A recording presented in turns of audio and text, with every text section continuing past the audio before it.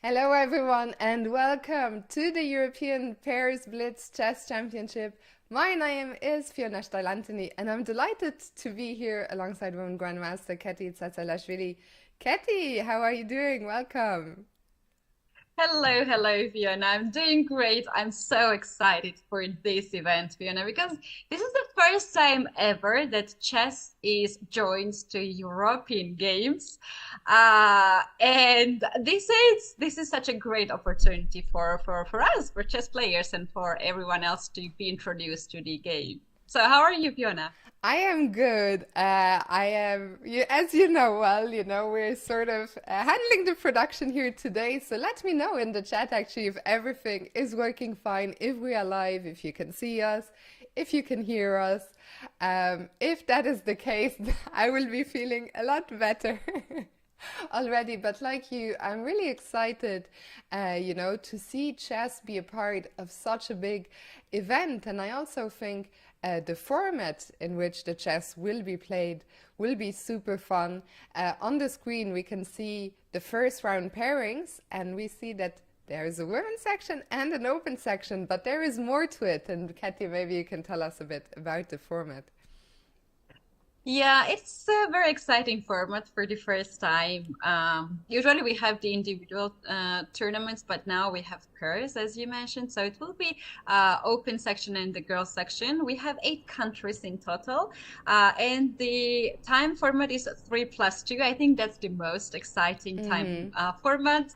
Uh, you might agree, Fiona, with that. It's not too low, it's not too much as well. So I think we're gonna have a lot of excitement and, of course, a lot of drama because that's the time format that we see usually dramas. For sure. I mean, Blitz is such a great spectator sport. I really enjoy watching Blitz. I enjoy commentating on Blitz.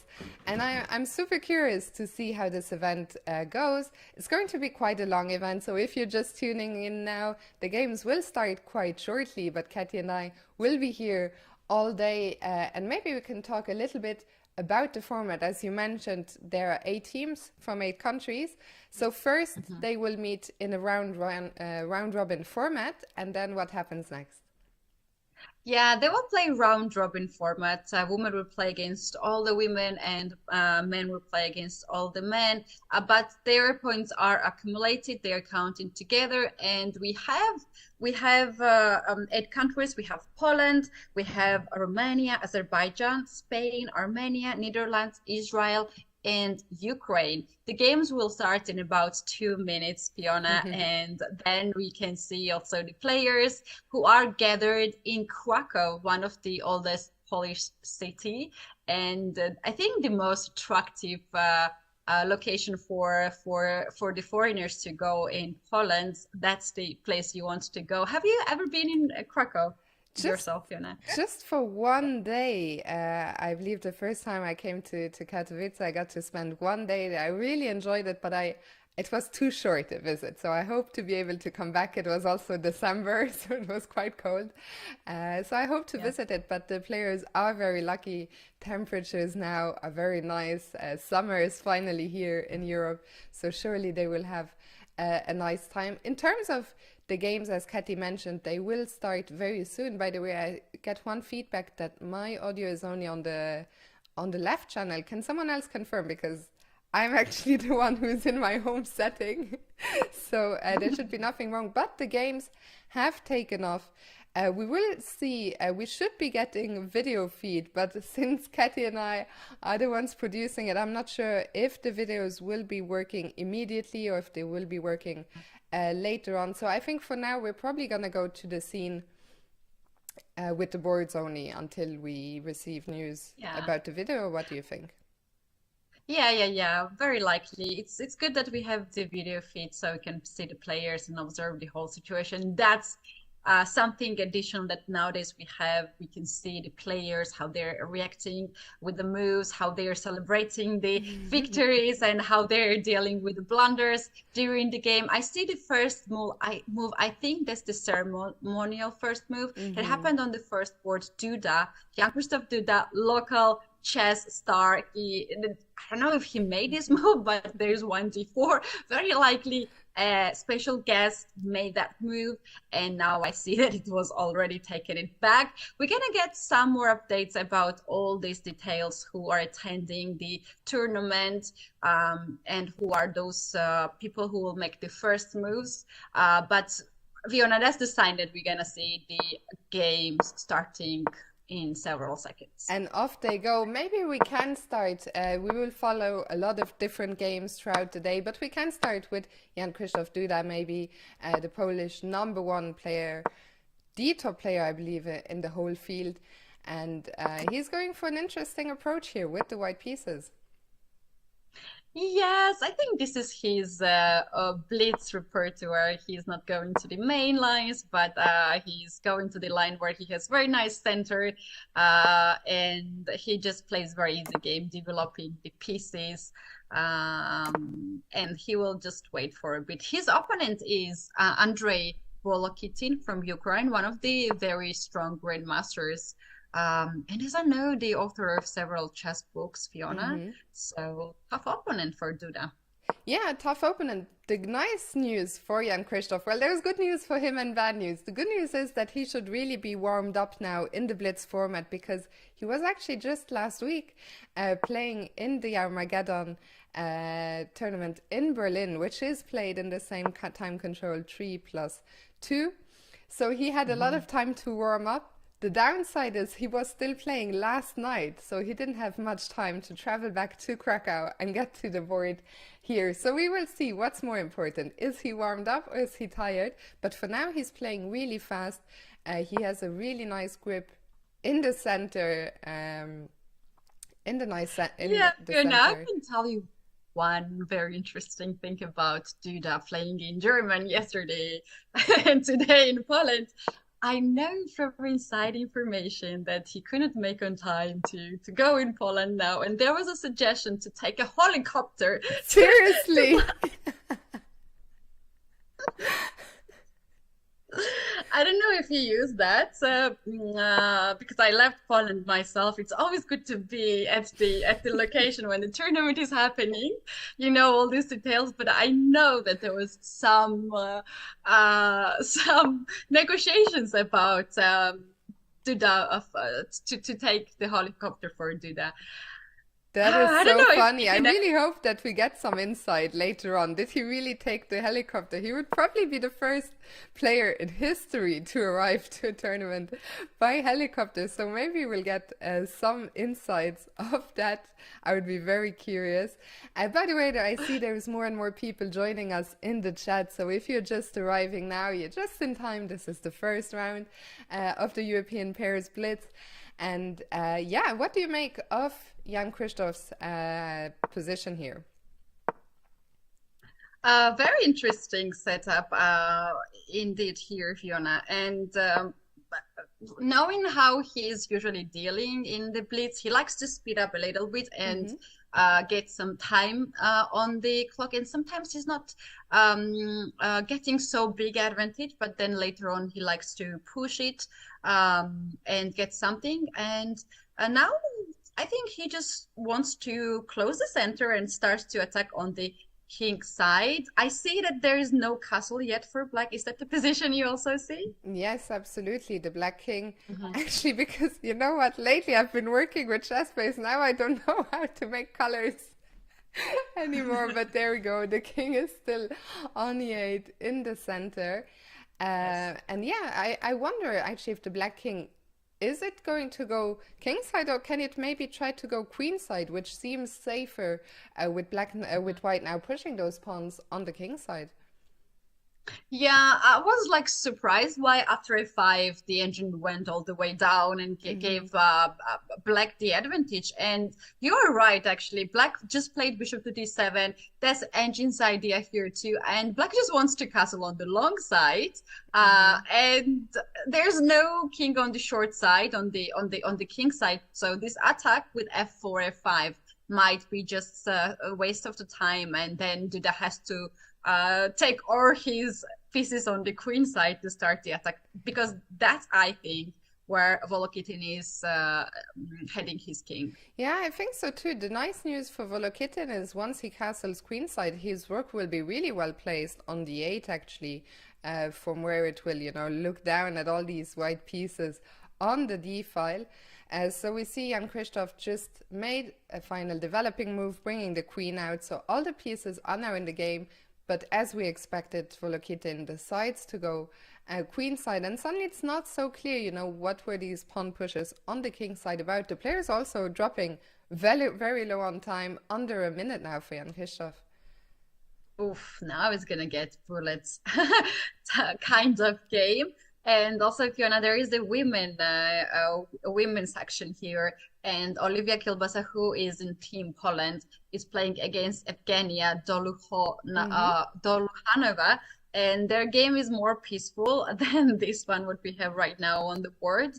Do you think we might see here some upset? Because I see this h4. The idea is to play knight h5, knight g3, and some kind of checkmate threats. Fiona, we both create the videos for daily puzzles, and that's what we see so often there. Yeah, absolutely. I mean, I liked Jan Christoph's play at first, but suddenly the king on h8, on h1 actually looks in quite a lot of danger. And I think in Blitz, especially when there's so little time, it's never nice to be attacked, but especially not when you have little time and you have to find precise defending moves. I think for now what Duda is doing makes a lot of sense, bringing the rook to the center, to keep some control over some of the squares. The knight, I'm sure, was eyeing up the e3 square. For now it was fine, but maybe we could have pushed back the knight. So there were some threats already in the position. Yeah. And I'm curious to see what is Volokitin's next move going to be here. He goes bishop h6, which I think makes a lot of sense. Yeah, this is the bishop that is not really taking any play now. I don't really know where the bishop goes, to be honest. We from h6, knight to h4, attacking the pawn on g6, and hoping to get some kind of play here. But if black just shuffles with the pieces, I think black is still just fine.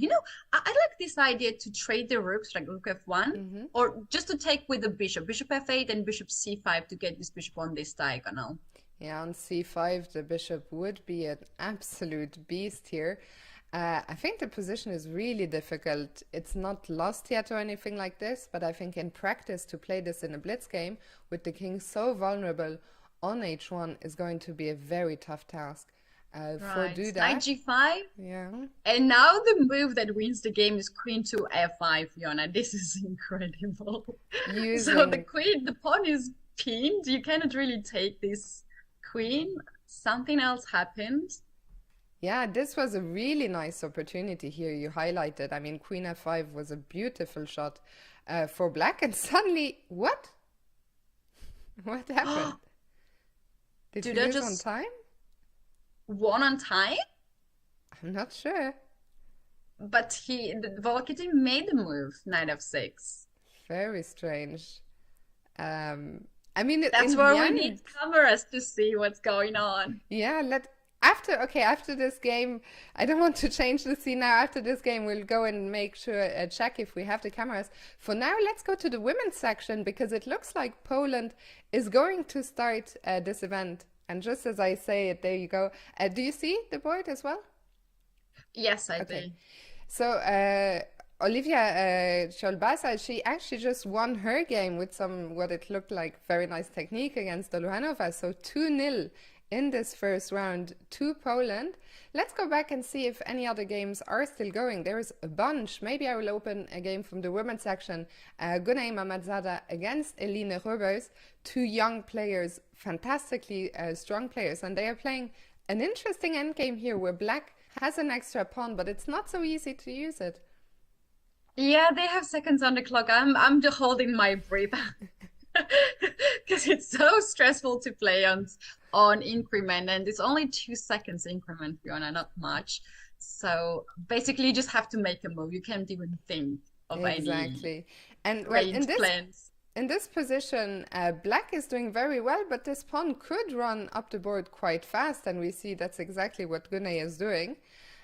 She's giving up the entire king side to me, it feels Hmm. like it shouldn't be enough, even if Black maybe at some point sacrifices the knight, but it's not so clear. And as you say, with 2 seconds increment, anything can happen. But Elena did what I thought she would do. She gives up the knight for the last pawn, and I think Mhm. 4 pawns are very difficult to stop.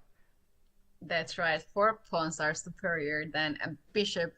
Indeed, and this pawn is already on e2. No one can stop this pawn. Even bishop cannot take the pawn because it's pinned.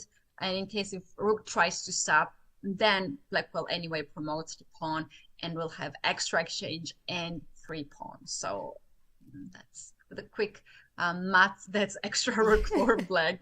It's completely winning So it position. looks like Elena won a very nice game with the black pieces, but our friend and fellow streamer Benjamin Bok, he is still playing in the open match of this Azerbaijan against Netherlands fight.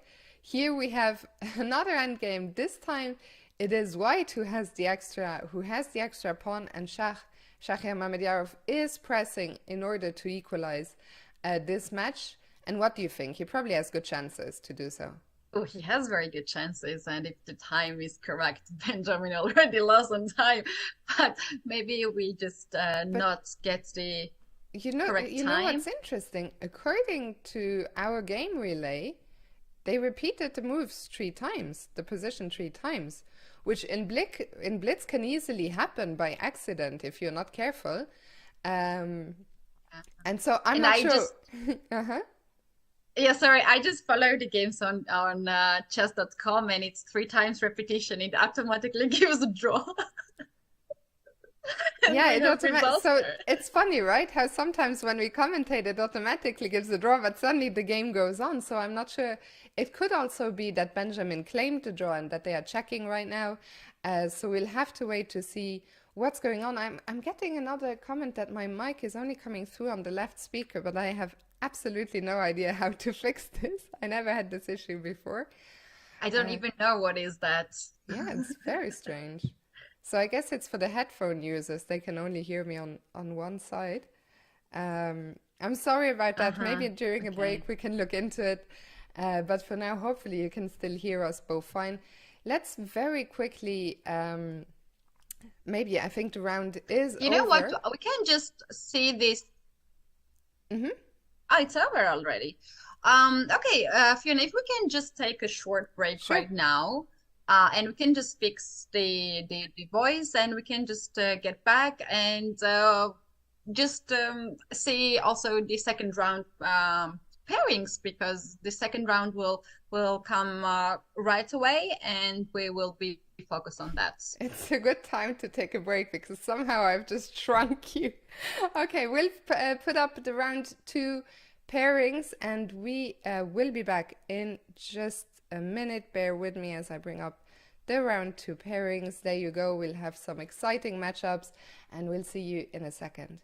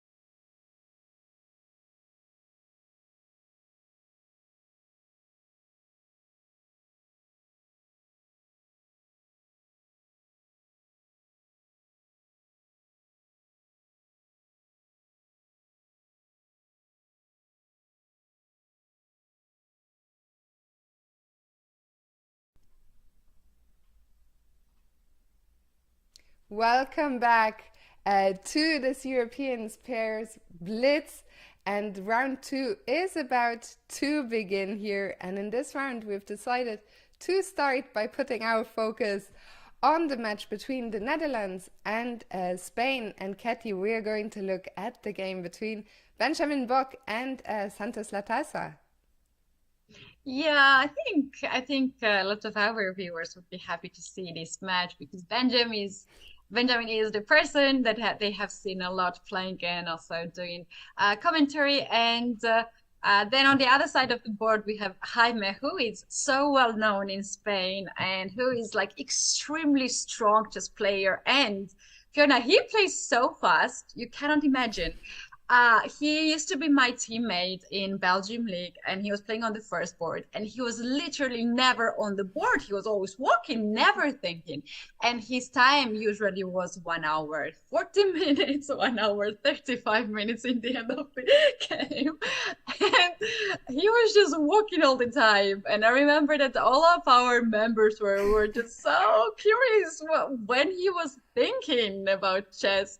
But he's so fast chess player that he basically blitz out in his classical games, and you can imagine how strong he is in blitz formats. Yeah, I mean, he's a really interesting player, right? Because he's only really become a top GM in the last few years, you know? Like if I think back 5 years ago, I don't think I knew of him at all. And I remember, you know, what you're saying about him walking around a lot when I was commentating and you were there as well at the European Rapid and Blitz in Katowice.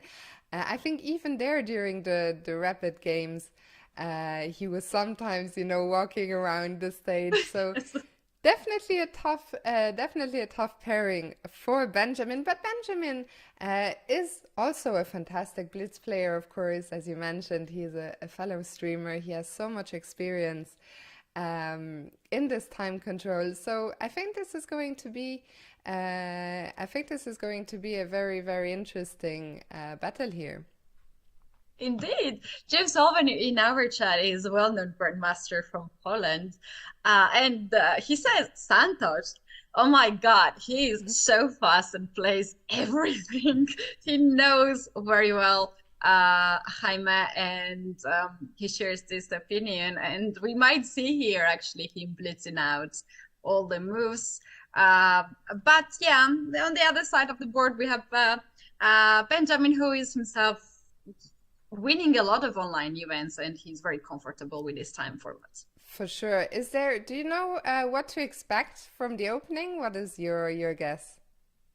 I don't really know. You guys, maybe our viewers know Benjamin more because they probably watch his streams. We have done commentaries together. I think you have also done with him commentary, but I don't really know what he plays. Yeah, it's interesting, right? It's funny. Sometimes you spend quite a lot of time with a person, but when it comes to what do they actually play, you're not too sure. So we are waiting to see what he will do. Guys, I tried to fix the sound. If any of you knows how to fix it, and if you usually watch my streams, and this is always an issue because I'm not doing anything different from usually. So if anyone knows whether I can fix it while we're live, please let me know and I'll be happy to fix it.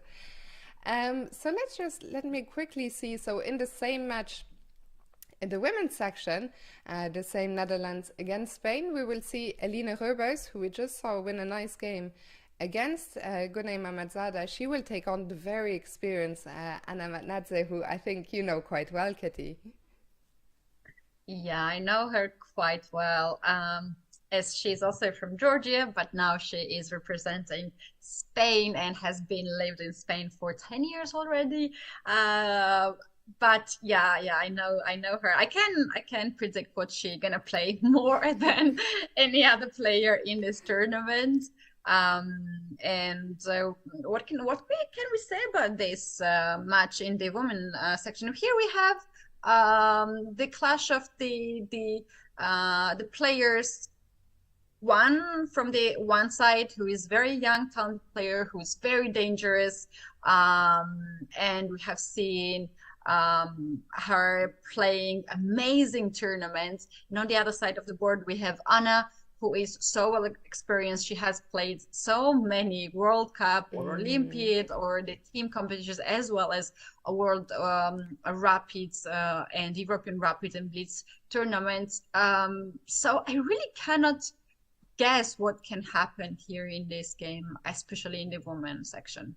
Yeah, we will try to keep an eye on both games as we wait for them to start. Let me very quickly, because the chosen one, let me open my mic settings and see if I Mhm. can find very quickly how to. Yeah, meanwhile, I can actually share some Mhm. of the inside information Sure. that I have about the tournament. I know that the players are going to have the boat tour in a Vistula River that is running through whole Poland. This river is quite big river, and they have these boats which can take you from one side of the city to the other side, and you can see all these side views and everything. And you can also have party on the boat. So when I was traveling here in Dubai, I was like, some part of me left in Krakow because I also wanted to be part of the boat trip with the chess players.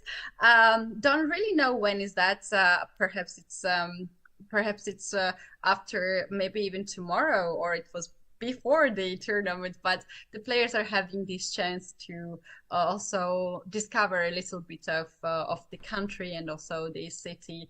And then, Fiona, after that, as I have the information, they're gonna have the tour around the city with horses. With horses. Wow.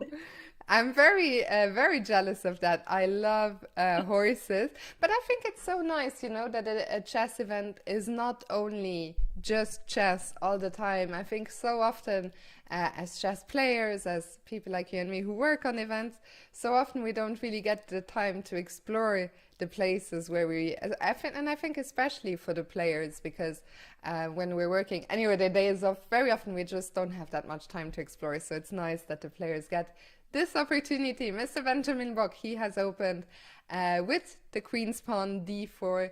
And now we get an IMSO, which funnily enough, Benjamin is a big specialist on, because he just very recently released a course on this opening from the black side. So we'll see how he's playing against his own opening. Yeah, practicing, I guess, to check which of the lines are working the best. Fiona, you are also working on Chessable course. That's what we heard from your social media these days.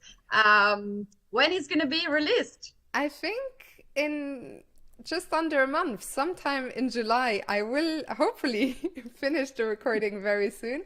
It's my first Chessable course, so I'm excited. It will be on the Scotch. So for anyone watching this, if you're looking for a fun and aggressive white repertoire, hint, hint, keep an eye out. But yeah, this is something completely different. This was even from move one, as we mentioned, the pawn's opening. And that pawn has actually made its way already into the black camp. It crossed, the middle line of the board. And what do you think about the pawn on d5? Do you think this pawn long term will be a strength or a weakness? Yeah, I think in chess to cross the line is the best thing you can have, unlike the life.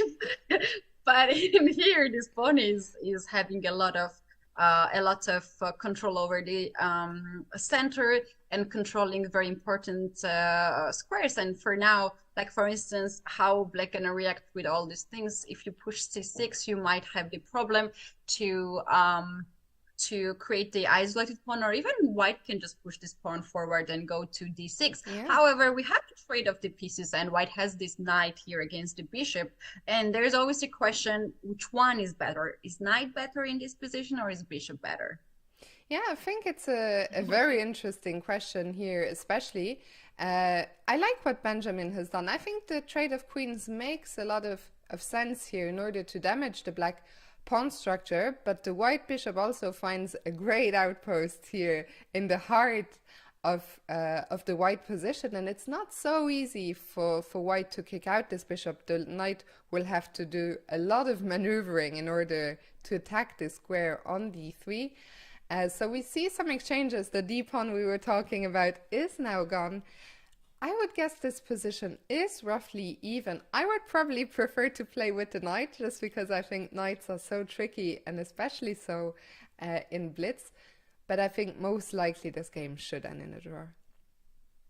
Yeah, I can agree with that. This bishop on d3 just compensates so well all the weaknesses that black has with the double pawns on f-file and so on. Now the problem is that white can't control the open file, c open file, because like you can't double the rooks there. You can control one square c1, but the second square c2 is controlled by the bishop. And now white is just trying to get this knight on d4, but maybe black will just capture this knight, and this is the time to capture it. And yeah, he's going for that. Yeah, this is what he's going for. And maybe we can even move on to the women's section of this match because this endgame, it's not that exciting unless we see a big mistake. It should end in a draw. So maybe we can check in with Elina and Anna. And this game, a lot more life in it, but things are looking quite bad for Anna here as there's a lot of white pawns on the queen side. It's extra 2 pawns. Oh, Yeah. where's the queen actually? The Oh, queen is also. I hadn't even, I also just noticed the pawns.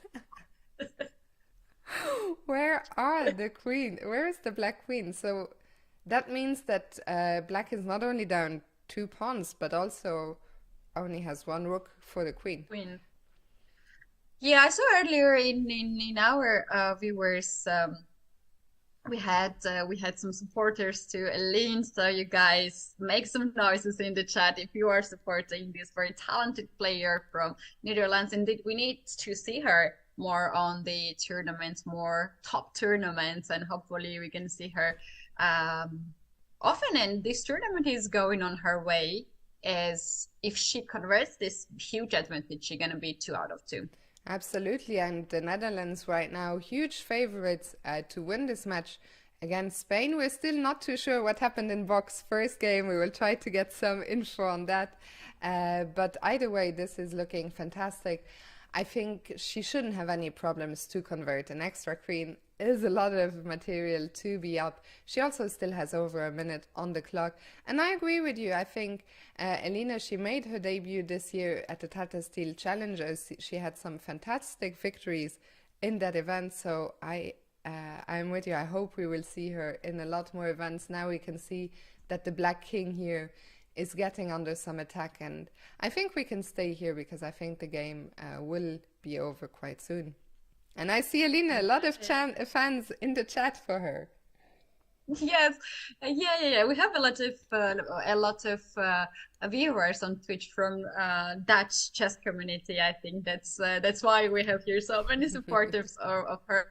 And I will share my personal opinion about young players and her as well. I think she needs to play a lot of top events right now, not to get her attention to other things like studies or getting some other fields like in their life. That's what happens to chess players, girl chess players. That's when they reach some top of their career, then they want to improve more and more. And if they don't have tournaments and if they don't have these new offers, then they might find themselves into other things, which actually starts with the university, and we have seen a lot of girls gone from chess. So hopefully we're gonna have her invited to many events, and a lot of organizers will be interested to invite her. But look at her, she's doing amazing. She's just outplaying very experienced chess player. What we usually do when we have extra something, and now white actually has extra queen, we are trying to trade everything. But what Aline is doing, she's attacking the king. She recognizes that the king is very weak here, and I think she doesn't even want to trade any pieces. She wants all her pieces, all 4 of them, to attack the black king. Yeah, and I'm curious, is she also going to take this pawn on d5? Which is hanging, but no, she takes the timeout. I actually like this move. Thank you so much, Ulan, for the support. By the way, there are no notifications on today's stream, but I very much appreciate it. I think it's a great moment to take a timeout here, to drop the bishop back and say, okay, if you exchange, my queen will be looking down at the king on h8, and if you don't Mm. exchange, I will have a monster bishop here in the center of the board. So I wouldn't be surprised. The time has run out. I wouldn't be surprised if this game has ended. And Anna, yeah, here it goes. I think she resigned after bishop d4. Meanwhile, going quickly back to that rook ending, it has changed a bit. What has changed is that one pair of rooks have come off, so it's now just one rook each. But I think the evaluation of the position hasn't changed. But what is b5? Yeah, that's interesting because this white king is so active now. If things gets ugly, it will be very bad for black. King to f5. Oh, rook to g2. That's very interesting move. Black wants to run the h pawn and cuts the king from all the action. And white has nothing to worry at all. He's just collecting all the pawns on the queen Yeah, side. I guess And he was oh, trying to get behind the black pawn, but king g6, of course, is a nice move.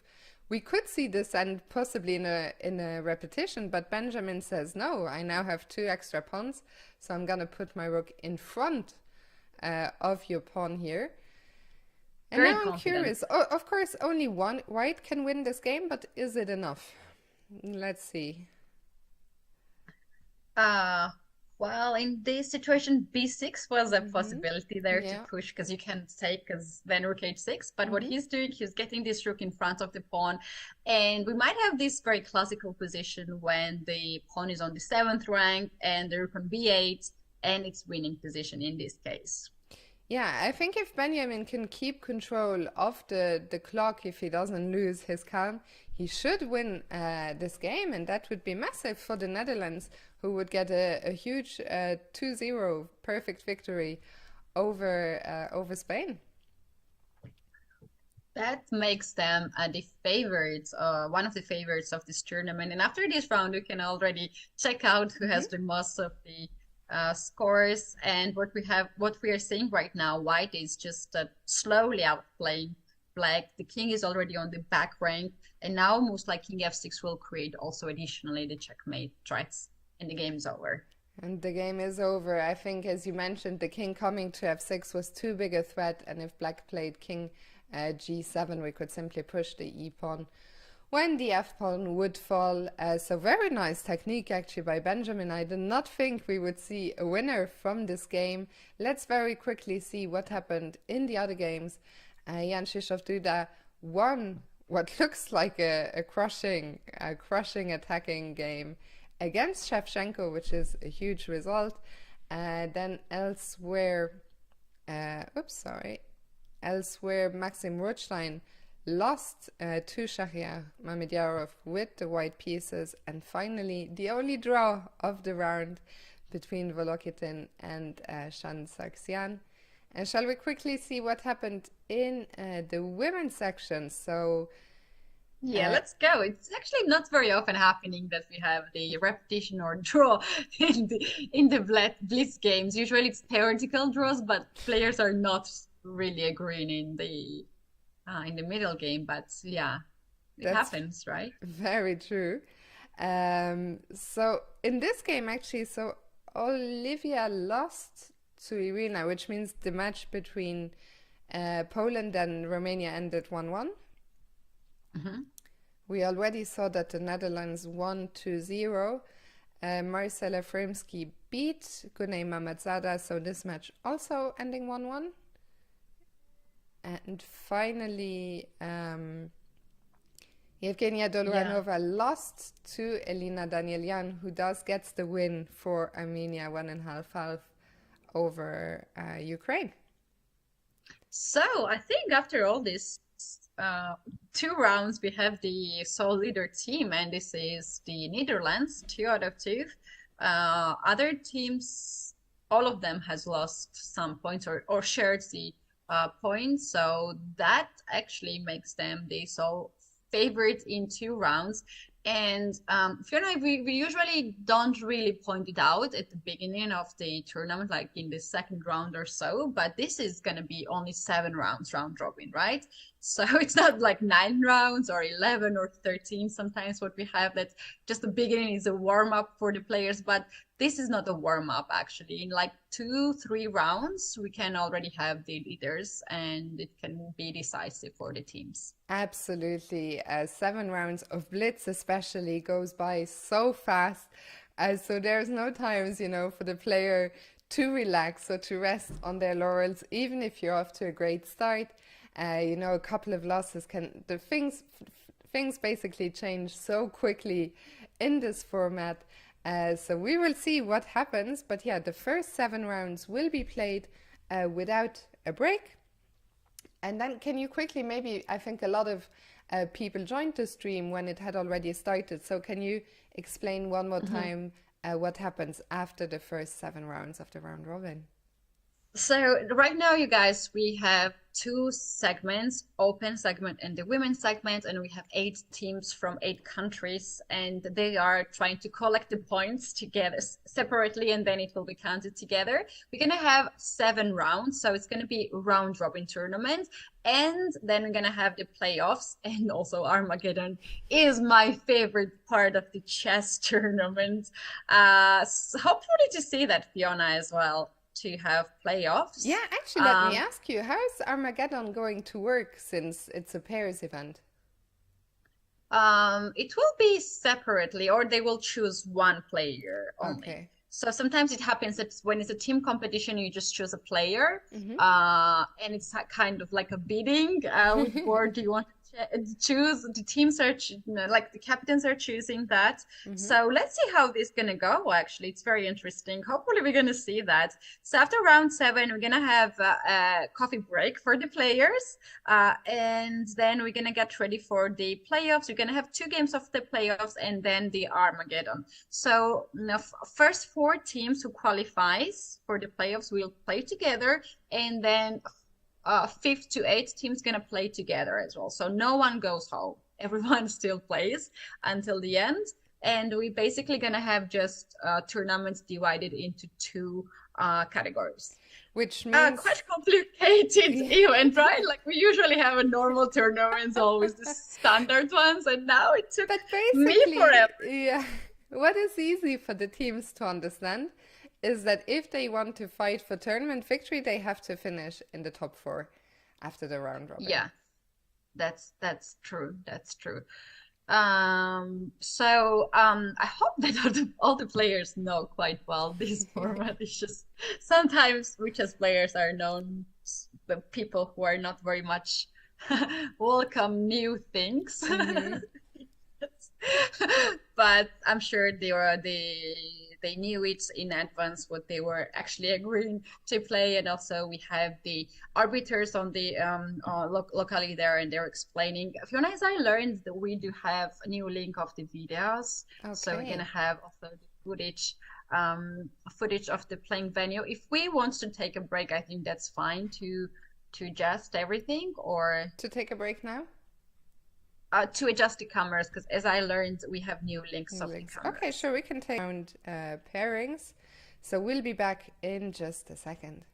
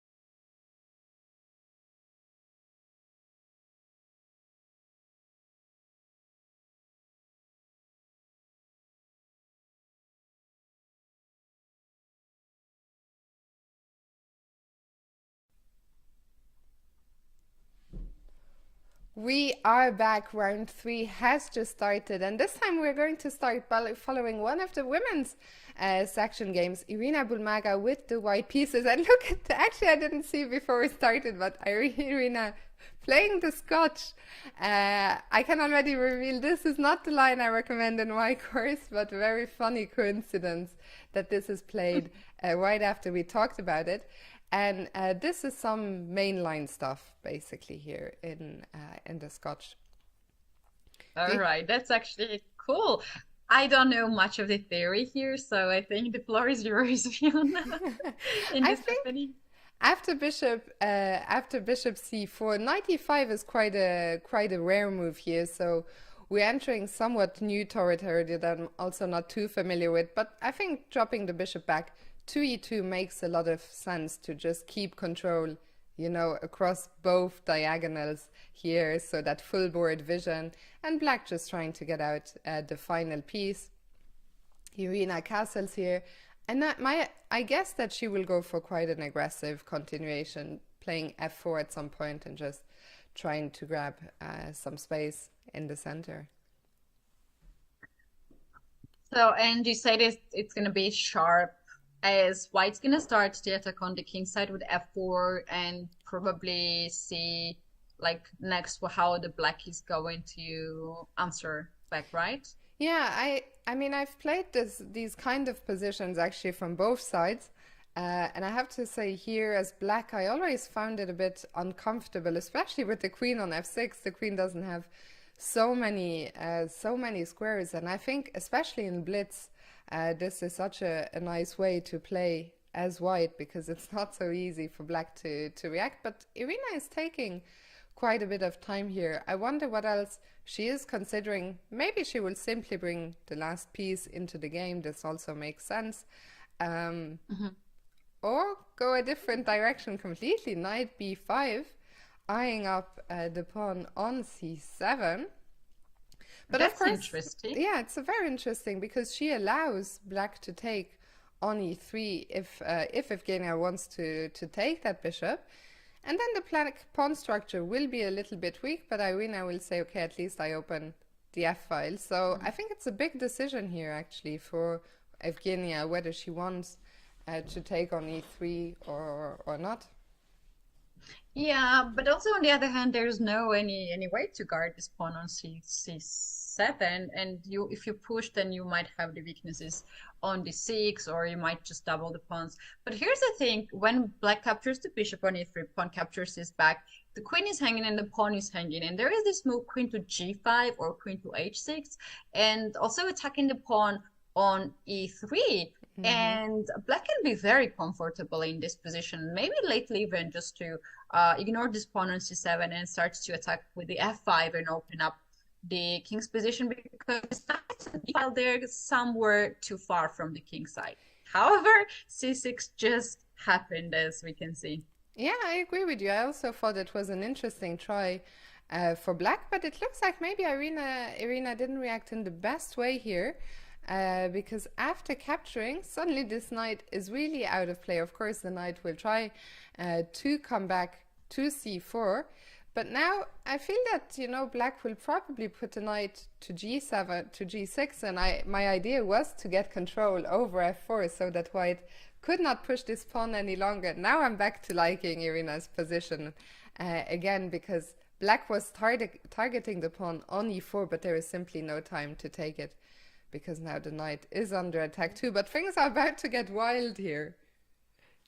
I did not see this was coming. Actually, I was thinking this queen is that person like all of us have been those person who are just wandering all day around and not doing much. That was queen doing on f6 and then g6, just wasting time. But black has a plan here to checkmate white's king. Bishop to f3 has been played already, and this is actually very interesting. There is some sort of like engine line here, Hmm. which suggests to play rook to d8, queen e2, take on f3, and rook to d3 to sacrifice the rook, which is so insane. That is I don't very know. crazy, yeah. I Utilizing the don't know. facts. Yeah, that there was a checkmate, right? I think it's a very pretty move, but the kind of move that's extremely difficult to spot in a blitz game. It is, unless you want to be chapped with the arbiter afterwards. But we have here the move f5, just played, very natural move. Black wants to open up the king side and plays f5. Shall we just, yeah, e5 happened as Hmm. well already. Yeah, e5 and the knight jumps into d5. I was wondering actually what happens. I guess white cannot take the pawn on c5, but I was just trying to understand why that is. I imagine maybe the king will just be too weak somehow. Hmm. Maybe there is some bishop h3, and yeah, we see that Irina decided not to take. She goes for queen g3 and saying, okay, I don't want to worry about any checkmates on g2 any longer. And but I think that Yevgenia's position is actually fine now. Yes, she has a lot less time, but those pawns in the beginning they were maybe a bit weak, but now suddenly she gets a really nice control over the center here. Yeah, that's true. It looks really, really nice. And also, in the end of the day, it's very important to play very fast, not to blunder. Uh, and that's actually what really, really matters. Because from this point, I think it's all about the time, how well they Hmm. can just control the time. Yeah, and under 10 seconds for Evgenia. Now the pawn under c5 was under attack. She had no choice but to push it, but suddenly the knight gets such a nice outpost on d4. There are so many weak points here that the knight is targeting. I think it's gonna be a tough defensive effort for Evgenia with, 6, 7 seconds on the clock. I'm sorry if you guys hear something from my end. What? I hope, yeah, just some incident happened. I hope that the voice was not hearable. No, I didn't notice anything. Okay, good. So now the rook comes in and the pawn on c6 under attack. Black has to bring back the knight. And I have to say, I love the way that Irina played this. Let me just get some water. Sure. Well, looks really, really nice position for Irina. Two rooks on the seventh rank. Actually, checkmating Black's king. There's no say for the king, and we have the resignation. Very Wow. nice game by Irina. And her nice game is backed up by a nice game from Kirill Shevchenko. So it's a 2-0 victory. Let's go and look to what is probably the highest rated average game of the whole tournament. Shahriar Mamedyarov against Duda, but that has just ended in a draw with the opposite colored bishops. There is nothing left to play for. So let's see what Yeah. that means also in the women's. It means that Azerbaijan has beaten Poland because Olivia lost to Gunay. Let's see Anna Matnadze against Marcel Efremsky. Oh my god. Our first checkmate on the board. Look at this poor white king got trapped Wow. in a checkmating net. So Marcel getting the win for Israel. And now the question is, can Santos Latasa equalize here? He has the white pieces, but it's an uphill battle. Yes, he has two extra pawns, but the black bishops are strong. This is a very interesting endgame, actually. Yeah, this bishop holds quite well the H pawn, and now knight is getting so like if bishop and the knight is off and we have the obstacle color bishop, I think Hmm. it's still winning because those pawns are divided and they're like far from each other, which means that they can disconnect black's pieces. And there's also the H pawn, which additionally changes something. But it's so hard to somehow find here the way how to break down the black's position. Seems like black is just holding it well. Yeah, and what's interesting is that black a few times already had the opportunity to take this pawn, but decided not to do it. So we will see. Will the strategy pay off? Probably at some point. You'll have to take, but now suddenly this pawn is getting dangerous. I don't know. I think that Santos has Jamie has some nice chances here actually to equalize. Yeah, the match. So Yeah, the match, not the we position. do Wow, we have draw, do we have more? Okay, the game has been ended. but surely not here. I mean, I can't. It's hard to believe that black would offer a draw and white would accept it, right? But okay, the game has. No. I know they changed the result. The result was changed, so White um, won, right? white won. Yeah, Yeah. could be that black lost on Um, time. Hmm. was this the last game of the round three? Yeah, we only didn't see the result. So Sargsyan beat Benjamin Bock, and Mhm. in the women's match, we had a draw. So Armenia winning, inflicting the first defeat on the Netherlands. Yeah, that's kind of changed a little bit of the things. Fiona, we had very interesting game between Olivia and Hmm. Gunai. Maybe if we can just pop up that position on the board to check out what just happened Sure, there. Because seems like the knights were the heroes of the game, but let's black see it. seemed to be just behind. So we saw Rui Lopez. Quite a rare line for black, but they developed the bishop, they fianchetted the bishop on the king side. And now this pawn formation, it looks somewhat weird, but I think it's very solid. For black, white continuing with just normal developing moves. We're seeing quite a lot of maneuvering, but eventually Yeah, I'm black, not never a big fan of the move f6. no, Even though this maneuvering here with knight h6, knight yeah. f7 looks so nice, but it still weakens so much of the diagonal, and just in generally the king is also quite weak. Absolutely. Let me just, it's getting a bit bright in Luxembourg, so I'm just going to fix my lighting. But yeah, here, I mean, you mentioned the knight jumps. It looks like the white knights are starting to approach the king's side. And it was Olivia herself who decided to, start opening the position with f5, leaving her with these hanging pawns. It's interesting. Usually we don't see hanging pawns so much on the king's side. We see them on the queen's side. But how did this game end so quickly? I'm curious. Bishop c6, queen e2, b6. I mean, I don't think black's position is great, but it also doesn't look so terrible.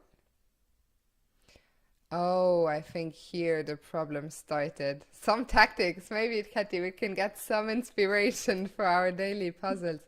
Knight takes e5 is a very nice shot. I think the problem is the placement of the king on g7, which means that if you recapture on e5, the bishop comes along this long diagonal, the knight will fall. White will pick up a pawn, but also just look at the powerful bishop here. So that, I think, is the reason why Olivia decided to Yeah. take on e3, but the tactics just don't work out. And I think taking on g2 was just too much. And after queen g5, I mean, this king is just it's almost game over, no? The queen Yeah, is it's gonna under be attack. checkmate. Hmm. Queen g5 in one move is hanging to be played, but this knight e5 is really powerful move. You would not expect pawn to be taken when there's two of your pieces guarding the pawn. But seems like black's pawns were too much pushed. And it's usually it's good to push the pawns to create the space, but you also need to have very active pieces. And somehow those pieces were not well coordinated as Yeah. white's pieces. And here we have the final and queen to h5. That's actually very interesting. we don't very often see the like final moves, but we Mm, kind of feel that that's going to be a very good position. If I have the knight there here on f7, just controls everything, and sometimes you're just seeing these final moves on the board. So this might just happen in this game too. But anyway, it worked out, and it brought a very important point to Azerbaijan team. absolutely. What a crushing game by Gunnar. Really, really nice stuff. I don't know if there is another game. Oh, the next round is already up. Maybe we can quickly see the pairings. I don't know if you'd like to take a quick break before the next round or if we will just stay here and talk you through the pairings.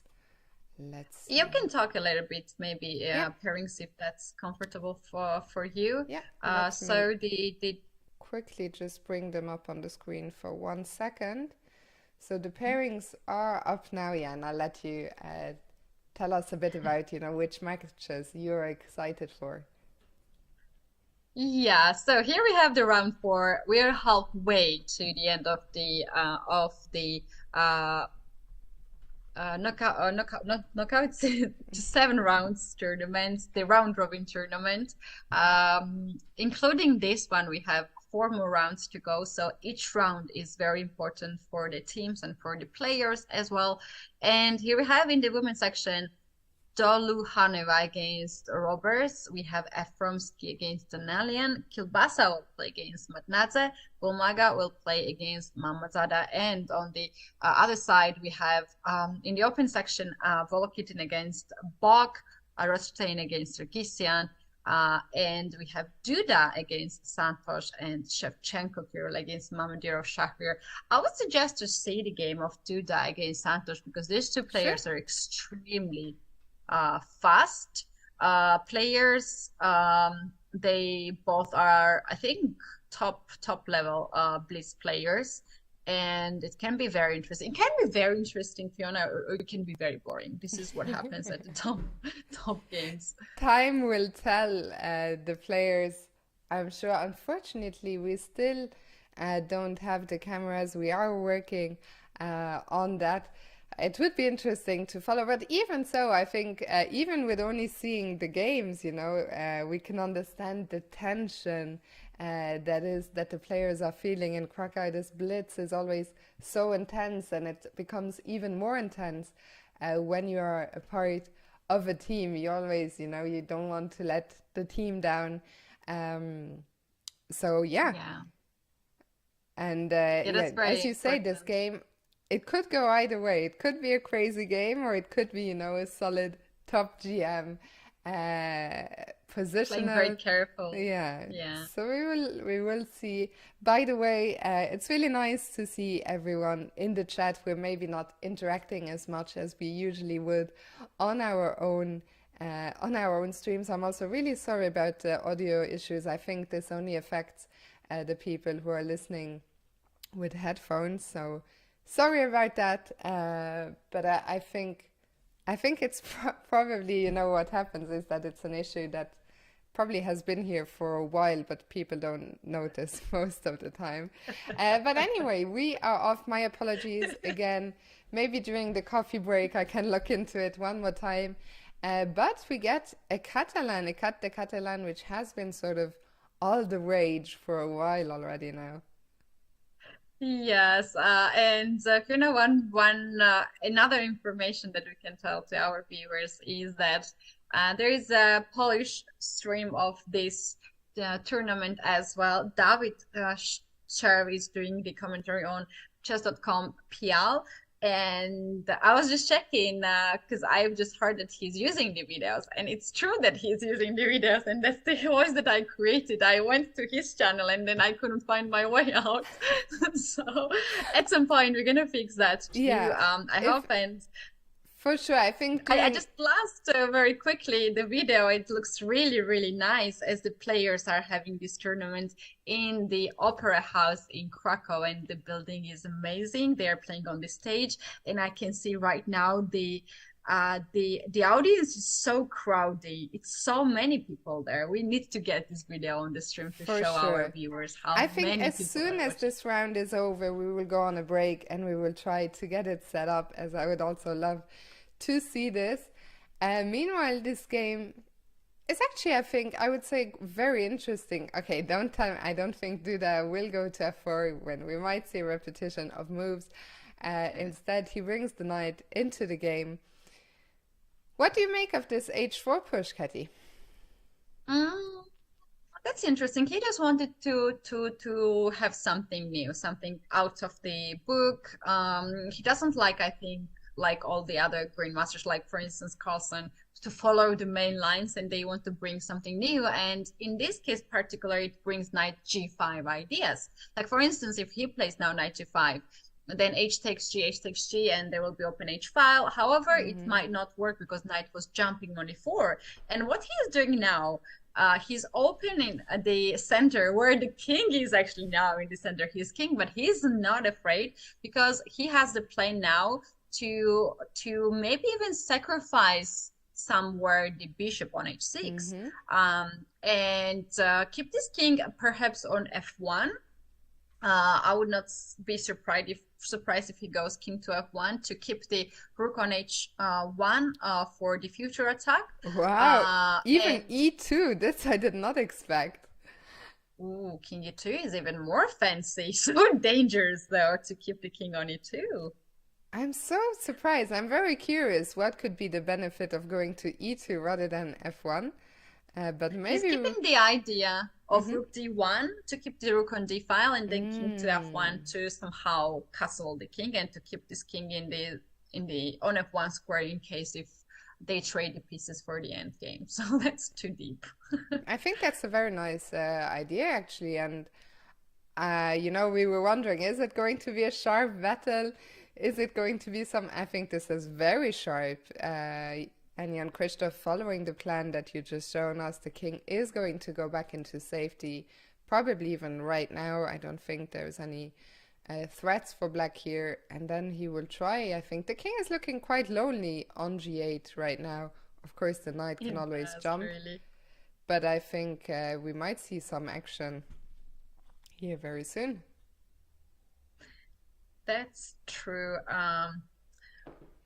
So also, I think one of the rounds we have to get back Eileen, as we can see a lot of viewers are supporting her, and we Mm-hmm. might see her great game as we have seen the last time. So what we have here in this game, I think, is also very exciting.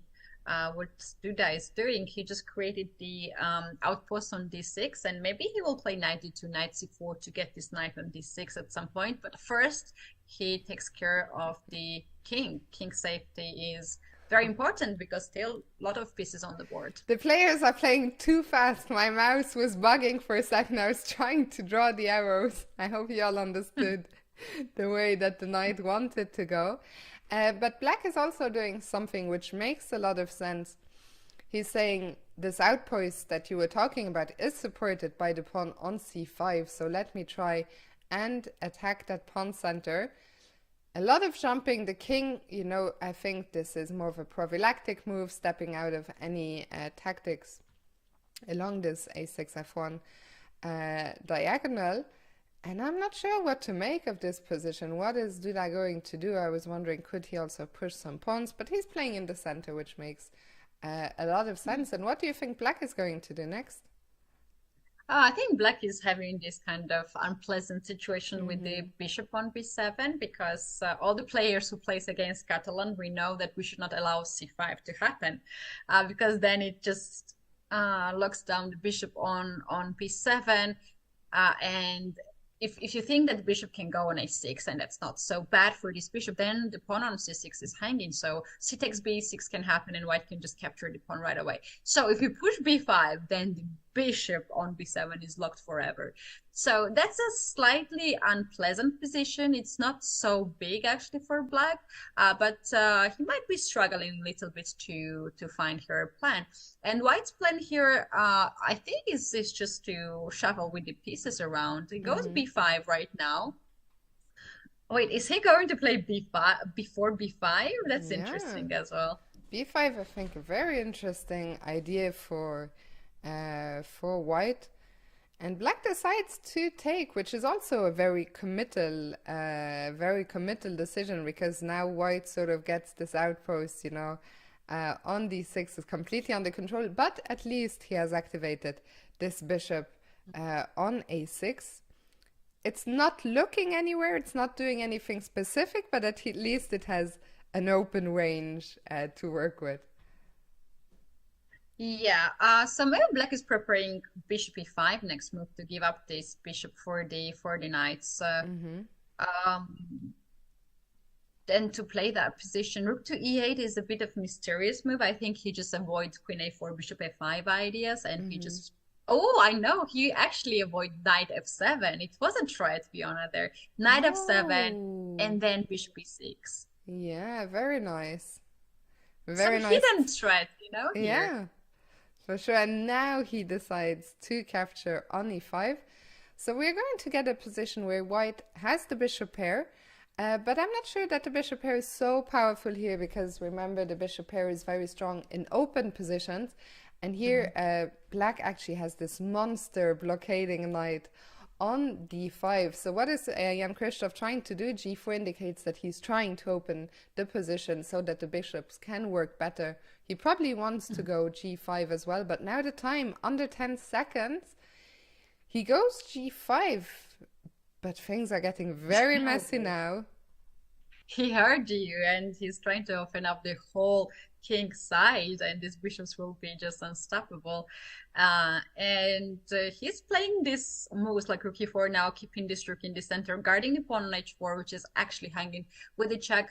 Queen to d5 now. I like this idea of like this knight on d5 was looking perfectly fine, but knight on g4 actually attacks the pawn on h4 and it kind of stops the attack. And now black is trying to trade the queens. If queens are off the board, I think black will have less problems.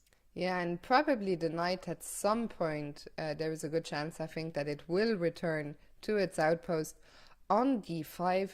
But the bishops, we talked about them. Now suddenly they are better. This bishop is looking a lot more active on e5. And black is saying, I'm just trying to keep everything solid. We have opposite color bishops. This position. Everything on this sixth and the fifth ring, it looks like checkers on the wrong color. It really does. And Duda hasn't played a4 yet because a4 is actually quite double-edged. Yes, you hit the bishop, but you also have to worry that the rook is going to get trapped on a5 forever. So you need to have a backup plan. If you're sure that the rook can get out, then life is good. But Yeah, going for it. He wants to give up the rook at some point for pawn and the bishop on a6. I think that's his idea. and this is And what he's also claiming that I will never lose this rook on a5 because the king is. Oh, he's going for that. he is going for that, and it looks very powerful. The king is already so close here.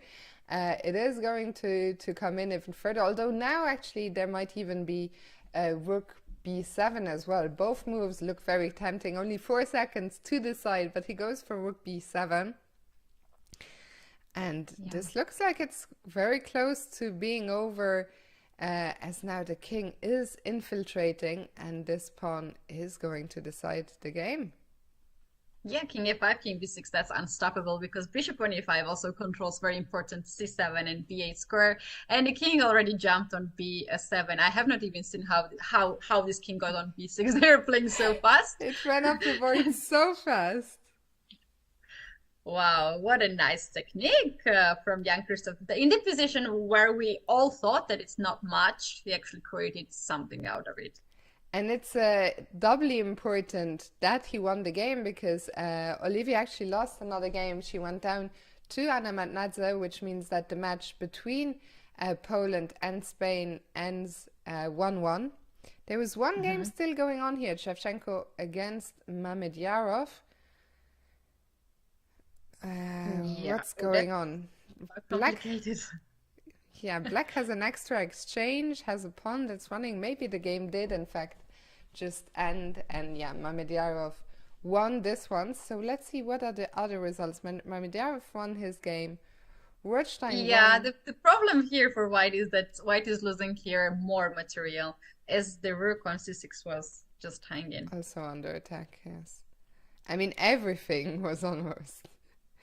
Everything was under attack. There was no good move here. If the rook, well, the rook cannot stay on the sixth rank to keep defending the No, bishop, and if it goes elsewhere, black can simply take. And even the bishop. Yeah. if we get to take here, black gets a new queen, and that is the end. So nice technique by Schach. Let's see what happened in the game. Rothstein against Sargsyan. Rothstein won an important game there, and Bock beat Volokitin. So let's see. I hope you remembered all the results. I'm so bad at this. But let's see in the women's section, what does that mean? Marcel won her game against Danielian. Is that 2-0 to Israel? So that actually means that Yes. Israel won 2-0. Yeah. And we see a rare draw. Two draws, actually. We don't see so many draws, but a draw between, although this one, I think the result is probably wrong because mate is coming here. I think that Alina actually won this game. I don't think that this was a draw because this bishop is threatened with checkmate and the king is safe enough. So I think that Alina probably won her game, which means that, well, regardless, the Netherlands won their match because Benjamin won anyway. Mhm. And here, Bulmaga against Mamadzada was, I think, a real draw. We can see the repetition here after King G1, check, check, check, check, check. Which means that this match, what had happened in the other one? Shak won the game, so it means that Azerbaijan won against Ukraine in this round. Okay, so a big win for Azerbaijan. I think we are going to take a quick break now. Before we do, let's very quickly show you the pairings for round 5. And we're trying to get the video footage for the next round so that we can see what is happening in Krakow. So don't go anywhere, and we will be right back.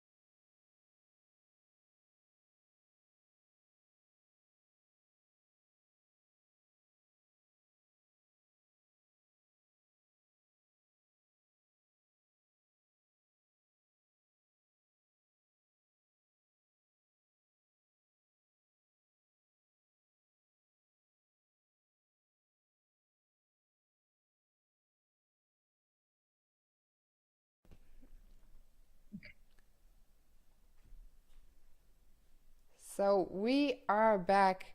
We are right now looking at the game between Sarxian and Duda, which is shaping up very interestingly. And Katy, I will hand it over to you as I try to set up the video. Right. Well, usually this pawn on b2, we call that a poison pawn, and not very often we're capturing that pawn because it's actually if you don't um, catch your opponent's queen, then drop your opponent's queen. Very often this queen plays so many moves and is constantly under the attack that it's actually plays well to the other side. And we can see here Sargsyan playing very openly all these next moves, like e4, opening up the king, and Duda actually just accepts this challenge and takes the pawn. And then we have bishop to e5. The knight is pinned from c6 and cannot capture the bishop, but there is one last square for the queen, and queen goes on a5. And at this point, this queen is safe. The queen can get back on d8 at the starting position and be happy to capture two of white's pawns.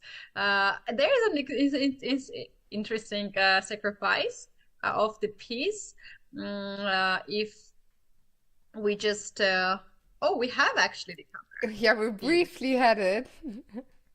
We briefly had it, but then I lost Okay, it. guys, choose. Do you want to have a video or do you want to have a chess?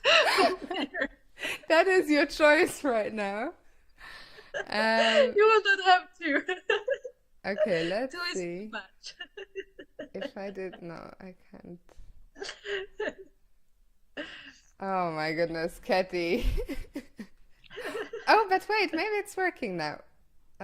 No. Okay, let's go. Computers are hard. I feel like I'm very close to figuring it out, but not quite. Okay, anyway, if I don't touch the board, it's working. So, but maybe we should go actually to the game between Jamie and Maxime, since that is the game that we have on camera. What do you think?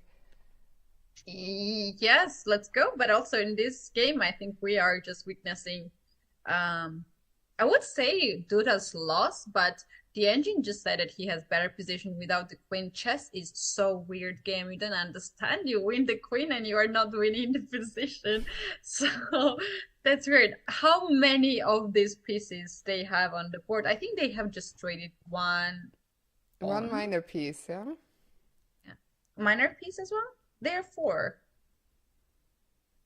Oh yeah, they have four. Sorry, I was just testing you. How am I, Kaya? That's true. Very You passed the complicated. I test. don't like Congratulations. yeah.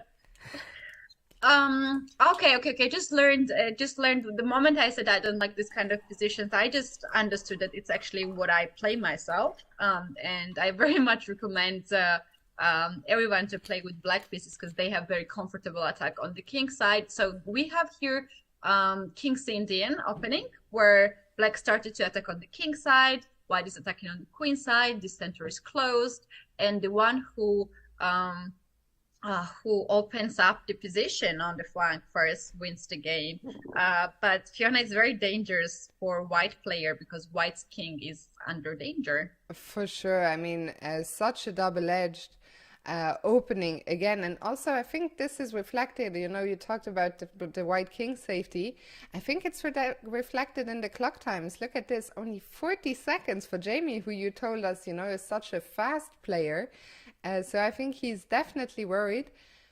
But he's doing fine for now, I think. But I think he needs to use his advantage on the queen side soon. All of his pieces, are sort of on the queen side. So he decides instead to bring the queen back to the center.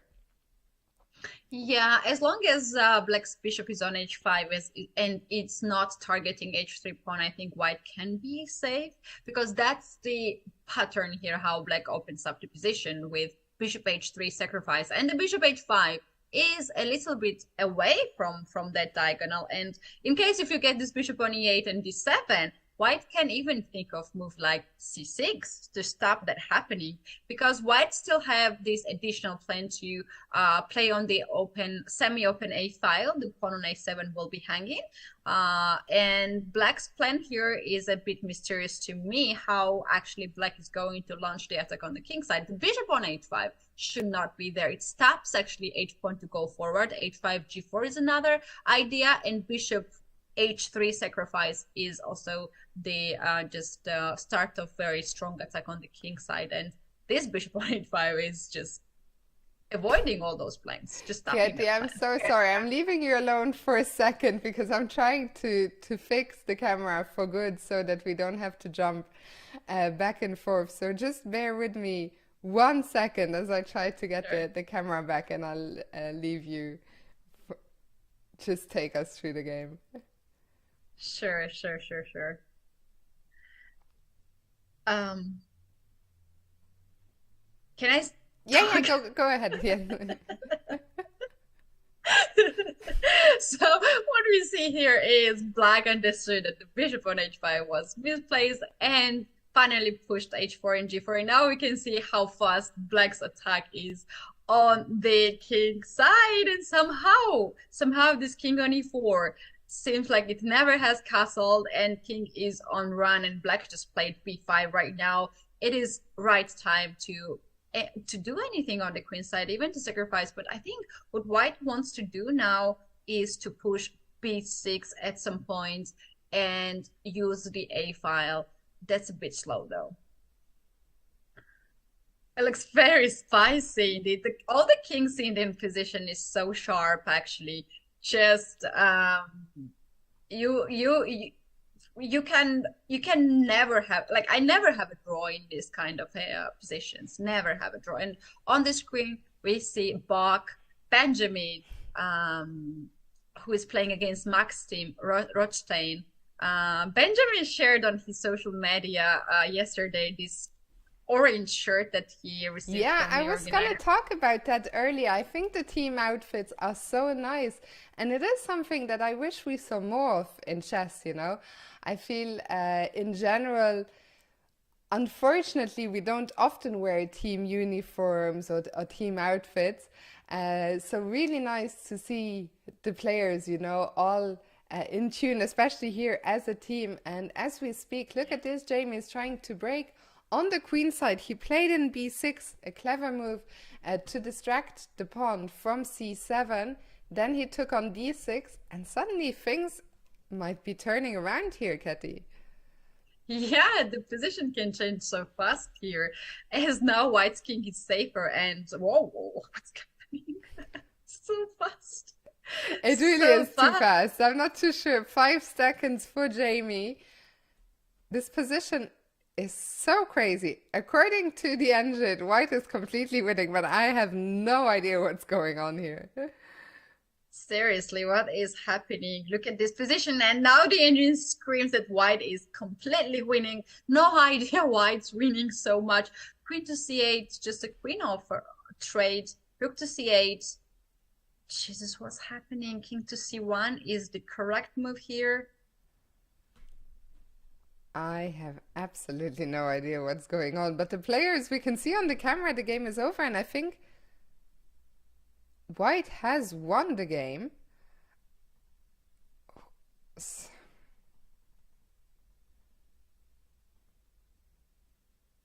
This is, I believe, different camera. Oh, they have fancy chairs, uh, gaming No, no, chairs it as was well, it I was them, saw. but they left the board. But Really? oh no, but Black has checkmated.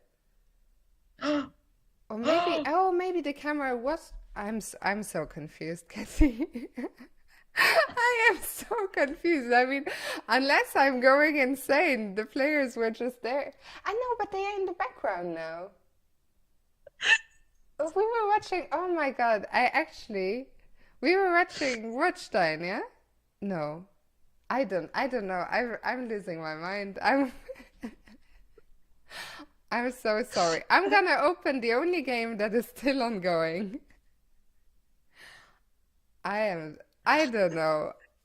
Okay, we'll Okay, I take. knew it was happening. We have a delay with camera and we don't have delay with games. That's why we still have players on the camera. Oh my goodness. Fiona. Yeah, I tricked myself first. I didn't mean to trick you guys. I think this game, by the way, has also finished, and the result just came up there. Okay, so Hmm. let's take a second to see what actually happened. Mamedjavov Yeah, beat Volokitin. Shevchenko beat Santos Latasa. Duda won also as black against Sargsyan, and Bok won as white against Rothstein. So let's go to the women's section. And there's one game still in progress, Madnadze Bulmaga, if we can just go right mhm, away there.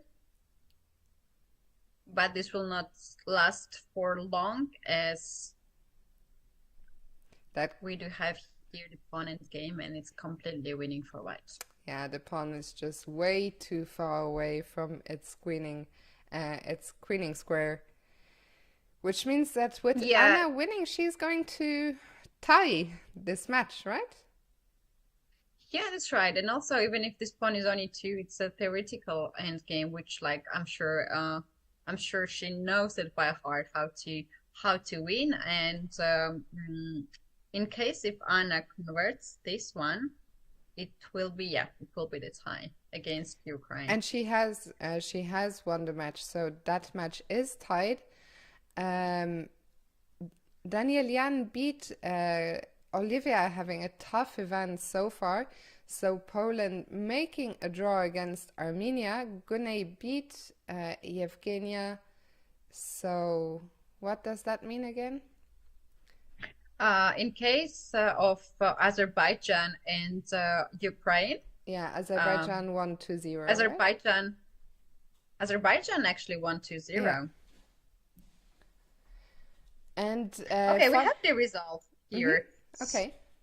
So in the round five, we have Azerbaijan winning against Ukraine, so they get 1 point.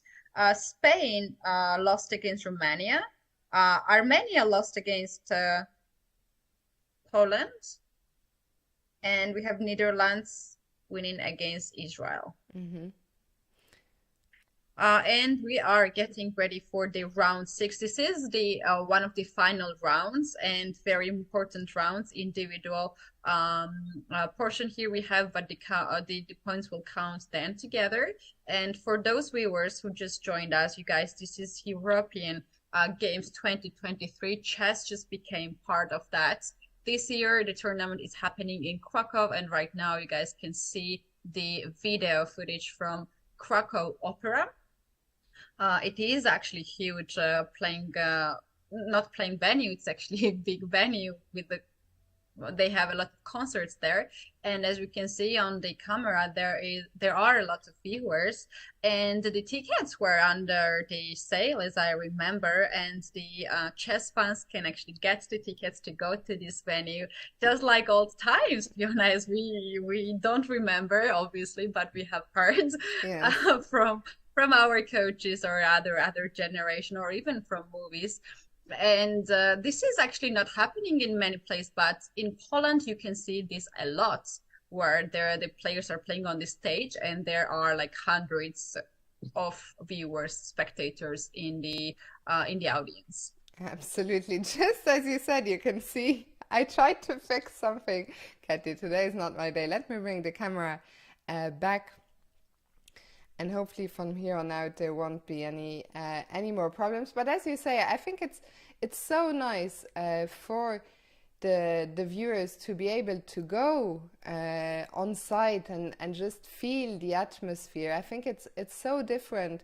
Um, of course, it's so nice. I think these days we are being spoiled that we can follow a lot of top chess with player cameras, but I always think that the atmosphere inside the playing hall is just different. It doesn't. You can never quite understand the tension that is taking place, the stress of the players, all of that. So it's really, really nice, I think, that the people in Poland have a chance to go there. Of course, you could also have bought tickets, from abroad.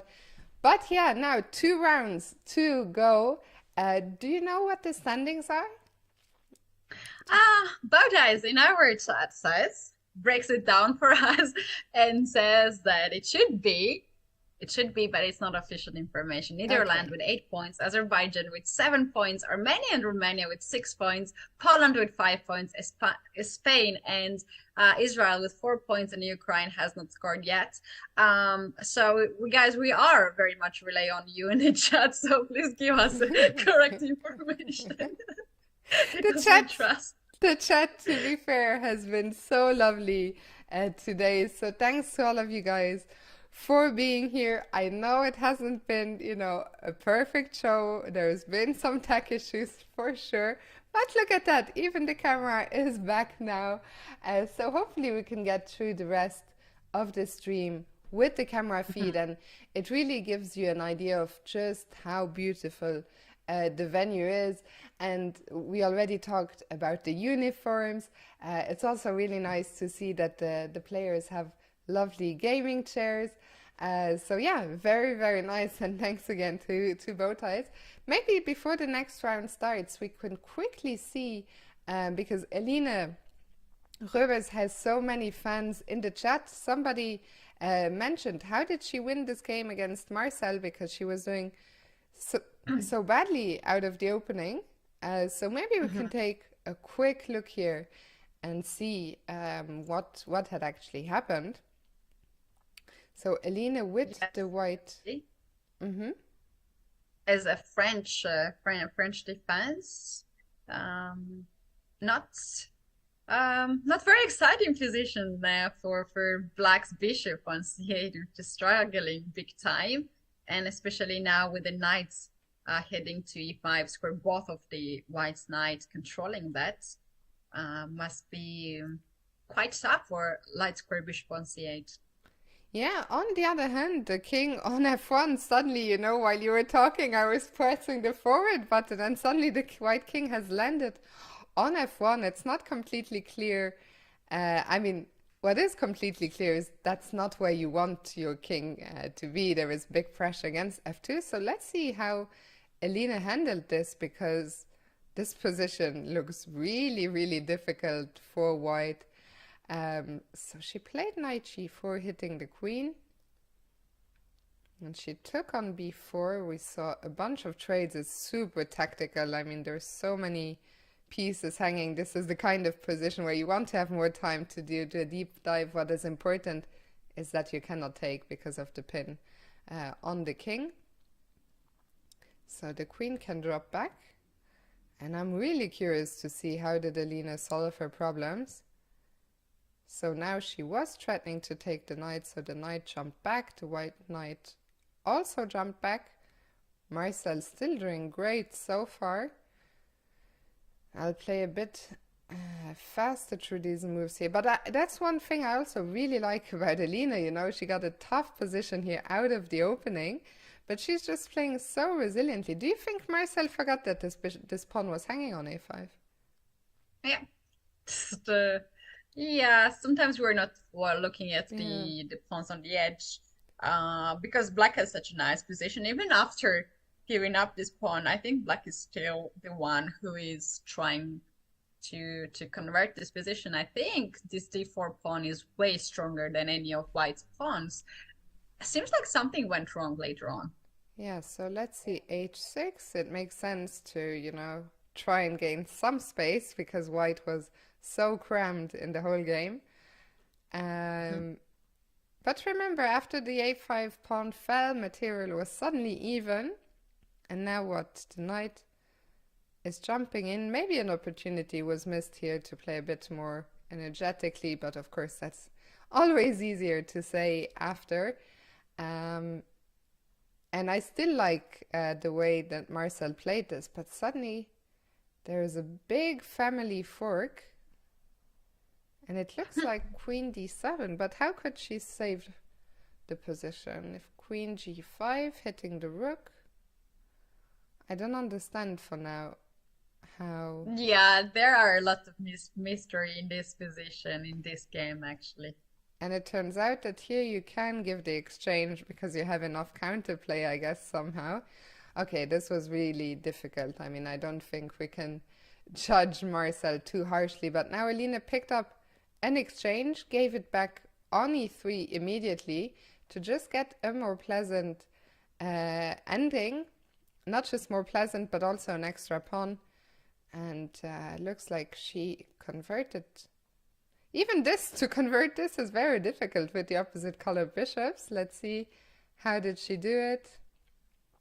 As we, Yeah, funnily and she was enough, the we one who see was, Elena sitting down on the camera. yeah. Um, but I know the, oh, it might be a blunder here actually. Because I saw the last position, and to get that position, you need to use all the imagination. And I think the blunder just happened. and Elena, actually, since she is on camera, shall we follow her game live in this round? Yes, I think everyone in the chat will be so happy to see this game.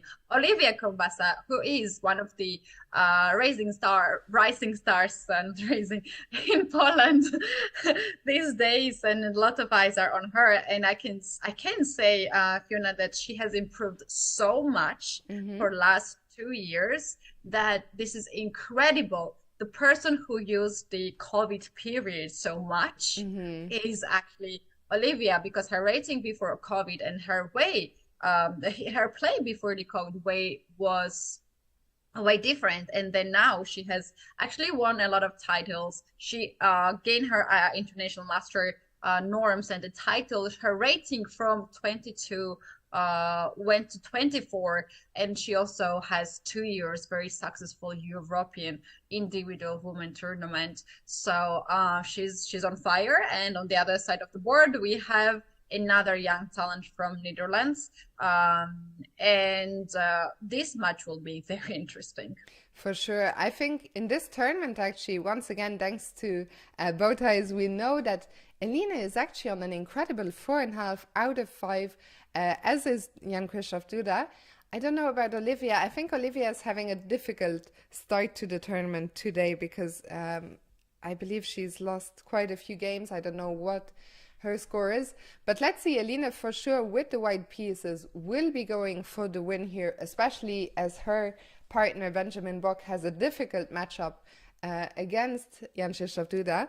So we will see. I like Elena's position here out of the opening. The black king is on the 8. It had to Yeah, it had Fiona, to also sorry to Mhm. interrupt you, but we cannot skip this information when we're talking about Olivia. I think that's the biggest achievement that she has in chess. She is actually gold medalist of Olympiad, a recent Olympiad in Chennai, and this is something that I think all the chess players are dreaming of.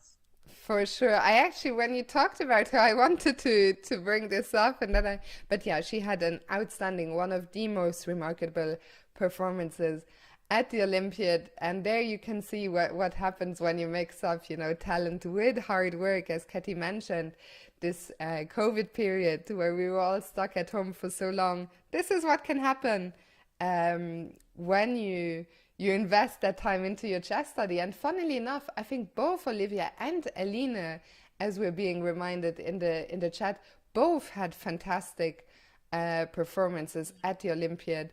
So really a clash, of the next generation here between these two young women. Right, I think correct Yes. game. Our chat is divided into parts. One part is supporting Alina, another part is supporting Olivia. Guys, do let us know in the chat who has the most supporters on the Twitch channel. And also we are supporting you to write us comments on YouTube channel of Oh, ECU. We're actually, gonna, sorry to interrupt you, Katy, but the names on chess.com are actually wrong, as we can see from the camera. And thank you for alerting me to this, Giddy Agent. Elena is actually playing with black here. oh, So okay. it's Olivia who's playing white. Okay, that's a bit of bug, I think. But luckily we have the camera, and Yeah. we we have that opportunity to see what is going on. And also, guys, you can see on the background how many people are observing this match, which is pretty amazing. And to talk about the audience there and the atmosphere there, Polish people are so big supporters of their sport. People like one of the events that happened recently, super bad event last year when Duda won Rapid and Blitz. It was, you can imagine how much the emotions the audience showed when their hero won the whole event and they observed that situation. They have seen that, and that was, I think, very proud that he actually won the event in his own country. Absolutely. You know, it's always nice to win a big event, but to win it in front of your home fans is a different feeling altogether. And it's so nice to see, you know, the continued support. And I think not just support, but chess is moving so quickly in Poland. There are so many chess enthusiasts, so many new events. And as we mentioned a few times today, it's so fantastic to see chess now be part of the European Games for the first time. If we come back to this game, so remember the names are wrong here. Elina with the black pieces. I said earlier that I liked Elina's position, but now that I know that she's black, I actually like Olivia's position. And this is a very mysterious move. Bishop a2. What's that about, Katie? Well, usually when you play bishop a2, when you capture the pawn, this bishop is trapped there, so black just voluntarily gets there. The idea is to play c4 and bishop a3 and to checkmate white's king.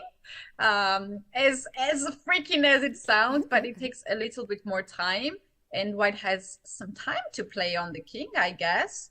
And I would like here to play bishop a5 and just to get rid of the dark square bishop in a way. So you're saying to play bishop e5, yeah? On the next move. Bishop a5 was Oh, my idea. bishop.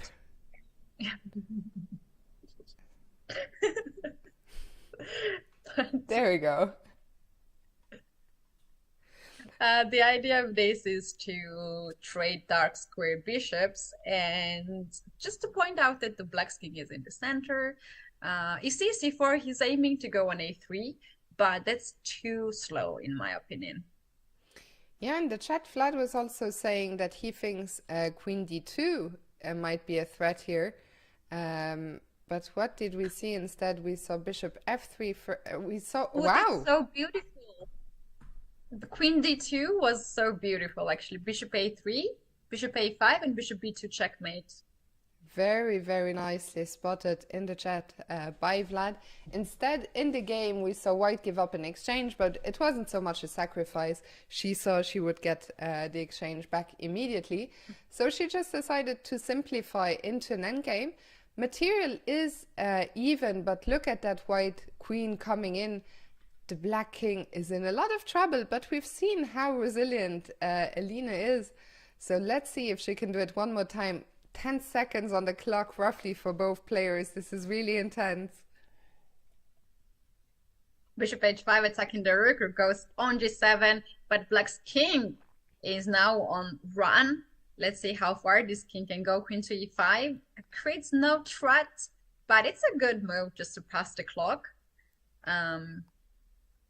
They are repeating? Yeah, they were repeating, but now things are really crazy. The bar shut up there for a second. Maybe we can come back to this moment in a short while, because black is somehow surviving. It seems like the black king should get checkmated, but suddenly Elina going on the counterattack with some threats here down the C line.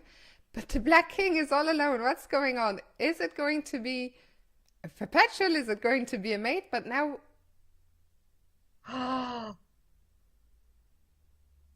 No, what just happened? I don't know. Oh, wait, we're gonna see on camera, I think, what just Yeah. happened. Let's keep watching. Maybe timeout? The king's on. Elina Oh, won. timeout! Yeah. Alina just pointed out on time, on clock, so it was timeout for Olivia. Wow. What? And Elina with that moves to 5.5 out of 6. She was under such huge pressure in this game. At some point, well, now that we have time, somewhere around here, the engine completely jumped up. Uh, and the reason, well, it says Queen F6. As you can see from the bar on the screen, it's at +5 in this position. And after C3, okay, I mean, again, disclaimer, this is a lot easier to point out with an engine running and when you're sitting at home, not when you're sitting at the board with 2 seconds. But apparently just the calm bishop e2, and I think maybe she was worried about something like this, but black can of course never take here because it's just an immediate checkmate. So if if b3, if black cannot take the pawn, suddenly this bishop is completely out of the game and white is now attacking with one more piece. She would probably win the game, but it's crazy that a natural looking move like queen c3. Olivia was still doing well here. She was still doing well. In fact, she was probably still doing well even in the final. Like maybe the final move that she tried to but make. the time. Yeah, the time was such a big problem. Actually, in the final position with queens coming off the board, this ending would suddenly be equal.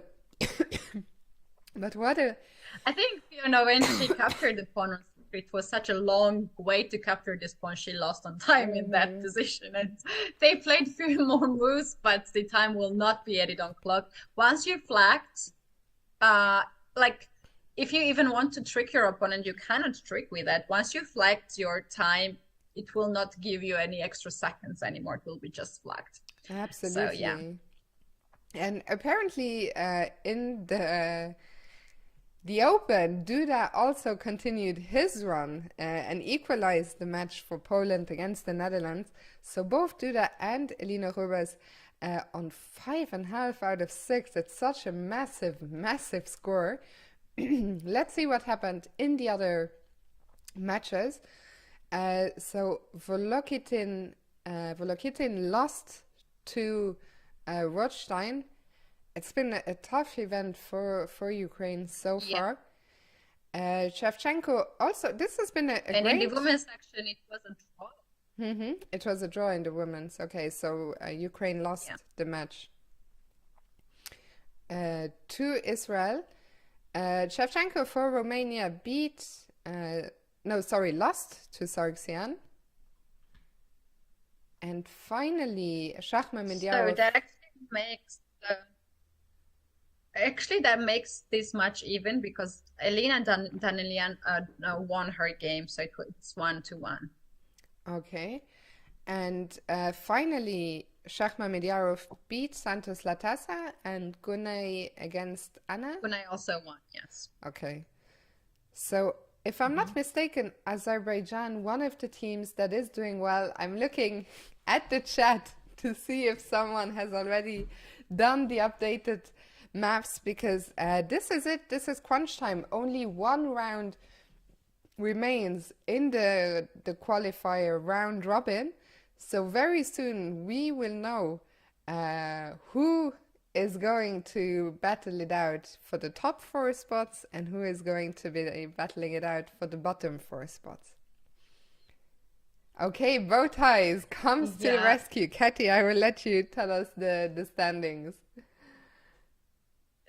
Yeah, thank you so much for keeping up updates. So Azerbaijan and Netherlands, they both have 9 points. Then we have Armenia following them very closely with 8 points. We have local team Poland and Romania together with Israel with 6 points, and we have Spain with 4 points, and Ukraine is still struggling to score here the points. I think we have here the leaders before the round 7, and those are Azerbaijan and Netherlands for sure. But the biggest battle will be between Armenia, Poland, Romania, and Israel, because all 4 of them have a good chance to qualify to top 4. So let me very quickly work my technical genius here, and I will try to do something. I will try to put the pairings here on the screen for 1 second instead of the camera. So in the final round, and hopefully you can all see that, we have Spain taking on Armenia. Spain taking on Ukraine. We have Armenia taking on Azerbaijan, Netherlands against Romania, and finally Israel against Poland. So with that in mind, what does that mean? Who is... I'm just I think trying... Israel and Poland is the direct fight between these two teams. The winner of the team goes right away to the top four. And then we do have Netherlands playing against Ukraine. In this case, I think Netherlands has already qualified to the top four. So still very interesting. I would say that Poland and Israel is the toughest clash. Yeah, so that's probably where we should direct our attention for the last round. If I remove the pairings from there, you will see that there is still nobody at the board for now, but very soon the players will return for what will be the final round. We see the arbiters there getting everything ready, putting up the flags, setting the clocks, and this really will be the decisive game. A lot of pressure. Yeah, I wish we have a camera in the resting area. Yeah.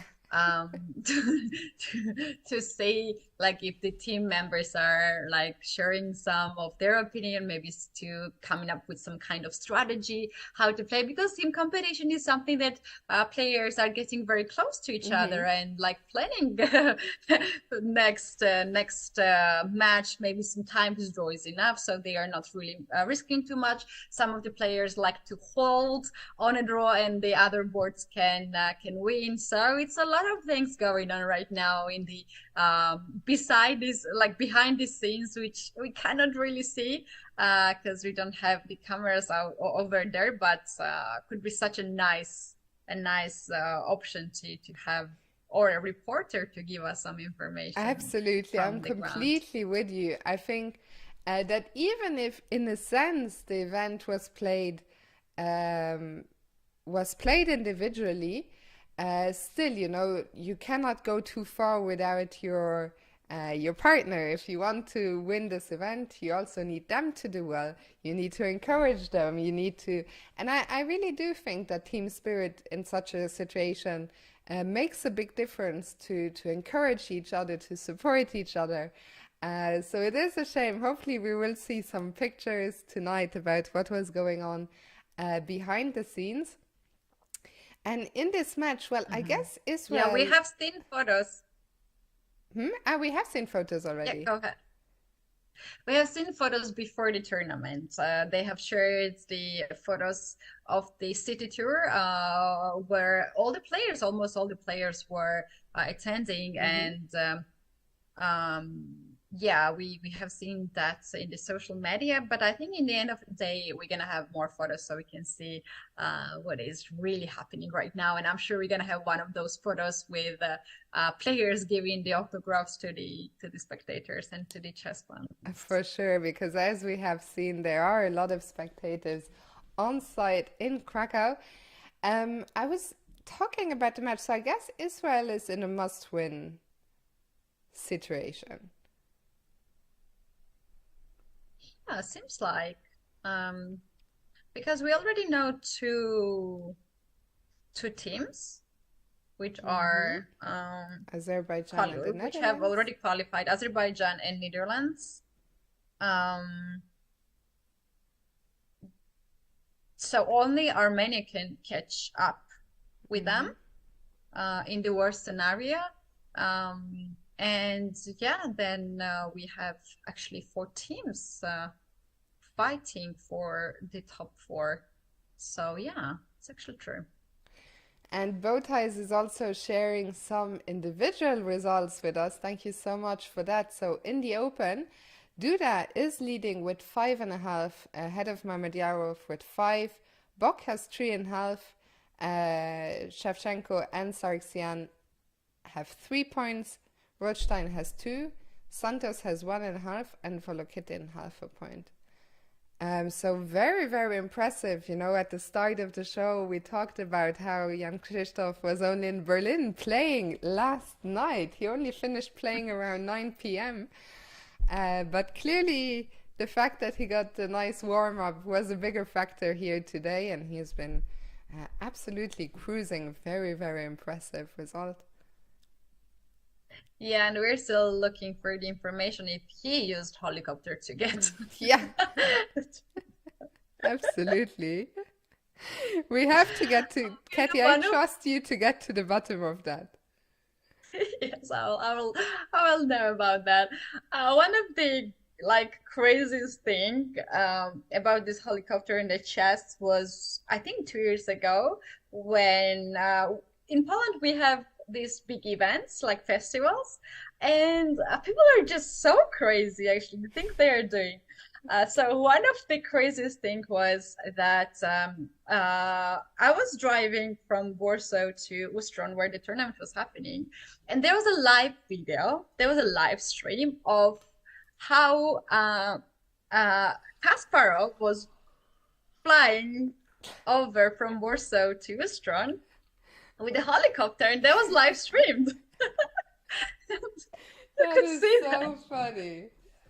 You could see that how the chess fans were waiting there, and there were like a lot of people from hotel where the helicopter landed. It was in front of the hotel, like very big green area, But and there was uh, the people who are working in the hotel with photos and with the papers to for signatures. There was like one of the craziest scenes I have seen in my life. I thought it was incredible.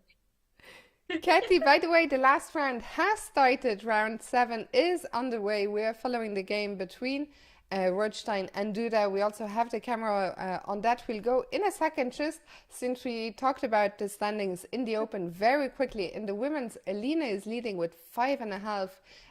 Elina is the next best. She has only 4 points. I mean, that's a big, only 4 points is good, but a big gap between her and Elina. Marcel, Irina, and Gunnar each have 3.5. Anna has 2.5, Olivia 1, and Evgenia half a point. So let's turn our attention to the game. Maxim Rothstein with the white pieces, probably a must-win, or at least a can't-lose situation for him. yeah, it's a lot of him on him right now. It's only 2 boards, so you have to count on yourself with white pieces here, but you're facing Jan Christoph Duda, one of the top grandmasters nowadays. And here we have this position where white has pair of bishop, but you cannot really find the use of these bishops, and that's why white decided to give up the bishop now. But in case if black would capture this bishop, then the pawn on c5 would stay alive. However, Duda decided to capture the pawn on c5 instead, and have a very nice square on b3 for the knight and somehow to compensate, or even to get back this knight on e4 and then to capture the bishop on d2. Absolutely. So I think Duda will be quite happy with how the opening went here. He has already completed his development on the king side, and now I think with this last move b6 he is indicating that that bishop from c8 is going to come out, I'm not sure, to b7 or maybe a6 to trade off the bishop here. Of course, first we have to deal with the king. But what do you think? Will bishop a6 be played to get the light squared bishops off? Can be, and it's actually very interesting. If the light square bishops are off, then you're gonna have b3 and d3 also very nice squares for the knight. And yeah, why not? Why not? So another way is to play e5 and get this bishop on e6 or even on g4. Or you can just keep the bishop on board and play bishop to b7 and have this beautiful long diagonal on the king side. And this game is somehow shaping, like all these options are so nice for black that I think I like black's position very much. Yeah, I agree with you. I think that Duda will be happy. He also has a nice edge on the clock. There's a question in the chat, so let me very quickly see. Yeah, I think the game between Sargsyan and Shakhmamedyarov has ended in a draw. So in the Open, only 3 games remain. We will stay here for now. I think it makes some sense for them to make a quick draw Yeah. as, uh, Azerbaijan has already yeah. guaranteed to qualify in top four, at least for Azerbaijan. That's a pretty, uh, uh, and also Armenia has 8 points, so I think they are good, both teams. Absolutely. And it makes sense, I think, for the players. The break before the final stage will be quite short. So I think it makes sense for them to, make the quick draw and try to get a slightly longer rest. So let's see, Mm. knight to d7. And still this bishop hasn't made a decision, still sitting on c8, deciding where to go. I agree with you. I think it will probably come to b7 now and exert some pressure along the long diagonal. What can white do? Oh, so tough decision. If you castle on the short side, first of all, you are giving up a lot of opportunities to Black's bishop on B from B7 square. And then I was even thinking like, how about G5, G4? That sounds crazy, but that's so yeah, he can do that. Uh-huh. I like the idea actually of, maybe at some point, but the problem is white also still has the long range diagonal. But I like the way you're thinking, Katy. And well, in the game, Rook D1 has been played, and now we see the bishop. It came to B7, now it's coming into E4, and all of Janusz Krzysztof's pieces work together so well. But white also has a solid position. If white can consolidate, I think white is still dreaming to castle. Can he do it now? Can he finally get the king out of the way? Because I think he will be doing completely fine here. It's not like white is worse. And here he goes. It's move 19, and we finally brought the king into safety. Yeah, castle. And so far there's no any direct threat to White's king. So why not? 95 was a nice sacrifice out there. If you capture this knight and on G2, there would be a checkmate. But 91, White has so like this position. The pieces are so squeezed, but they are holding each other. And if Duda is not bringing any extra forces, which are rooks actually, or pawn on H5, perhaps H5, H4, H3, and so on, then White will be just happy to hold on this position. And apparently, Bowties is telling us that Marcel seems to be winning against Olivia. So it's even more important now for Maxim Rothstein to try and hold this game, while for Duda it becomes even more important to try and get a win here. It's not easy with the black pieces. I feel this position will be decided in time trouble now. 20 seconds for white, 35 for black, and the fork with the knight, the queen goes to f4. And I'm not sure if you're black, do you want to take this bishop or not? Uh, Probably not, because the bishop on b4 is just not doing too much. Um, and unless you see some kind of update how you are going to attack the... Oh, he's actually taking this Yeah. one. I was even surprised myself that you took it. But what is You his... guessed it so right. But he spent so long on the follow-up knight b3 and now 8 seconds for Hmm. Duda. I'm not sure how to Yeah. evaluate. The position is still so complicated. It's not clear the knight on b3, is that a good knight or a bad knight? The engine seems to like white, but 15 seconds against 5. I'm starting to like. I feel like there are some opportunities. It might not work right now. But there goes a pawn on a3, and it's getting so... No, sorry, actually we saw an exchange. Sorry. An exchange of pawns on the a file. Now, And what is g4. saying?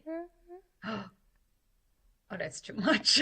That's so scary. I would never play g4 in a million years. And Duda now bringing in all his pieces.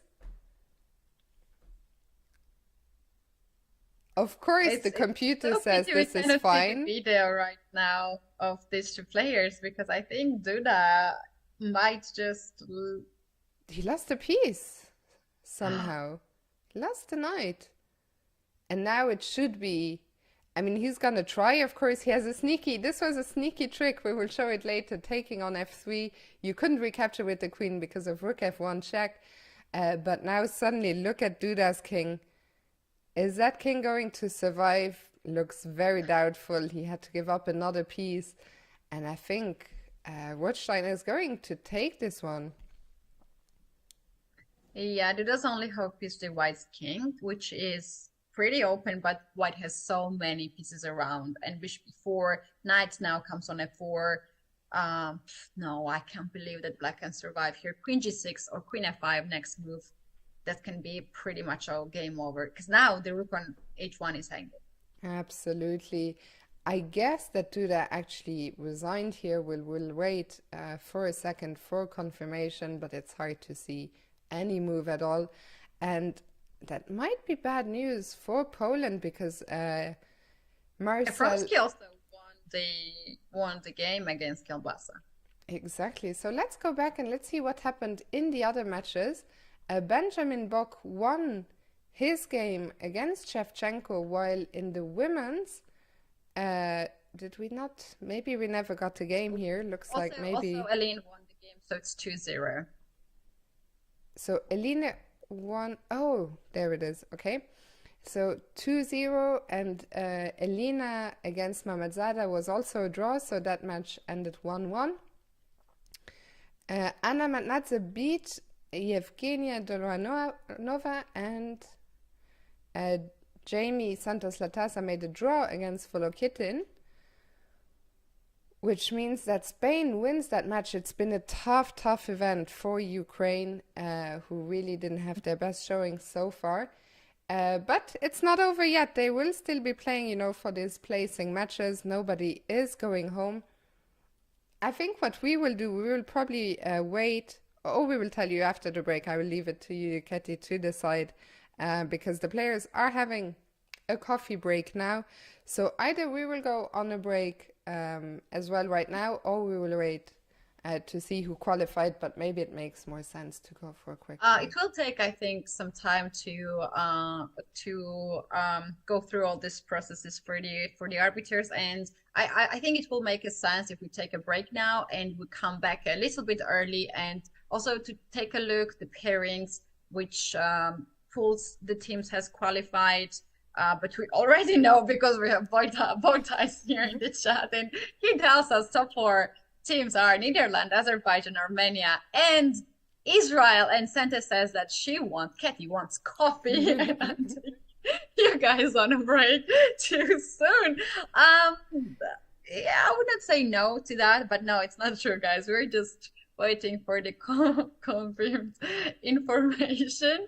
And Fiona, so far, like before we started, we of course had some expectations for this tournament. It was, we mentioned, exciting. How it's going for you? Do you enjoy actually to see these games? I enjoy it a lot. In general, I enjoy following fast chess. I like this added dimension of the players playing in pairs, in teams.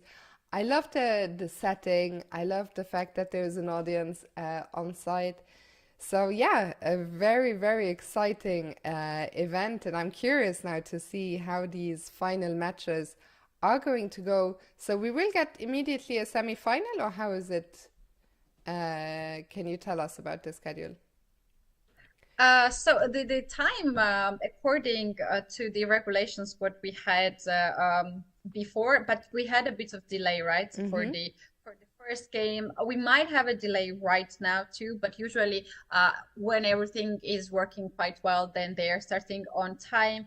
So after round 7 and the final round in here, we do have the time for coffee break before 5:10 p.m. I don't know what's the time right now, you guys. It's 4:55. So I think they will probably stick to the schedule and start at 10 past. is my. Yes, they will start on time. Yeah, we're gonna take now the break, but we'll be back soon because we will not take that long time. Even if you guys think that we like to take long breaks, we will not take. Yeah, I think it makes a lot of sense to take now a break, you know. So we will see you guys soon. Don't go anywhere.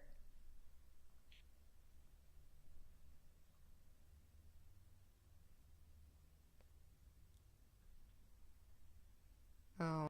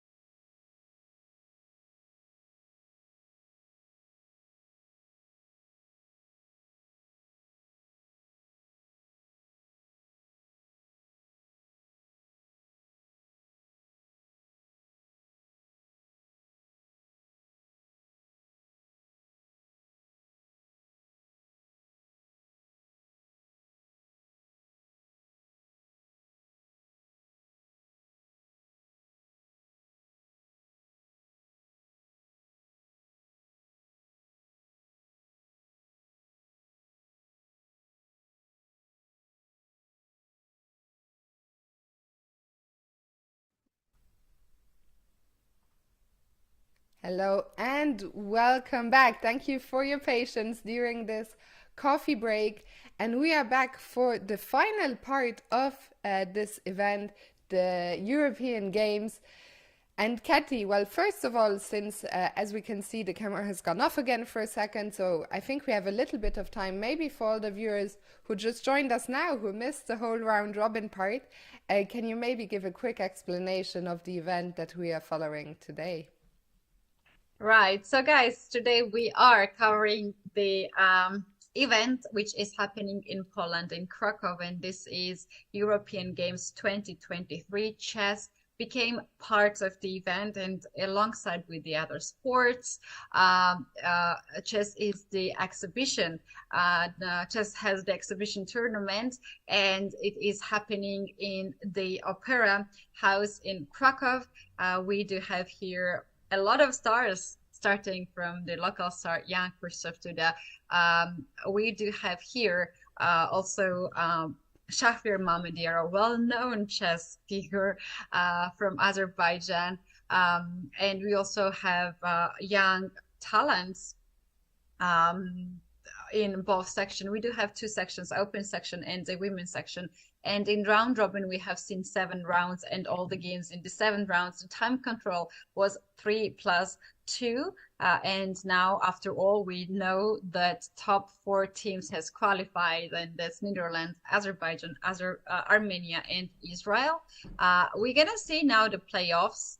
And we do have 2 pools, Pool A, all those 4 teams who qualified, and top Pool B.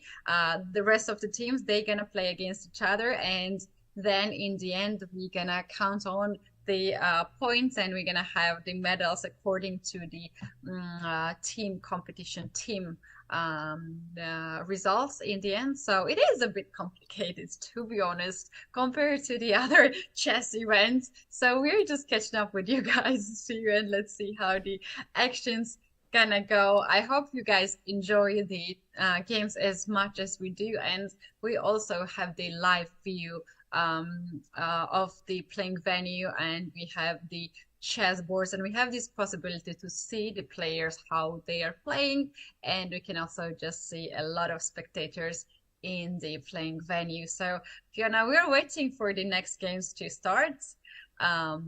In a few seconds or a few minutes. So far, we have empty seats on our camera.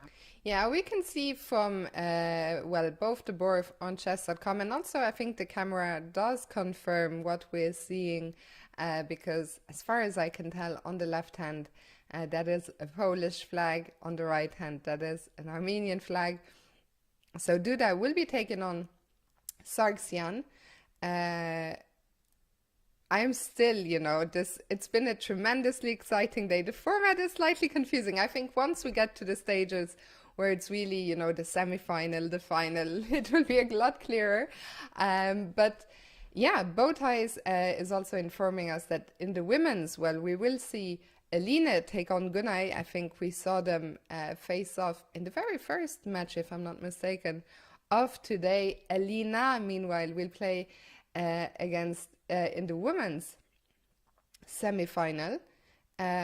So yeah, this could actually, I have a feeling that Bowties understands the format quite well. According to him, this is the open semi-final that we are looking at. Duda against Shant and Shah against Bok. While in the women's, the semi-final are the 4 players that I just mentioned.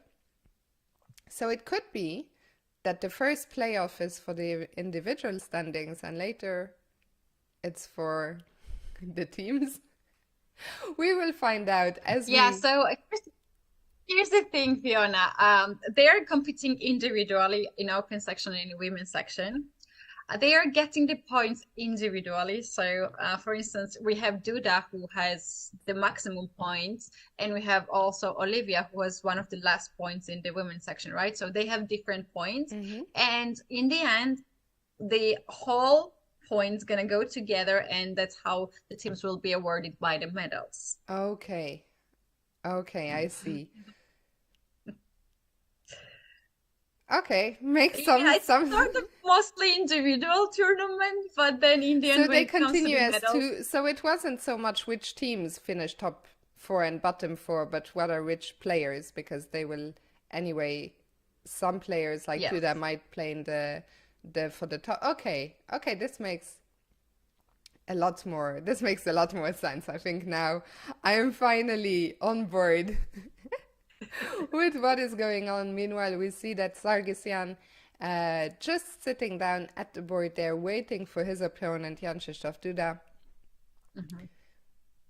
Yeah, for more clarification, I can also give the numbers so it will be more clear for everyone how the system is working. So the player who gets the first point gets the 8 points. The second point will get 7. A third point will get 6 points. Place will get 5 points, and so on and so on. And so it means that if you had not so lucky tournament, you can still catch right now for the team in the end and get some points. So as we And mentioned, very complicated, but thanks God the games are so interesting. We have seen some of the flags, we have seen some of the checkmates, some of the blunders. Have we seen some of the blunders? I think not so much. not so many. I think for Blitz, surprisingly few. One final question I had actually, and now I seem to have forgotten it.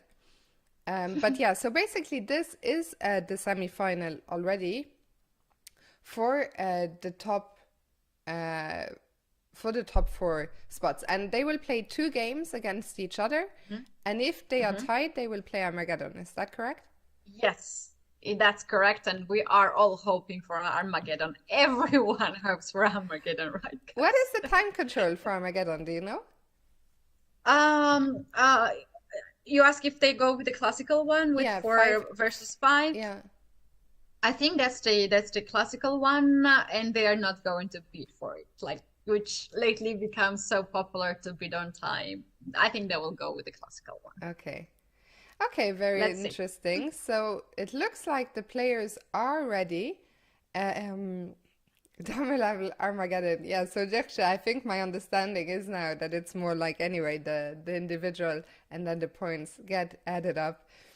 So we are not going to see a double Armageddon in that sense, but we are off and we have a Rui Lopez on the board here.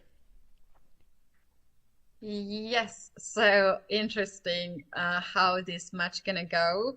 On the screen we have Duda and Sargsyan. Usually it's not so sharp positions.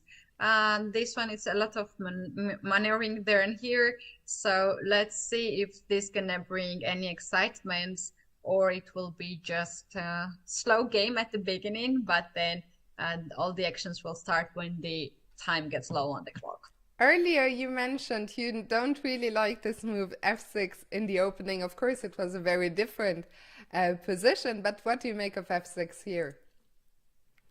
Well, first of all, it was a trap. F6 was calling knight e6, which could be trapped because after queen e7, the knight was just hanging and was lost. So now as the light square bishop is gone, I think it's more safer to play this. And also on the other hand, you free your knights to move around. Knight c5, knight e6, knight f4. That's the idea. And black can totally afford to play f6 here in this position.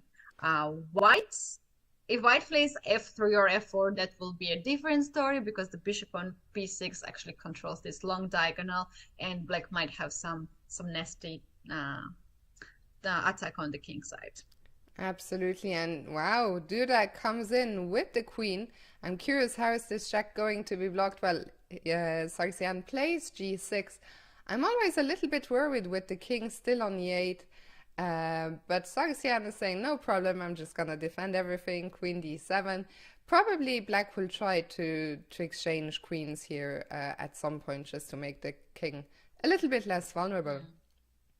Yeah, maybe bishop h6 should be played here by Duda to stop castling from black side.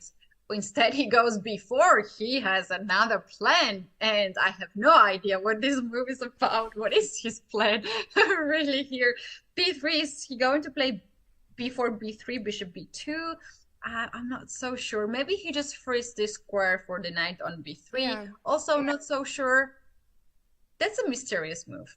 It's a mysterious move, but I think you might be right. The knight might be looking to jump back to b3. Maybe later on he will play bishop e3 and try to fight for this outpost on c5. But for now he has to deal with a very concrete threat, and that's the attack on the c2 pawn.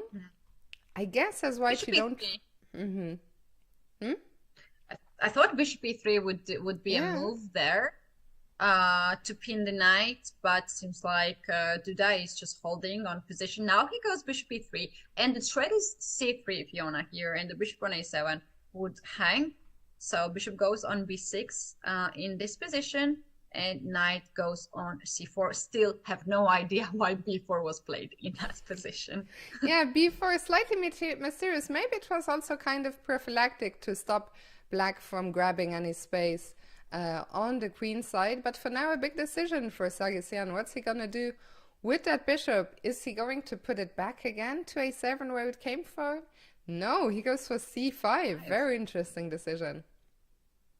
Yeah, c5. Okay, I think it makes a lot of sense for Doda to capture this bishop on b6. It doesn't look really pretty bishop, but it's not something that the position is so static that the bishop cannot be open. So I would like to play somewhere f4 here in this position. However, Doda choose to play c3, kick the knight away, and now queen to b3, controlling this long diagonal, and rook to d1. All these moves are so logical and so natural. White, I think, has very nice position. Yeah, easy play for white. White will probably double on the d file somewhere and long term possibly look to break in the center. I'm curious to see if Duda is going to take on b6 at some point, or if he is going to say, you know what, my knight is actually stronger than your bishop on b6, which isn't really doing much at all, and so he might keep that knight on the board. But a very interesting strategic positional battle here between the two players. As the time is ticking down, they're both now around the 1 minute 30 mark. Yeah, when the time goes down to seconds, and I don't mean like 50 seconds or something, like 6 seconds that we have seen in many of the games, I think we're gonna see most of the drama out there. But now what White is doing, White is just moving around with the rooks. We have seen rook to d2. I thought he was going with rook d1 and then Yeah. capture the bishop on d6 and then d4, but instead he went on f1, and he's also looking for some ideas like f4, because in the end of the day, this f6 g6, they are creating the weakness on the king side, and a black's king can be a good target. Yeah, I really like your idea. Maybe he will prepare it even some more, play a move like king g2, make sure that king is on a light square, not facing the bishop. And Shant is taking this time to initiate some play on the queen side, going for b5 push, followed by c4. And things are really opening up now. What's going on? The bishops are looking at each other, but the queen is under attack. So Duda Didn't take the decides, pawn huh? on c4. I considered that f3 pawn, but seems like it was not so free. And oh wow, look at this. So a bunch of exchanges, the knight jumping into c6, rook b6 looks kind of logical to save the rook and attack. 95? Ah, this is your trick. But okay, I can't stop knight e5 anyway, right? No, I can't really stop 95 happening. So Duda will go for that 95, 93 and gonna grab the pawn. But then black has a good target. Black has a plan to attack the pawns on e file. Here we have 95, possibly knight d3 right away, because knight on e5 is hanging and there's not much of the choice. Now rook d6 makes a lot of sense to pin the knight first. Shant goes right away knight to g5. There's no way to guard the pawn on e4. You have to give it up, but you can actually push this pawn. Play e5 and create the weakness for black with that pawn, and then move with queen, maybe queen b3 or so. Okay, Yeah, Duda I goes was with with you. knight. I really liked e5. I thought it makes sense if you lose the pawn to at least damage black's structure, because now, okay, this was Jan Christoph's idea. He wants to maybe take on c7, but e3 is also hanging. I think this position most likely to end in a perpetual somewhere because both kings are quite open here. That's right. King h6 is, I think, the resource that Duda might just miss to see because this is not the move that you're considering to have. And he is now repeating. There is a check. Maybe he will play queen to d4 next move and just repeat it one time. Or maybe he's just happy to make a draw and he will not risk. Let's Yeah, see. he's the one with the much lower time actually, so I wouldn't be too surprised if he goes for the draw here and he will have to make up his mind very quickly. Why is black? Surely black is not thinking to come to g5. That would be a bit too crazy. Hmm. Oh, Okay, I think that's now black is thinking, but g5 is too much. Well, Duda will go for a draw here. Okay. so king g7, draw, agreed. Let's see what happened in the other semifinal between Benjamin Bock and Shahriar Mamediarov. These guys are actually still playing, and Benjamin has a, I was gonna say an extra pawn, but that's not true. But what he does have is a pawn majority on the king side, supported by this powerful bishop on Mm-hmm. c6. So if anything, Oof, I this actually bishop is much dominating. prefer. Yeah. Yes. Sorry, what just happened? Knight went on e4 and then went back on Back, c3, right? yeah. But now we see Benjamin trying to use that pawn majority, and I think things are looking quite promising here for him. He says, you can take my pawn, that's not a problem, but my pawns are going to run so fast. He's looking I for. think he also wants to sacrifice the bishop on c6 because g3 and h3 was so fast. Bishop g2, stopping knight to get on f1. Look how this bishop is dominating whole board. This is incredible. Really If takes impressive. three would blunder a piece, that's not a good move. Oh, oh, wait. But Now h takes g3. okay, this was the idea. But now It h2? is so completely lost position for white. This is completely game over now. It all happened so fast, but this pawn is unstoppable now. And Mamediarov resigns here. What a win for Benjamin Bock. Let's see what happened in the semi-finals of the women. So Eline Rubers, she won yet Wow. again. Is that true? She won and she has two queens on the board. She won in a style. Look at the last move. She just played queen to b6. Wait, queen to b8. The Yeah, wait, now idea, the game has changed. I think maybe Black either resigned or lost some time after b7, but she was about to get another queen, with the idea being that she can then take on d5, and after queen takes, there is a fork on f6. Really nice wow, stuff. yeah, that was a nice, brilliant idea here to get the extra piece in that position. So this girl is unstoppable. She's on fire. Absolutely unstoppable. Meanwhile, So Elena Fiona, Danielian. Hmm. there is this um, dragon dragon thing in Krakow. A lot of Polish viewers could back up me with that. It's a kind of symbol of the city, dragon, and Uh-huh. there is a lot of dragon things around theme, and they have a dragon castle as well. And once in a while, like every hour, this dragon, which is in the city next to the river, blows the fire in the air. I think Krakow has another dragon which is on fire, and this is Elena because she is really unstoppable in this tournament. And I don't know how what's her plan, how many of the games she's going to win, but so far she is bringing it all. Absolutely. And I saw earlier in the chat somebody said that Elena might get a first Blitz rating. If this is true, that she doesn't have a Blitz rating yet, she will get a massive Blitz rating. But it was actually Bowties who said Elena could get an initial Blitz rating of about 2800. By the way, a few people again mentioned the audio issues. I tried fixing it earlier. I don't think I can fix it while I'm live, so I'm really sorry. about that, but unfortunately, there's nothing I can do. Krakow It has was really, dragons and really nice Katowice has moment. crocodiles. Yes, that's true. That's true. We have crocodiles in the Krakow crocodile.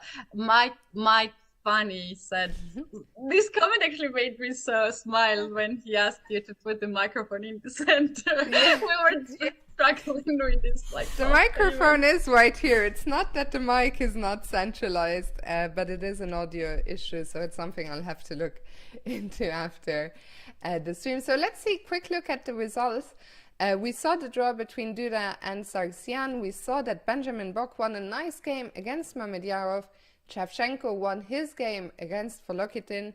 And Maxim Rothstein lost to Santos Latasa.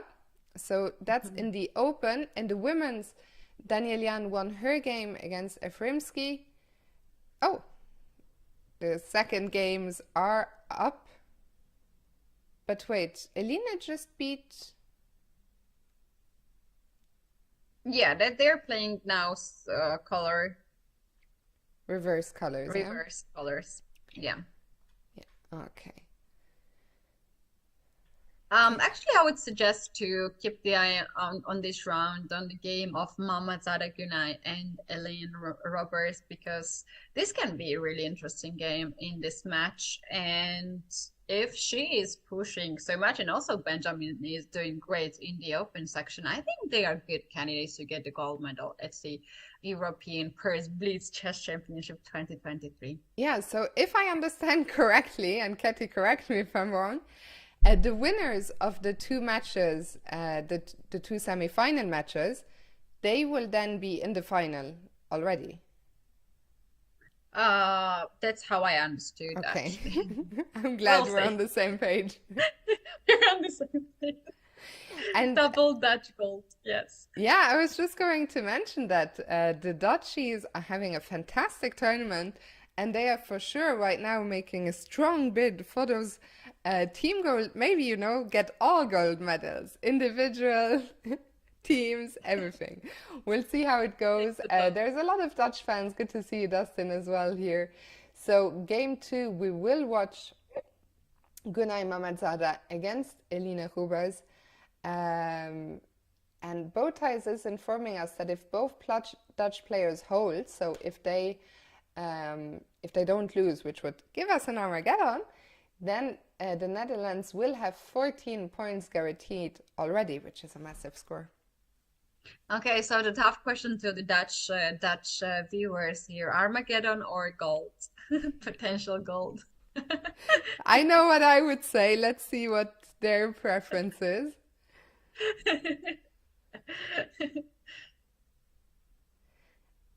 So let's see. Well. What did the Holland Hub?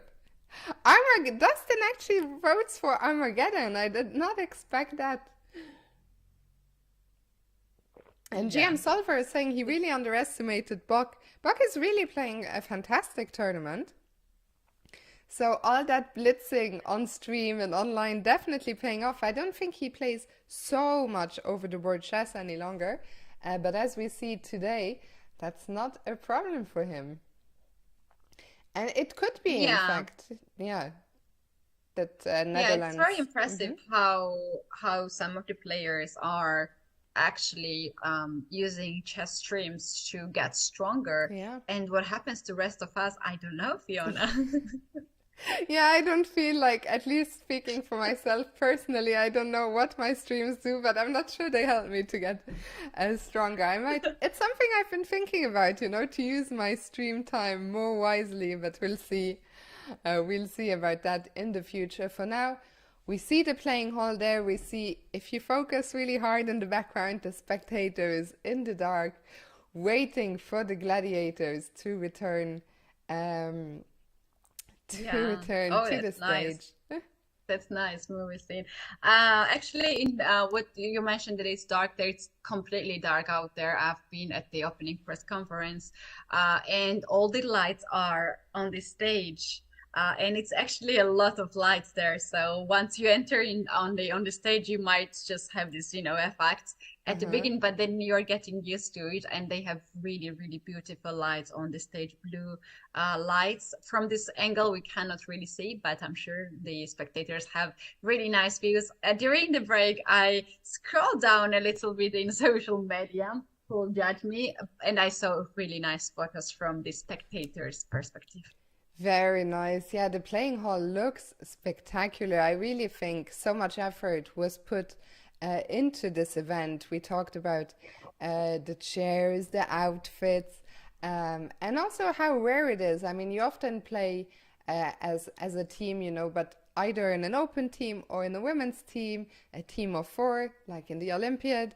But it's so rare that we see events where it's teams of two, one girl, one woman, and one man. And I have to say, I really enjoy this format, and I hope that we will see more of it in the future.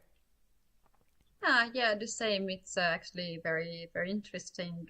I wonder how the countries choose these players. It was according to the ratings, the highest rated player, or the one who had the most performance, or maybe they were got invited, or sometimes in some of the countries like Armenia, they have like the small competition, and Mm. the winner goes to these tournaments. So if the tournament becomes usual as in other events, I think we might have more teams and sort of like um, even stronger competition than we have now. Yeah, that would be very nice. This time we had eight countries, but and all European, of course, because these were the European Games after all. But in the future, we might see bigger events like this one, and I think it would be a nice direction to go into. Actually, the nice thing about this round is it turns out the camera is going to be on Duda, so we're going to be able to follow both games, one on the board and one on the camera. Because for us, well, we are going to focus on the game between Gunay Mamadzada and Elina Rubers, where Gunay is in a must-win situation in order to force Armageddon. Will we see any Armageddon? We have eight matches in total going on right now. Surely one of them will go to Armageddon. Let's see. Yeah, that's interesting. What you guys think? It's a big chance, actually, Yeah, out of eight, to surely. yeah, it's a big chance. True. Um, and then we're gonna have another game too. So I would say we're gonna see at least two Armageddons. Yeah, To be I would say optimistic, I guess. more than two is my More guess. than But Gunay and Elina are off. We see a Sicilian on the board, and this is going to get sharp. Remember, Gunay in a must-win situation, but Elina has been so impressive. What do you think? Can Gunay do it and force an Armageddon? I think she has very, very tough task to win the game. She needs to win. It's a must-win situation against the player who has won so far a lot of games, and she seems to be in a good form. And usually, when you win so many games, You you get more don't lose. confident as well. Yes, you're getting exciting, and you want to win more and more. For sure. So we see, as so often in these structures, White has gotten a nice knight on the outpost on d5. What do you think Black is going to do? Is she just going to castle? Is she going to challenge the knight immediately? What do you think? Oof, that's a good question. I think just castle first, what we have seen so far. It is important to make sure that your king is safe, and then you can find many ways to do. Oh, she has another plan actually. She has a different plan completely. She's grabbing some space on the queen side. What's the idea? To maybe bring the bishop out to a6 or to play b4 at some point in the future? What do you think? Well, she believes that the castle is just one move away, and I believe that a3 was sort of planned to do something there like night before, and she just stopped it. got more space advantage, and now bishop b6. I think at some point she's considering to push b4. So white makes on time, and she does it first and creates the weak pawn on b5. So this rook on b8 has to always keep the eye on the pawn on b5. Yeah, and now a big decision for Elina.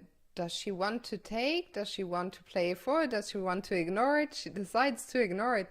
And g6 surely is an indication that at some point she is thinking of playing f5, or what's g6 about?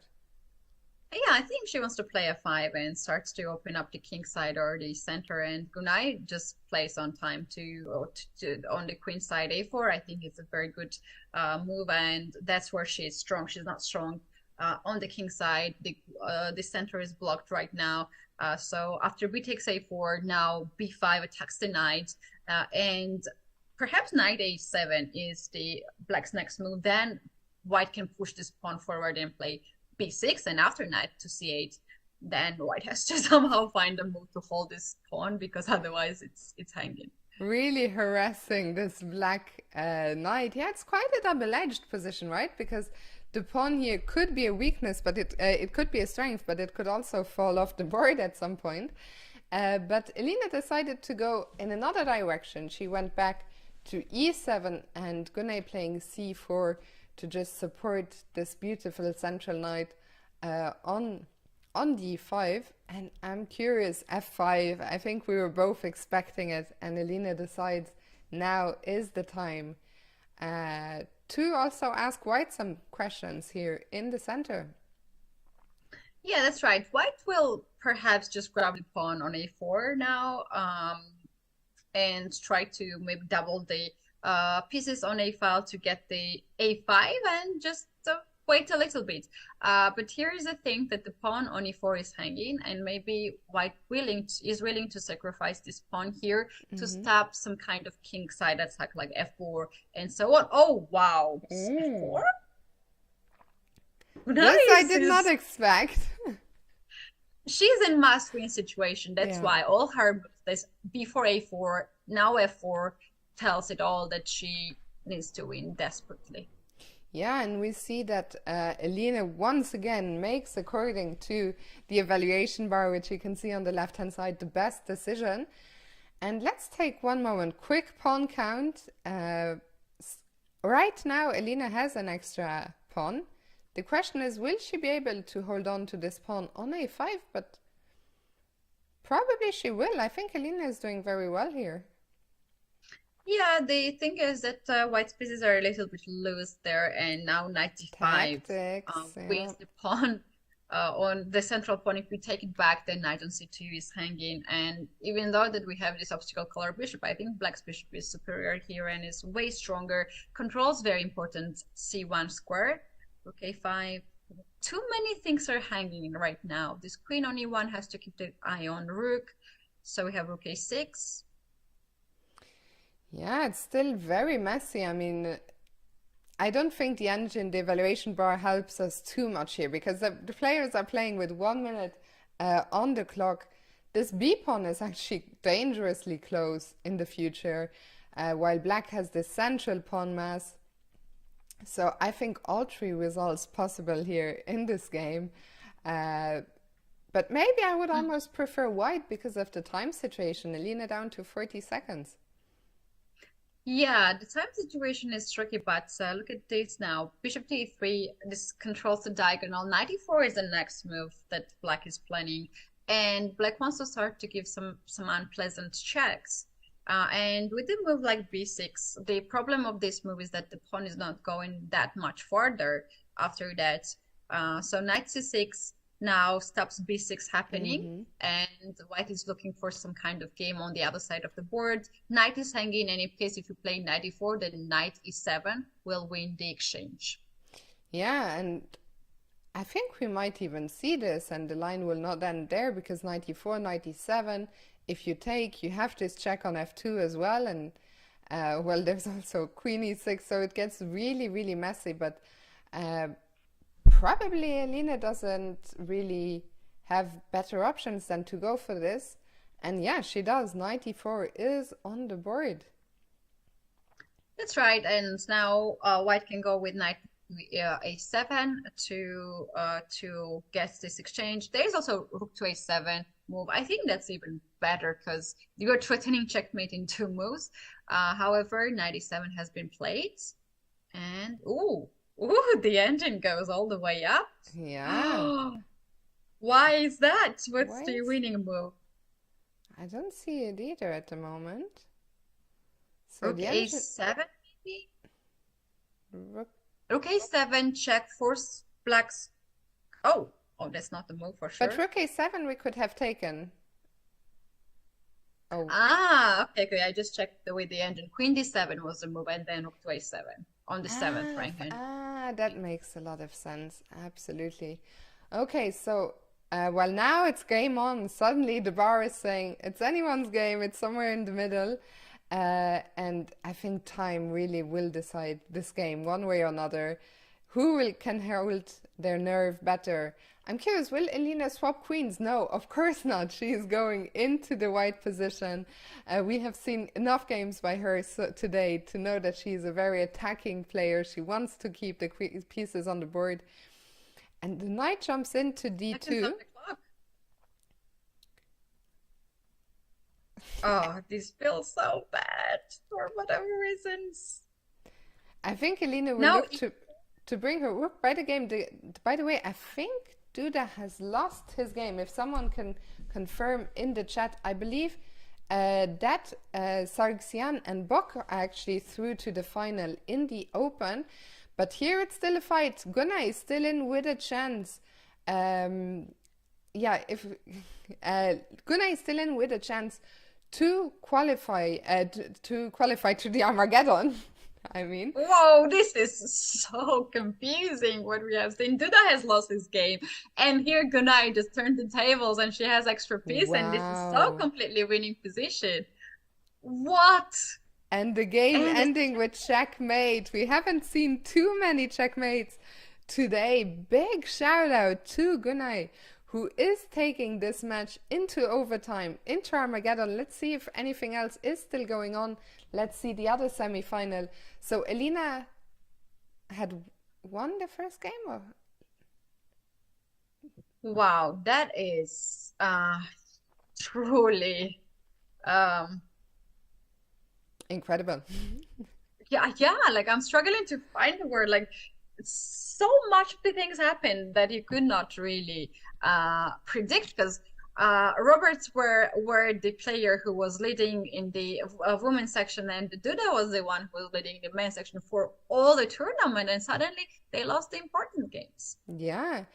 For Elena, it's not a complete disaster yet because she still has the Armageddon game. But for Duda, he is out of the running for the gold medal. He will have to only fight for bronze. He will play a match for third and fourth place. And it's not going to be an easy match because it's against Shahriar Mamediyarov, who fell victim to Benjamin Bok.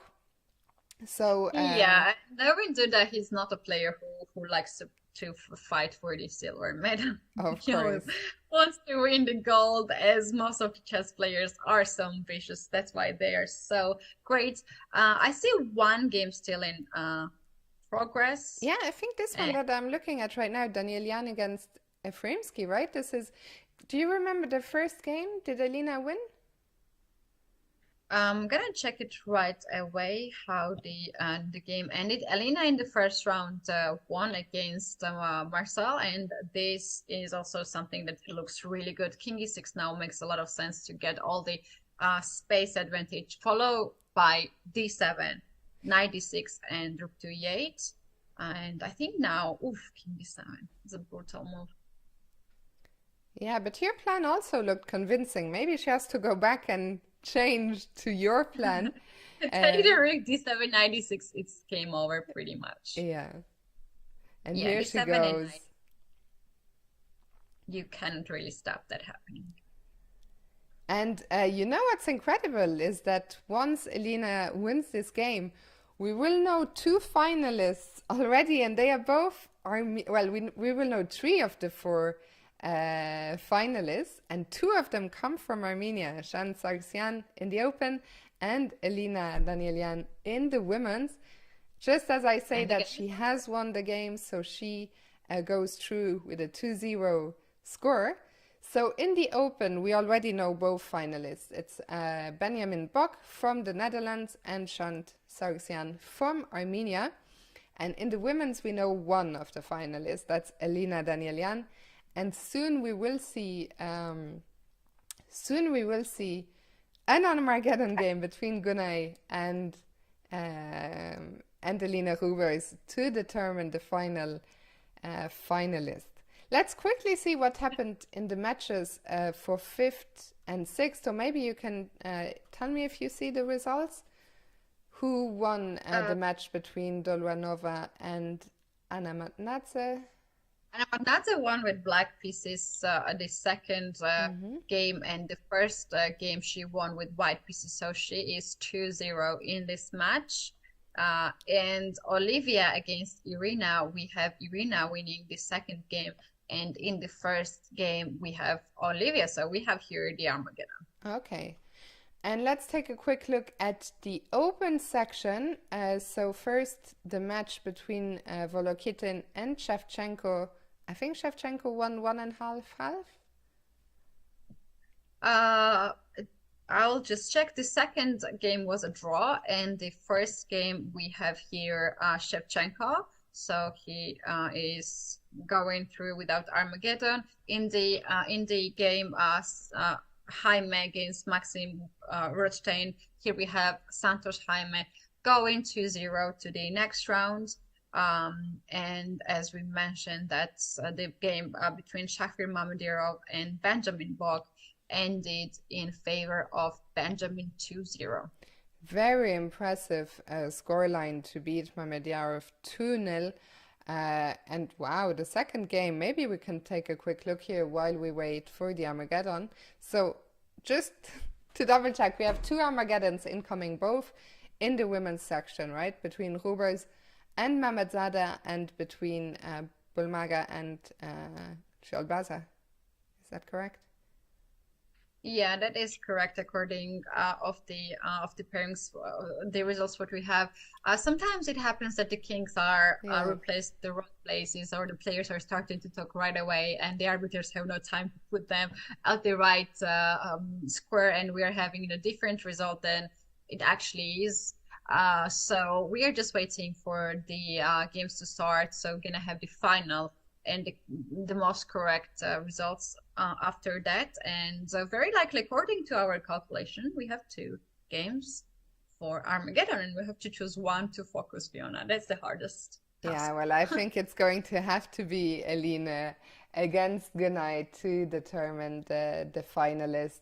It would be nice to see both, but I think that's where our attention is going to go. Both of them have so many fans in the chat. While we wait for the Armageddon to start, I was going to suggest that we could quickly take a look at Benjamin Bock's second game, because I saw he won in only 25 moves. So let's see, how did he do this to beat Shah so quickly? Okay, he's using his knight c3 in all kind of positions. True. So far it looks like nothing too dramatic has happened. It is clear that Shah has played an opening because he was in a must-win situation where he could keep all the pieces on the board and create some chances. But it looks like this backfired. So knight b5, attacking the pawn on d6, knight e5 defending. And yeah, already the black pieces look a little bit awkward. And now he decides to trade on f6, and the point is that black couldn't recapture with the queen, otherwise the pawn on d6 would fall. So this was, I guess, already bad news for Shah, with the king opening up in this way. And after the trade in the center, it all went downhill so quickly here. b5, and in comes the knight. The knight always loves to jump into f5 here. It can also go to h5. And after Shah took on c4, Benjamin said, I don't need to recapture here. I'm just going to bring my queen closer to your king. And I think it all fell apart very quickly from here. In comes one knight, in comes the queen, Yeah. and Wow. that was that. Wow, what a win by Bob. Nicely done by Benjamin. Very nicely done. So let's see here if we already. Uh, okay, maybe there's only. Could be that there's only one Armageddon because I'm only seeing one game. Anyway, this is where we were planning to focus our attention. So we are waiting now for Gunay. Oh, but this game is Yeah, the. why we expected Mamadiro and Duda to play Arma? Oh, we didn't expect No, Armageddon but in we this case. expected Bulmaga, but also the game is wrong anyway because it's saying Mamadzada against Danielian. Unless the first result was wrong and Elena didn't win the first game. Okay. Now we need camera view, I Yeah. think, to give us some hints which flags are on the board. Well, I hope But we it's have. actually Hmm. this actually means that the games will start soon, so we're gonna have already the information what we're gonna see. Well, this is probably just a bug, and we're gonna have the correct name because earlier I have seen Alina Danelian's name in 2 games in a row. Yeah.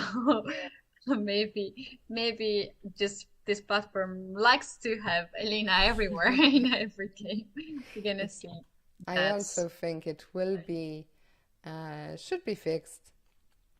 So we are waiting. yeah. Oh, here Well, we. that's actually yeah, we have it. Yeah.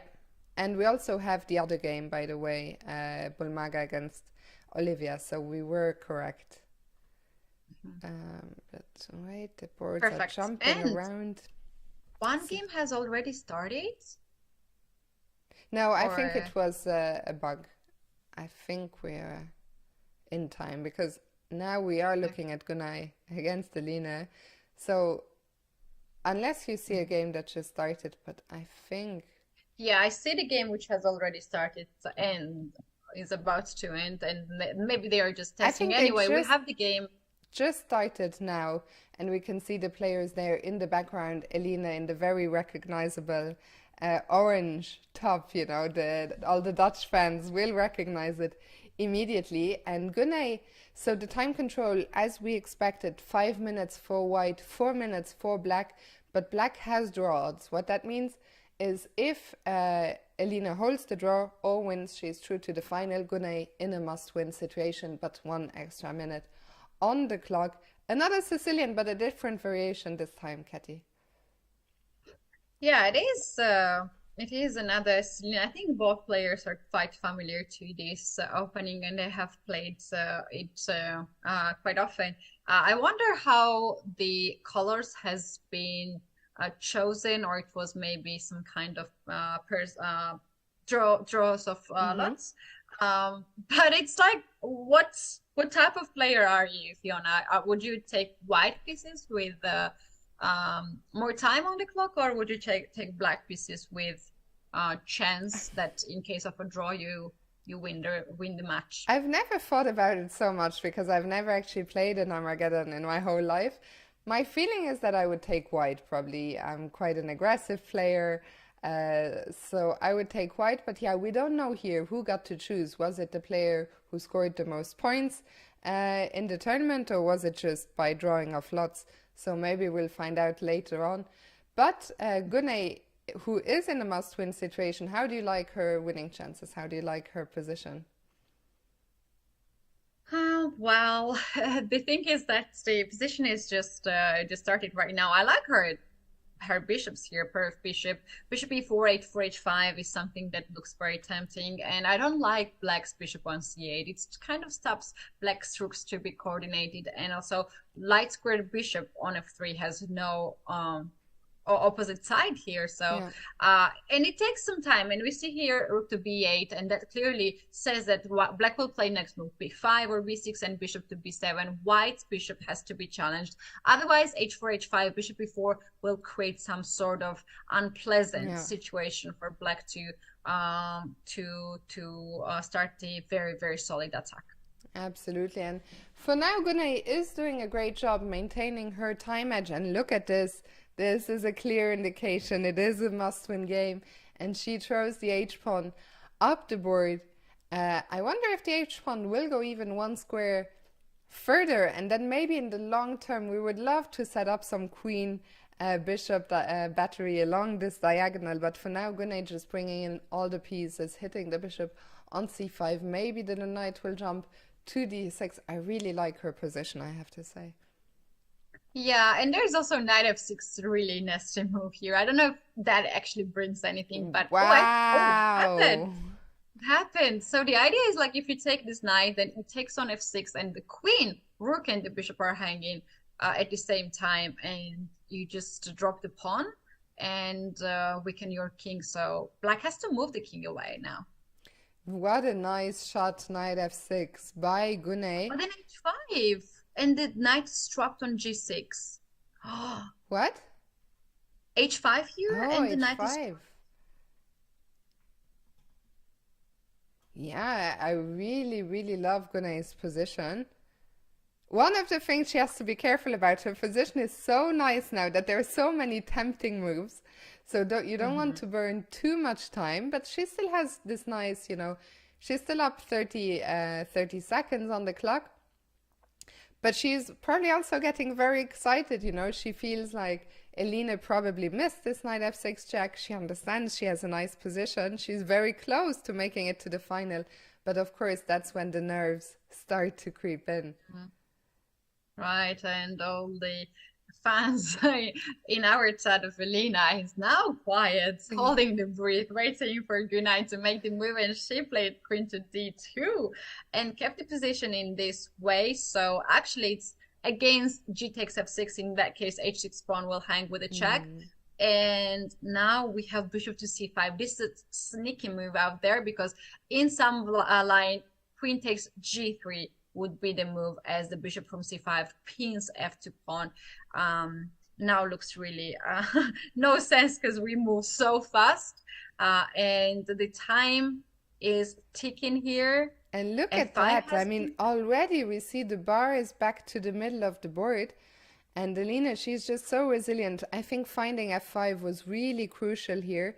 It was not easy, though. I think Gunay had a nice advantage. I don't think she was winning or anything like that. And it was a position where it was not so easy to find all the most precise moves. And now the time is also evening up, only 10 extra seconds for Gunay. And I think suddenly Elina's fans are going to be breathing a little bit easier, but still holding their breaths. Anything can happen here. Anything can happen indeed, and they are catching up on time now. Gunay is catching up, only 10 seconds difference on the clock. I like Black's position. All the pieces are just so active there. She put things together and has no weakness. There is no kingside attack, and White is struggling to find any good squares for the pieces. And there is also a little bit of no space kind of feeling, even though the pawn is on h5 and the other pawn is on e5. Somehow those pawns are not taking any space for Black, but instead White's pieces are now stacked, and we have here the open c file. I think they're gonna just double the rooks on c file, but first White has to take care on the pawn on f2, which is hanging. Yeah, so Gunay decided to play d4. Maybe Gunay's best chance, and I think rook g1 indicates that at the right moment, she can't do it now because there's too many problems, but she wants to go for the kill on the king side, and she decided to sacrifice on h6.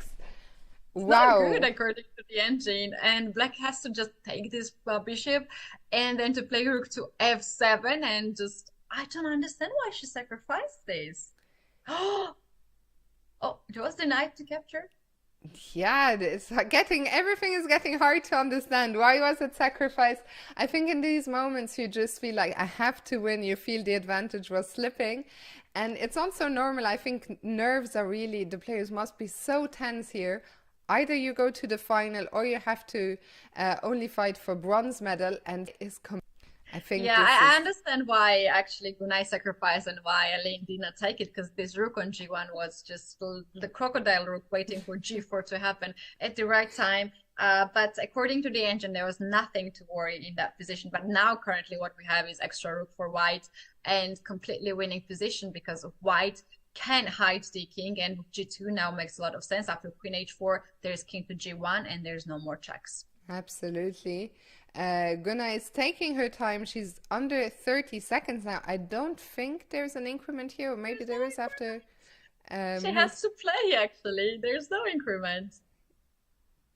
Yeah, and on the What she camera we see thinks. that some things are happening. I think maybe we lost the moves, and I Uh-oh. I think Gunna won because she made a move and they shook hands. So I wonder if maybe there was even a checkmate on the board. Oh, we might see some of the games, some Yeah, of the let's moves. wait. But I think that Gunay, uh, if my reading, yeah, also I think I from the can bottom, feel the emotions. I can yeah, feel the emotions here. We can see both players are just breathing very fast. And yeah, Elaine, her body posture also says that she's a bit disappointed. She had such a nice chance. Like she came back yeah, from very bad position and then had such a nice advantage.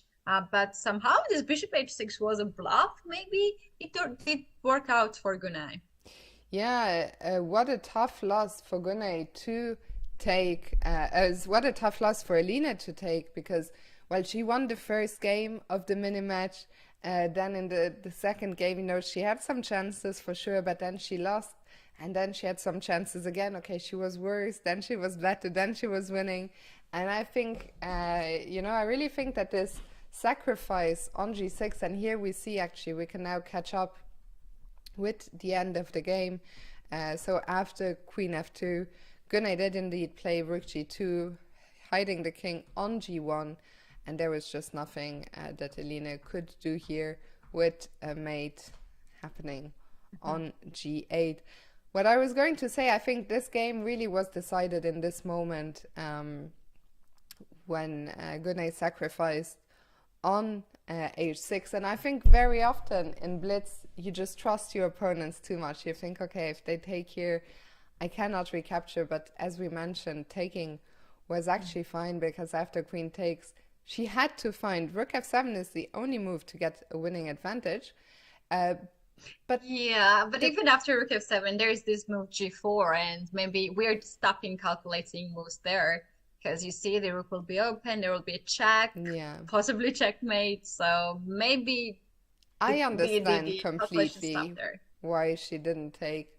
Um, and I think it was such a nice practical decision by Gunay to take, even if the engines, the evaluation went down. I think from a practical point of view, taking on H6 was a very strong decision. Yeah. And so that means that Gunay is true to the final, where she will be taking on Elina Danielian.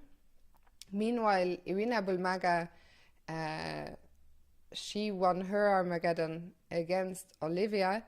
So Irina will be playing a match for places 5 and 6.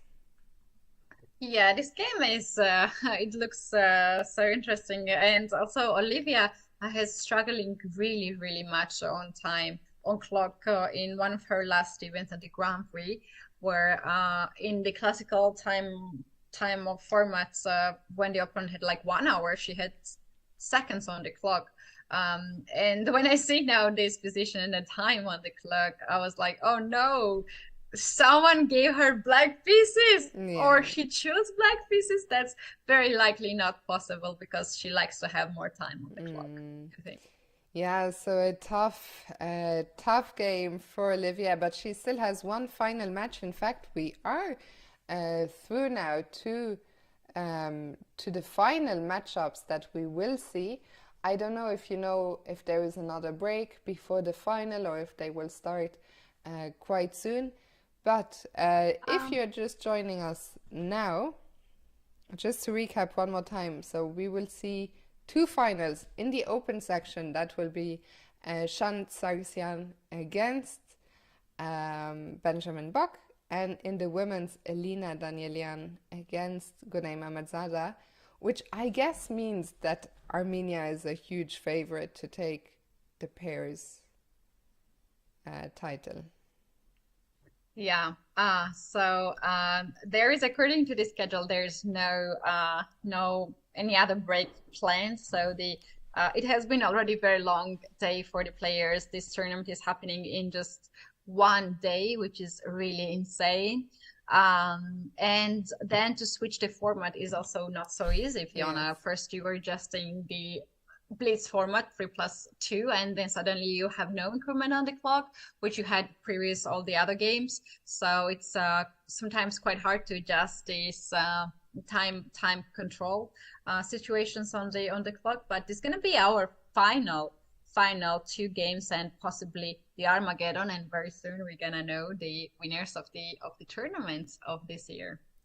Absolutely. So in the Oh, and they open, have official dinner as well. Ha, they have they have official dinner that we will not be part of. it's a very busy schedule for the players, but they have to keep some energy. We can see they're indeed, I think, confirming what you said. There is no more break. The arbiter just took away the flags. They are rearranging everything for what will be the final match of this very exciting event. And let's see. Yeah. So we see all the flags together on the same table as the arbiter decides who is gonna sit where, what is going on. But who do you think will win? Let's start with the ladies. Elina Danielian against Gunay Mamadzada. What are your thoughts on this matchup? Oh, so tough, actually. Really, really tough. Alina is so experienced chess player. She has won so many titles, including European individual champions title that happened recently. And on the other side, we have Gunay, who showed such a nice technique in all the games that she's playing. And she's also quite fast, and she has this tactical skills too. I would be struggling to bet in this game, to be honest. But I would expect 1-1 in a way, like either this with a decisive result or with a draws, two draws. It would be nice if at least one of the titles was decided on Armageddon. It would be very interesting, a very tense final. I think it's an interesting battle because Elina against Gunay, in a way, it's a fight, of youth against experience. Elina has so many years. I'm sure, she was probably already a very strong, she was already a strong player by the time Gunay was even born. Is that true, or am I? Gunay was born in 1995 or 7, so yeah, when I stopped playing chess, I think she was starting, so you can Yeah. imagine how young is she. But even though the way how she's playing, she shows a lot of experience already, and also the knowledge of chess. And I think in her case, like if you don't know her age, if you just see the game, you would not say that there is some youth player. You would say that she's well experienced. Where our chat says Gunay is born in 2000, so that makes her 23 years. I thought she was younger actually, or I thought I Yeah, was more older. So let's see. Elena was born in 1987. No, she So was born in 78. I was thinking that can't be right.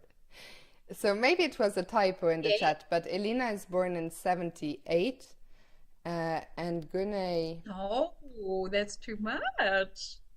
Gunay was born in so it was, I think it was just a typo. Gunay is born in 2000. 78. Oh yeah, they agree with you. Oh wow.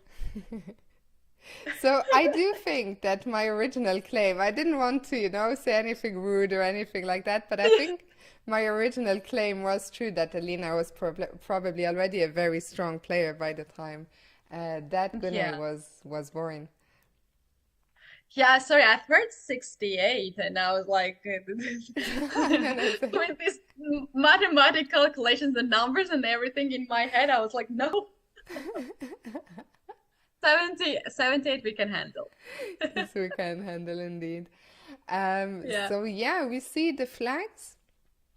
They're still all on the same table. I think they're still deciding who is going to sit where.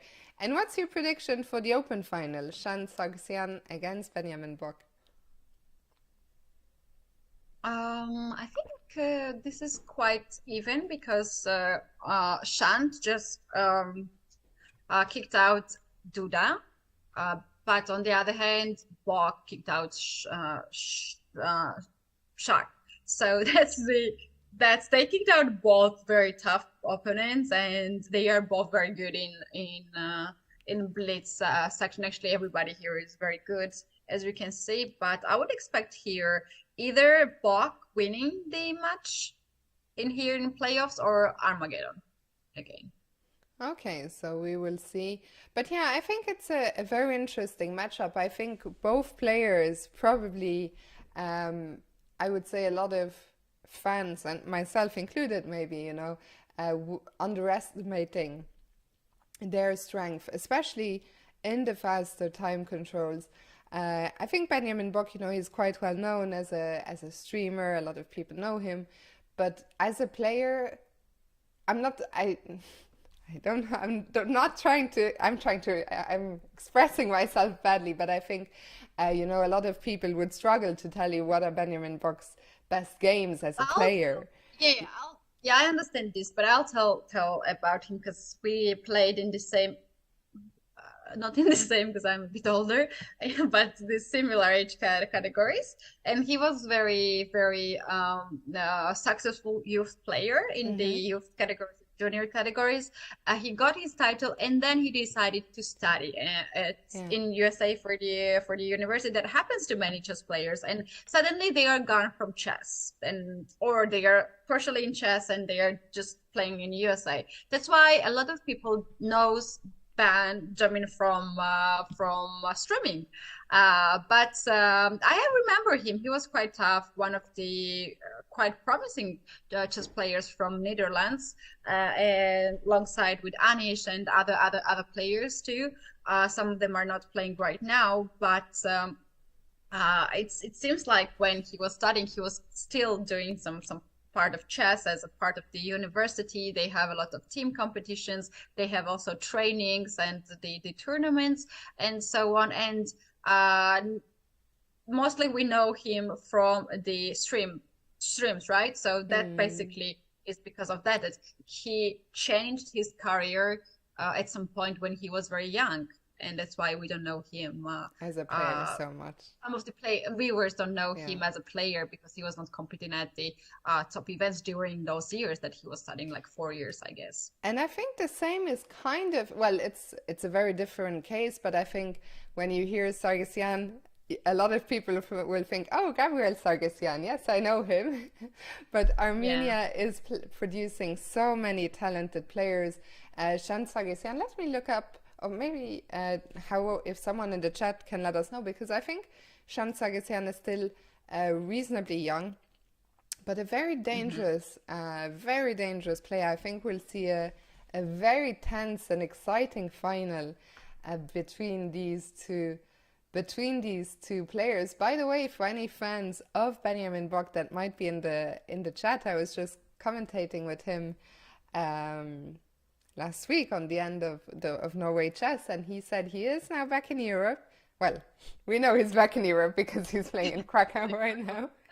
But he will be playing in the Dutch Championship, which is taking place, I think, at some point in July, and that's going to be a very exciting event to follow because this year all the top guys will be playing. Anish will be playing, Jordan will be playing, Benjamin will be playing, Erwin Lamy. I think all the top guys are there. Thank you, Bota Isaiah Shant, only 21 years old.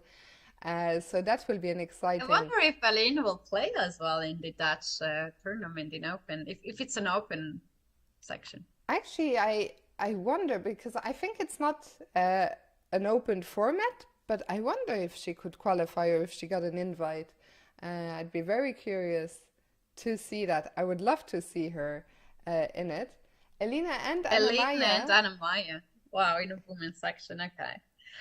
You know what, Fiona? There is also this thing when you play the national tournament, you need to qualify for the team for Olympiad, for European Team Championship, for World Team Championship. And I remember when I was a youth player, I had to play in the women's section, even though I wanted to play in the Hmm. open section, because I need to qualify, I need to bring the medals.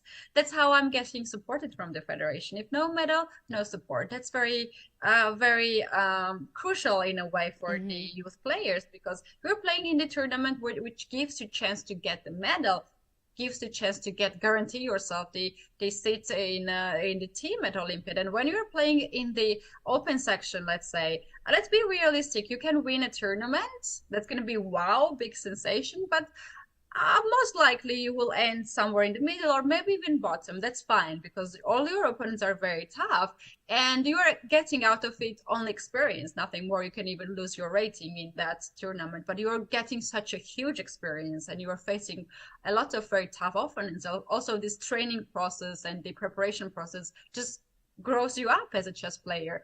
But you're losing so much, right? You're losing your title, you're losing your rating, and so on and so on. And in the end of the day, you have to play in the women competition Yeah, where I think there's a it's in a way a pity, and I think, the story you're telling, that's the case in so many countries. And in a Mhm. way, it's nice to get the support, and the players in many cases need that support. But it's also at the same time, I think what you're saying, a pity that they cannot measure themselves against the strongest or against all the opponents in their age group, that they sort of have to be restricted to play among girls only. And I'm curious to see how that's going to be in the future. I think, we see some girls already in some countries who are doing fantastically well, who are sometimes winning the boys' events as well. I know that just a few days ago, for example, Alice Lee in the US, she became the youngest, I believe the youngest something something. She got her international master title at only 13, which is simply incredible. And It is. so I think while it makes sense that sometimes, the sponsors or the federation or the supporters want to see those girls bringing home the medals and all that, on the other hand, it's also nice when they get a chance to play against the best. So it's a tricky topic. It is very tricky topic indeed, and yeah, it's getting very sensitive too for the players. But I remember that you yourself competed in open section at Olympiad, right? Yeah, This but year, it was last year. actually, if anything, it's quite sad because I played both times on the open team in the Olympiad, but that was both times because we couldn't get enough women or enough girls to have a women's team.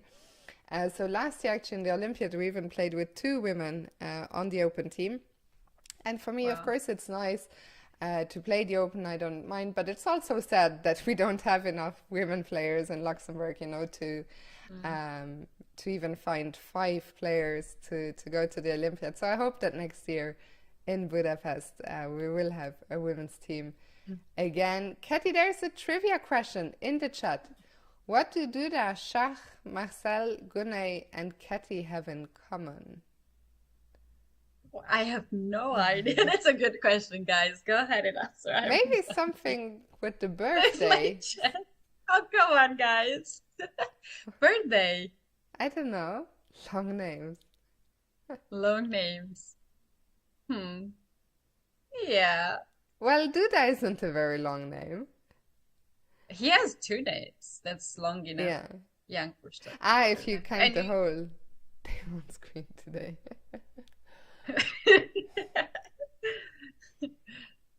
you... that's interesting. It can. Only I don't us? think it's names. It's a good attempt, but Marcel's name is not so long. I don't Yeah. think. Yeah. So what is it?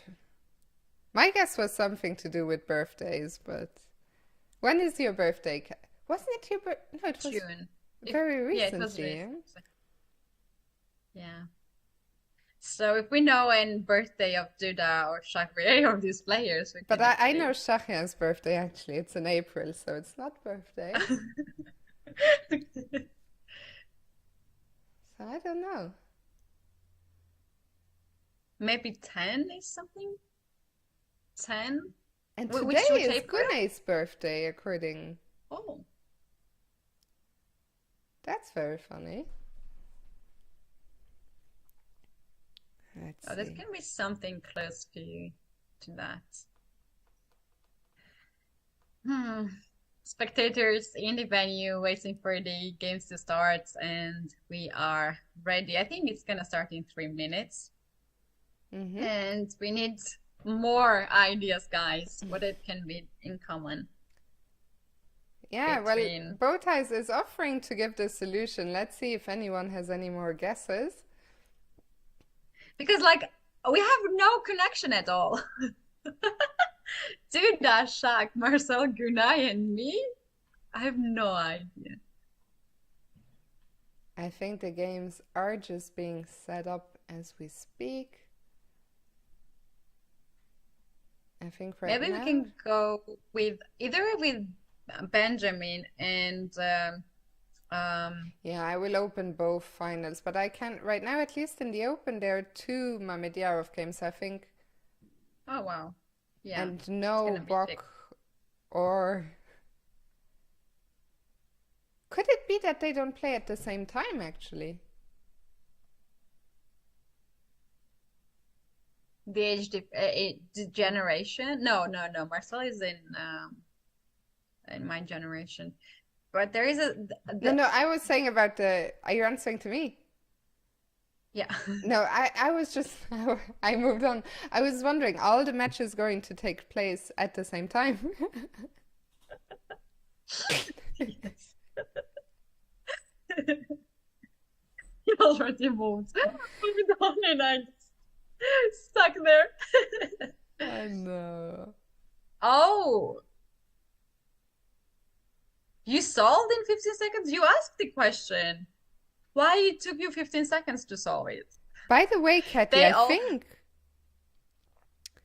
think we will not see the final right now why? because I think first will be the playoff for fifth and seventh place. Yes, that's true. First it's gonna be playoffs and then Armageddon, possible Armageddon, No, and no, but I then mean, I think there will be only two matches now in each two set. playoffs, yes. Okay. Ah. So let me read it. Playoffs for the match, fifth match. Um, no, there will be playoffs of first and the third places, and then possibly the Armageddon. There will be playoffs for what places? First to third. Right now? Hmm? Okay. According to the Because according to the schedule you sent me, there will be first the playoff for fifth and seventh place. yeah. And now this should be first and third No, place. but we haven't seen the playoffs for. We have seen Yeah. only who will play for fifth and sixth and seven and eight. But we don't know yet who is fifth, sixth, seven, and eight. You know what I mean? Yeah. And I don't like that. Which I think means that we're not going to see the final just yet. I think we're going to see the matches which will determine places 5 to 8 in the two events. Lovely.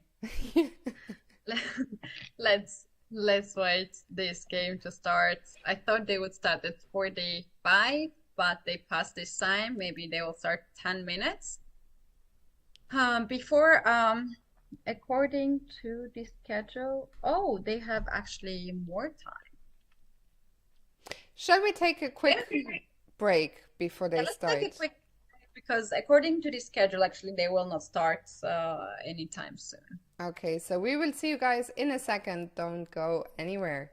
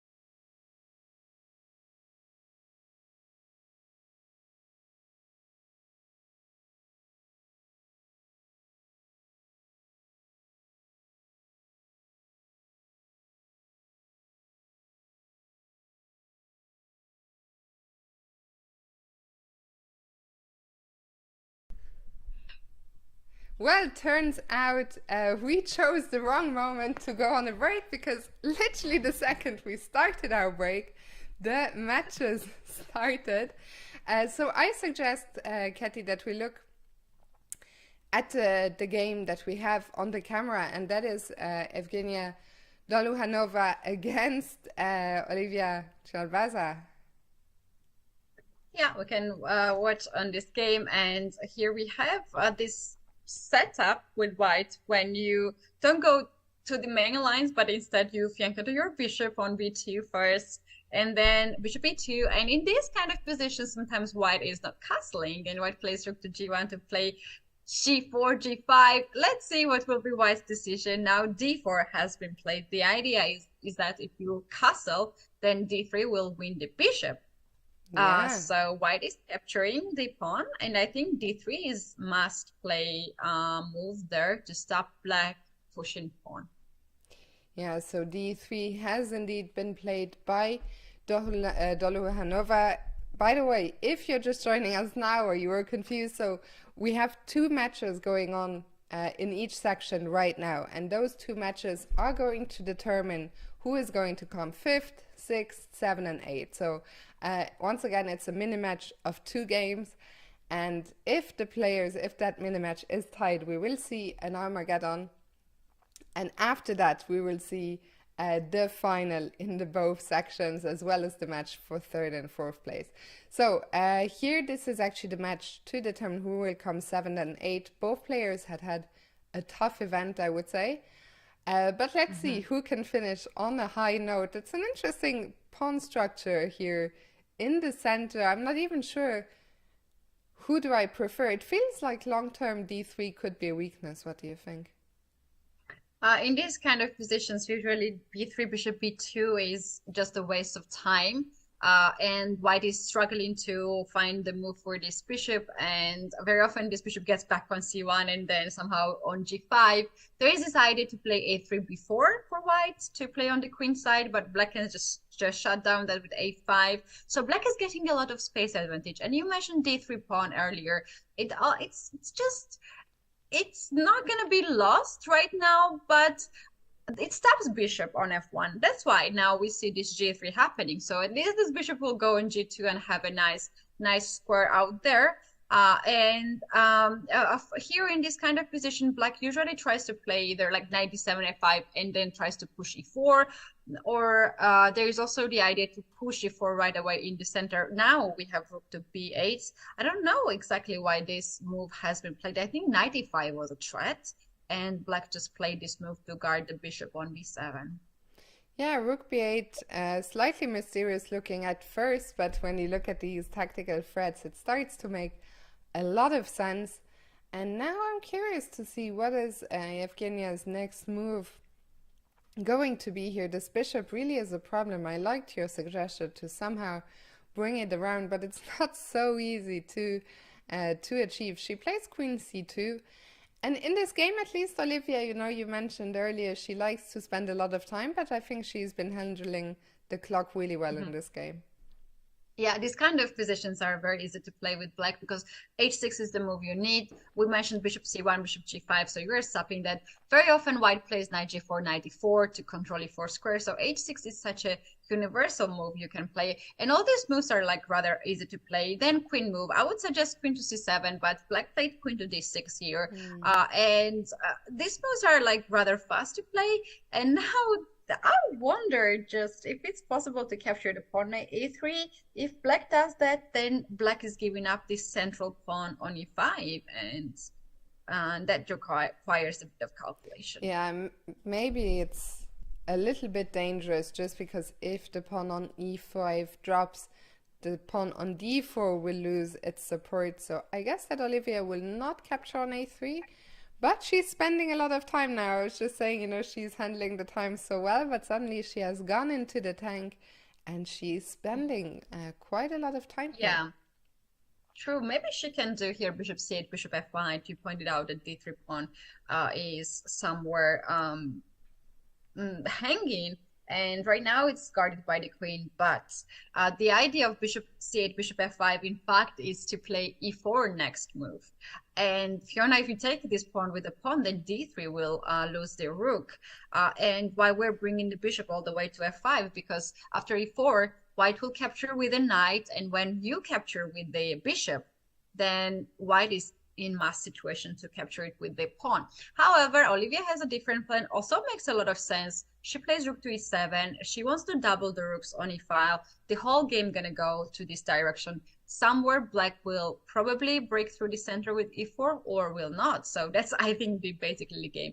Maybe knight h4 here makes a lot of sense to control e4 square, and she goes for that. Yeah, knight h4, very nice move, opening up the bishop, controlling e4 and threatening knight f5, so g6 looks very logical to stop the knight.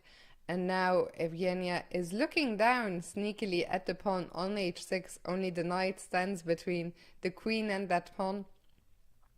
But on the other hand, the knight on h4 can be a bit awkward, so let's see, knight e4, okay, we're going to get some action.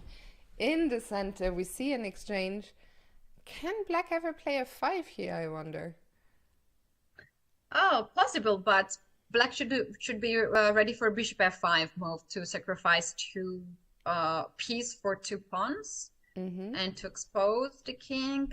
I think at some point, maybe just to prepare it with again bishop to c8, that should be the move, Fiona, to get a lot of space advantage and finally to push this pawn e4. So here she goes, bishop c8. Only 8 seconds though for Olivia. We've seen her lose on time, I believe, before today. So that's the main thing for her to keep in mind. Keep an eye on that clock. And the knight has jumped back to f3.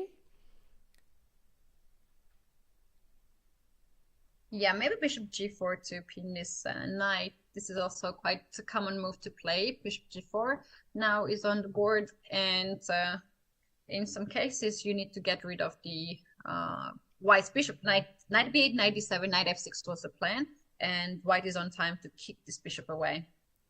Yeah, I don't know if the players... I think the moves are just coming in all over the place now. The position is still even, but they are playing on seconds. In my opinion, this will not be a draw. I think something will happen here somewhere. Yeah.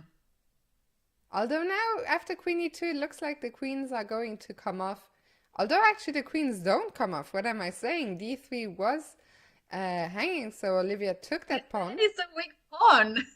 Yeah, exactly. So what is going on? Oh, wow, Evgenia is playing now on a win. I was very surprised that she did not captured with the queen, but it's so risk-free position. I think it's going to be a draw now. Yeah. Just when I predicted this is not going to be a draw now with the opposite color bishops, I don't think that anything else can happen here. And I think we'll see a handshake very soon. They're still playing, but there's no technical way that's possible way that's mm, yeah, and it's ended in a draw. Yeah. So another game in the women's section, Matnadze and Bulmaga is running. Matnadze has extra exchange and very strong pass pawn on the A Hmm. file, so she might win this game. Yeah, looking very promising for Anna right now. Um, so many problems here for Irina, but still not easy to convert this. What And in the open section, we already have results. somehow, at least according to chess.com, Irina won in what the engine was saying that the position is very bad for her, so maybe she won on time. But sorry, you were saying in the open? Yeah, the games has been ended in favor of Olakitin Andre and Santos Jaime. So this round is already done. Either there's a some sort of like mistake of the results, or this game was really won by Rina, and she flagged her opponent. Yeah, could very well be. Shevchenko, yeah, won quite quickly with the Black Fleece's convincing victory over Santos Latasa. So I guess the break will not be too long between the two games here. So we should very soon have the rematch. Maybe we can still follow this match, which we were looking at, Yevgenia against Olivia, because here the question is, will it be another draw and we will go to Armageddon, or can one of the two players win the match without going into overtime? So we will find out. We will find it out. We will find it out. It has been a really long day for the participants, for us as well. And thank you guys so much for hanging out with us on Fiona's Twitch channel, as well as European Chess Union YouTube channel, and being a good company indeed. So it's like, I think after this match, the players gonna have a really, really good sleep, because I For am sure they sure. are just. For sure. It is now 7 p.m. in Europe. They started playing shortly after 2, so it's been almost 5 hours. For some of these players, for half of the field, the tournament will be over very soon after this match. But the players who are waiting to play for the title, they are still, resting, maybe thinking, what are they going to play when the games start? So still one half match and one full match ahead of us today. Let's hope that the players come back soon. I don't think it makes a break, even for them. I think it makes sense to play the second game quite soon Mhm. after the first one.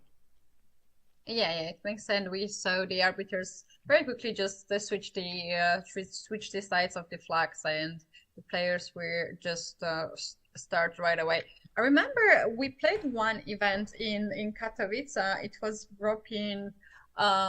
European Rapid and Blitz tournament. I think Blitz tournament, and they had this new a regulation that you had to play against one opponent with both pieces, Hmm. both sides. And I didn't know about that. I learned it at the tournament, and I was like, "What? No, I will not play second." I was just, I was denying so much to play second game. Oh yeah? And the players were switching and then it got so exciting that I was the first person who was running around to sit on the other side of the board and to play. But at the beginning it was just hilarious to me to see like what was happening there. So it means that chess is becoming this sport that it's like it's becoming physical sport. You need to be so strong physically to compete at these competitions, because if you're not strong physically, like now my back is hurting so much, Yeah. I'm barely sitting here. You can imagine for the chess players if they are not strong. I and know, and doing I good. think it's one of the things, as we mentioned earlier, it's the first time that chess is a part of the European Games. And I think that's one of the things that we are trying to show as a chess family is that chess very much is a sport. It's very tiring, as Katie just mentioned. You need to be in good shape in order to perform well. So hopefully after today, the player, like the spectators, will have a better understanding of that. By the way, we Mm. see Evgenia just returning to the board here. So it looks like Right. game two will be off. This was the only game out of the four that we're watching that ended in a draw, right? All the others ended Yeah, that's decisively. that's actually true. The other games were decisive games, and also just to point it out, what you mentioned, chess is a part, like as an exhibition part of the European Games, so it's not in the actual schedule of the Oh, European Games. okay. I didn't. Alongside with the other sports, because of this reason, what you mentioned, Fiona, and chess is not recognized as the Olympic sport so far. And to agree to be the chess as an exhibition sport, that at this event was a great job of the organizers, local organizers, who attract a lot of uh, uh, uh, local organizations, and not only, also you have to convince the the organizers of the European Games to get this chance. And another inside information is that chess is the this event is the one which sold the most of the tickets for whole events. Wow, So that's very I think that's a impressive. Meanwhile, we have liftoff. We see the anti-Berlin on the board, and this is it. If we have a winner here, that match is over. We are not going to Armageddon, so let's see what is going to happen. hmm Yep, so far I think this is going to be just the opening, and we don't see much of the mistakes in the openings, and especially in this one, I think it goes a bit slow until the time goes down to 1 minute or seconds, then we're gonna see the fireworks indeed. Yeah, so let's see. For now, both sides just developing their pieces completely normal. White is occupying the center. Black is looking to reroute her knights. And the bishop is coming back all the way home to f1. Usually the knight will transfer via f1, so this knight will have to find a new path, maybe via c4 here. Let's see what Olivia goes for.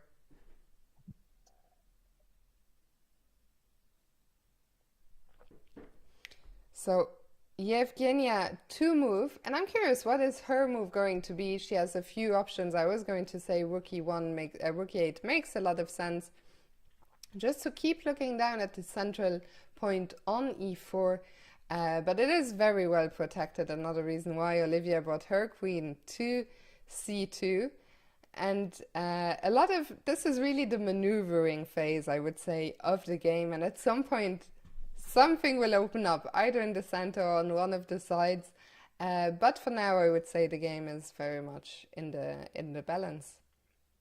Yeah, they're just preparing a little bit, and I think black is eventually trying to push d5 in the center to open up, and this move, bishop to c7, might be just a preparation of that to back up the pawn on e5, or maybe she's trying to develop the light square bishop on b6, b7 in that way, and then potentially to think to push d5 and open up, but we're gonna see this for sure. And the next move, I have not seen bishop on f1. Usually knight goes on f1, as you Yeah. mentioned, and we have seen this maneuvering there. Bishop usually stands on c4, so that might be a bit of change of what we have seen. And now we have finally d5, and white is challenged to push the pawn e5 in the center and close the center, or to just keep this kind of position and just pass the move and play maybe bishop d3. She does indeed go for the push in the center, which I think made a lot of sense. The Black Knight for now doesn't look so great on g5 on h7, but at some point it will probably jump forward to g5, maybe looking to be exchanged, or maybe even jump backwards, try to reroute via e6 and maybe eye up the f4 square in the future. So a lot of possible plans here for black. The position still very much even. Also the clock times, and actually she does bring the knight back to f8 here. Also Yeah, because mm-hmm. yeah, go ahead. You know, to protect. For a second I forgot that this knight was under attack on g6. So I think knight f8 makes a lot of sense. Yeah, they're guarding each other, and the moment white just brings bishop or queen out of this diagonal, maybe black will be ready to play knight e6 and then jump on f4 or knight f4 right away now. And the knight on h7 was not hanging with its check. Both knights were actually in danger, but now it seems like they are not anymore. The bishop is hanging, and if you give up the bishop on d3, you might just see very unpleasant moves like g6, bishop f5, and yeah, you don't want to give up the bishop that easily. Instead, white goes bishop to f5, and now if the bishop trade happens, and knight on f4 will be hanging, and you need to spend extra time to get this knight back. Yeah, things are getting a little bit tricky here, so let's see how Evgenia is going to react. A minute and a half on the clock. As you mentioned earlier, the players must be getting tired by now. They have been playing for around 5 hours at this stage. But these are the final moments of concentration needed. Also, of course, these players, they are top-level chess players. They are top-level athletes. They are used to playing long games and long days. But let's see who still has more energy here. Bishop c1, hitting the knight on f4. Yeah, another thing is, that when you play chess, I think you would also agree, you don't feel tired. Like, you feel tired afterwards. Like, oh my God. But when you're playing at the competition, you're so much into this. You want to win. Your brain is somewhere in the variations, and you don't think I'm tired.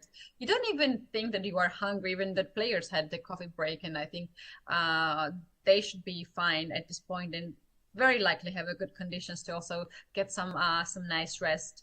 But when you're watching them and when you're commentating, you're getting more tired actually, because you're jumping from one to another and you want to be focused and everything. And the players have their goal, their plan to do, and I'm sure that they don't feel at this point that tired as, for instance, we might feel. But after the games, they will it will come for sure. Yeah, because also I think the adrenaline, especially in Blitz formats, keeps you going for so long. Speaking of adrenaline, it's going to have to kick in here because the players are down to 30 seconds only. I actually like Olivia's chances here, just because I feel like the Black King in the future might be somewhat vulnerable. But let's see how this is handled by Olivia. Yeah, so far we have still this maneuvering here and there, still 30 seconds for the players. But what happens if they have only 2 seconds? Then all the drama starts, and they cannot keep the time on the clock and also the composition forever. So we are just waiting for the moment. Yeah, for now, still some maneuvering. White is just trying to activate all the pieces. I guess she's going to go for an idea maybe with queen d2 and threatening to take on h6, because the knight on f5 is such a monster for white. So I'm actually a little bit worried for Evgenia about her position here, because especially with no time on the clock, being on the defending side is so much more difficult. But I like her move, knight e7, trying to initiate some exchanges. Yeah, that's right. And also when you have to defend the position, you have only moves. Somehow you're finding the best moves. And when you are in a better side, you have so many good options that you're struggling to find the moves. Now black is chasing to trade the queens. Maybe knight g4 would make a sense, though h5 would be the move there. I think white's plan is to bring knight on g4 somewhere, and to think of some kind of sacrifices, bishop h6 and knight f6. But look at the times now. The players are playing with seconds only. I mean, the computer might say 0-0, but I will say once again, something will happen here. I think this time we'll really have a decisive result. Yeah, no, it's not equal position here. It's no way. It might end in a draw, even it mightn't, but the players don't really feel that it's equal No. position. The pawn is gone on d5, and now this might actually go to the rook end game, where very likely the game can end in a draw, to be honest. But, I mean, white has an extra pawn after all. She also has the better pawn structure.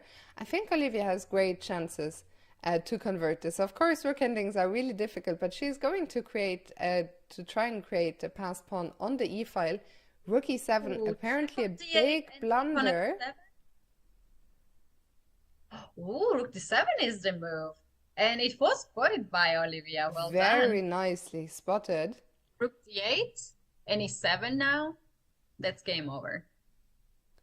And that is that. Olivia wins this match and finishes the tournament in 7th position. Evgenia Dolwanova in 8th position. So let's see the other matchup, Irina Bulmaga against Anna Matnadze. Are we headed for Armageddon here? It looks like it because Anna has an extra queen. Wow. Sante, cut us some slack on the tech side. We're doing all of this by ourselves. So cut us some slack. And yeah, it looks like we are headed for Armageddon here between Bulmaga. Are we sure that Irina won the first game, yes? Let me check. I was busy to read Santa's comment. Mm? The chat. Yeah, Irina won the first match, and the second she lost, so it's 1-1. And in the open,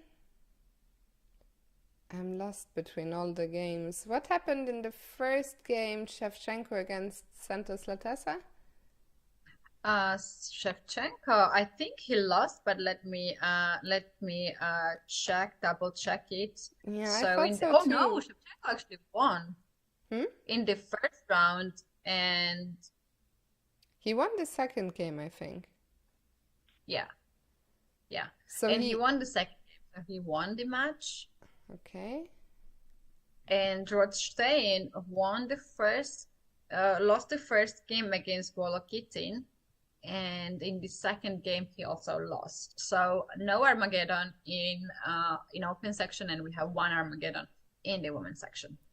Absolutely. So we will wait for the game between Irina Bulmaga and Anna Matnadze, and after that we will get to the finals where we will see in the women's who is going to win the gold medal. Will it be Danielian or will it be Gunay Mamadzada? And in the open, will it be Shahria Mamedjarov or Shant Sargsyan? No, Benjamin Bock or Shant Sargsyan? We're gonna know that very soon. You guys, earlier you asked the question about the prices, and in this tournament we're gonna have the prices, the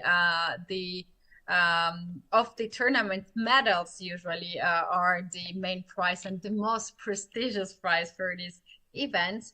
There's no prize fund money-wise in this tournament at the event itself, but very often, Fiona, when you win the Olympiad or when you win the team competition, then when you go back at home, you are getting some rewards for that. So let's hope that this tournament and these players will be recognized in their own countries. But for them, the most important is to get the medal. And earlier I was talking about that too. All those tournaments, when you represent your country at the World Championships, you're not actually getting any money to win it, but you are getting the medals and the title that should bring that some kind of financial support from your country and from your federation after that.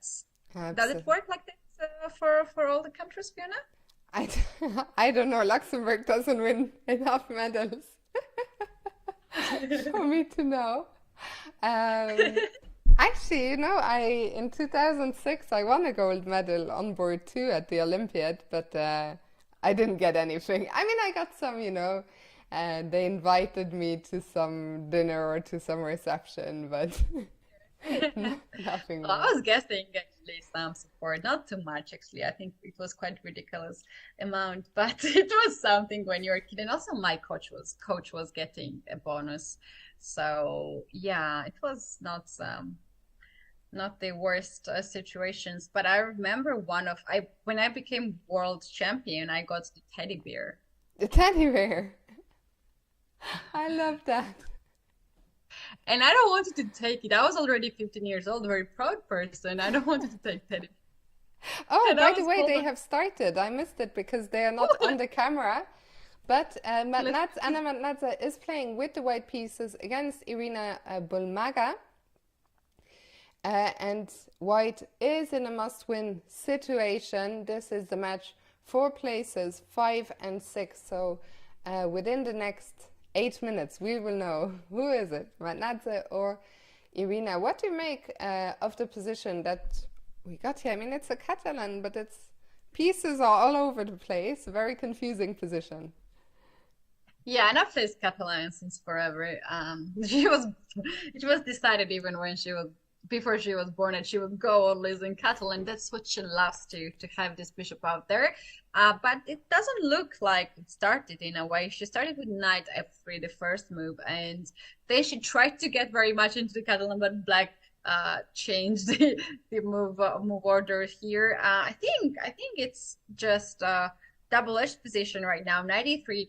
The threat is to capture on e5 and then to capture the pawn on c4. And the question is how black is going to defend this, and she's going Irina with knight f to d7. So her idea is to capture knight on e5 back with a knight and support the pawn on c4. And ooh, h6 was a tricky move. Wanted to play g5 next move and force this trade happening. Yeah, things are heating up here now. A5, Anna is grabbing more space on both sides, h4 on the king side, a5 on the queen side.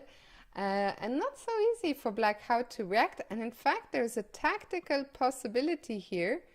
And Anna spotted that so quickly. Rook d6 is, well, not Plus, a crushing tactic, but a winning tactic. Another one, Katie, for our daily puzzle. you can pause the video right now and solve, you guys. Yeah. Oh, please don't do it because it's Armageddon and that's not the time to do it now. You just can capture now the knight on e5, or first you can trade the queens, both possible. Absolutely. And so after queen d3, okay, Oh, bishop f1. why was that necessary to play? I'm not sure. Because you were just dropping the piece on c4, right? So Yeah, like can take the knight c4 here. I don't know if this is correct or if we had. Black is okay. What white is hoping is to queens to be traded, but even so, I think black will have very nice chances, and it's always something like that. Like when the piece is hanging, just pick it because you might not have the second chance. Knight Yeah. f3, also a very nice move, giving a check, and now you can take the queen on e2. Yeah, big missed opportunity here for Anna. But on the other hand, Irina has invested a lot of time. By the way, we can see on the camera that the flags are coming out. This will be the camera for the game between Duda and Mamedyarov, who will fight for third and fourth place. And what is going on here? We see a lot of trades. Remember that a draw is not enough for white. White is in a must-win situation. And black is the one who pushes g5 here. This is crazy. It is crazy. This knight can be captured in 3 different ways now, but the bishop on f4 is also under attack, so that's the trade we see. Anna decided to capture with the king, but now the king here is somewhat open.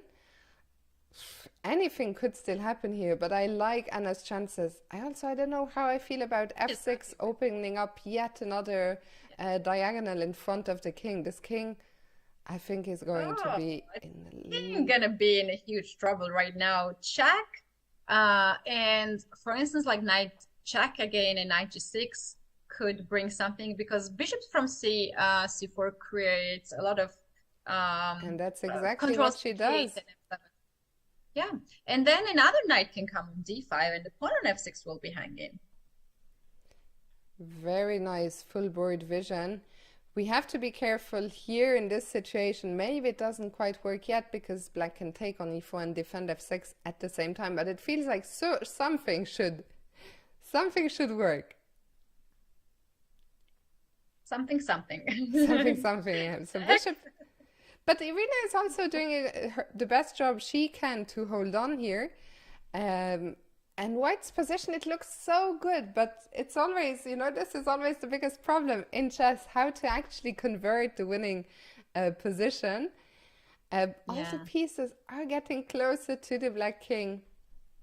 And is hitting the Now rook. bishop f7 forces this rook to move away, and then knight d5 was the move, and Irina just sensed it at the right time. You have to sacrifice something now, give this exchange back, and to find the target to play on. And black's target is now e4 pawn, and white can't really afford to lose this pawn because an f5 will be hanging as well, and rook to g4 comes on the way, knight d3, and create some kind of threats, not serious threats though. The knight e5 was not a was not a fork, but it took a pawn, and maybe in the end of the day it can be something. Knight c4 is now the threat. Knight c4, knight f5. Yeah, and knight c4 was allowed, but in comes the white king. One of the problems for black is that the king on h7 is just cut out of the game forever, while we can see that the white king couldn't be more central. It's such a big part. He's such a big part of the game. And now he's coming in even more. The rook has to go to f8 to protect the pawn, but now we're going to get a race. Irina is going to try and run her a-pawn. Anna is going to try and run her e-pawn in the center. So this could still become very interesting. But look at the clock times. If this is correct, Irina, only 20 seconds. Remember, there is... Oh, no. Oh, the clocks are jumping, but Irina by far the one with less time, and she doesn't get any increment. I don't think she's going to survive this game. Wow. Ugh, nerve-wracking. Fiona, do you remember one of the games of Anna playing at the World Cup Armageddon where the Yes. pieces were flying all over the board? I think it was against Padelka. Yeah, exactly. Yes. I remember it well. I talked with Anna about that game, and she said it's one of her worst experience in chess. Yeah, I think Armageddon, unfortunately, I mean, Armageddon is fun, but it can also lead to some really, really ugly situations. Yeah. And here, well, the pawns are running, and Anna decides to go for the easiest conversion, giving up the rook to get a new queen. And I think that is the end of it, the end of this Armageddon game. Anna Manadza gets the 5th position in this tournament. Irina gets the 6th. Katy, I need to run to the bathroom for a second. I don't know if you want to continue without me or if we should take a quick break. It's okay. I can hang out with chat if that's fine with you. Okay, that is completely fine. Let me see if they have already set up the games so that we don't miss anything. Actually, True. Duda Mamedjarov. Okay, I'll at least wait until because Oh, it's okay. I think yeah. they will take some time to adjust everything. We have the video. I think it could be good to have the video, and that's pretty Okay. much it. I will open this. Maybe this will be the correct game. I mean, we will look, I think, at a match for the title, but this is the only one that's set up for now. I'll be back in just a couple of minutes. Sure. And here, this match gonna start. I think this is the match that everyone is looking forward to see. JKD against Shaq is right now on the way, and I'm sure the most of the spectators in the playing venue is looking for this match. You guys, who do you think gonna win the game, Duda or Shaq? Both very tough players. Both very tough players. Duda had a bit better tournament now, but he lost the match um, in the playoffs, and as well as Shaq. And now it's gonna be two games, and will define the winner of the match. So yeah, Armageddons are actually very interesting and exciting for the players, but myself, I have never played, and I have no idea how does it feel. I think it will be a nerve-wracking um thing, and I don't even know which side I would choose, white or black. So we know that white has more time, but black has a draw odds as well. So, guys, do let me know in the comment section which color would you like to choose. I know from Duda that he would choose white. So, if there was any kind of a draw of lots, probably he chose white color because he says that he prefers to have more time on the clock. Me personally, I think I would go with black because I'm anyway losing a lot of time from the very beginning, and then to have the opportunity to make a draw is something that I would like to have. White, because you are going all in, right? Yeah, Fiona also mentioned that she would choose white color. That's interesting. James Silver, black color. Yeah. And to talk about this tournament in World Cup, I remember when both I mentioned about Dina at the commentary. I remember something, but not together. Something there and here. Dina was saying pre-move, right? That was basically the pre-moves. Yeah, I can remember that. Why? Because you're wearing what? Because of the clothes, yeah. Of course, fashion comes the first. Black is always the best. That's actually a good rhythm. I like that. You guys are very creative. White is easier with more time to play and to get the advantage. Hmm. Probably if you get the advantage. In most of the games, I don't get the advantage. Maybe that actually somehow creates the thoughts that I would choose black, because anyway, I'm having a bad position, so let me guard at least kind of situation. Okay, I am back. And let's see, have the game. So on the camera, we can't see anyone yet. We saw someone walk by. Which match do you want to follow first? Elena against. I think we should follow one of each, maybe. So, Yeah, let the chat decide. And I know what chat will decide, but I don't know. Let's actually have competition in the chat. They want to see Elena, and they want to see Duda and Shak as well. So but I thought the two matches will be at the same time now, no?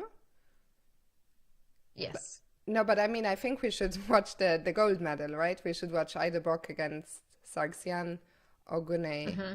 against Elena.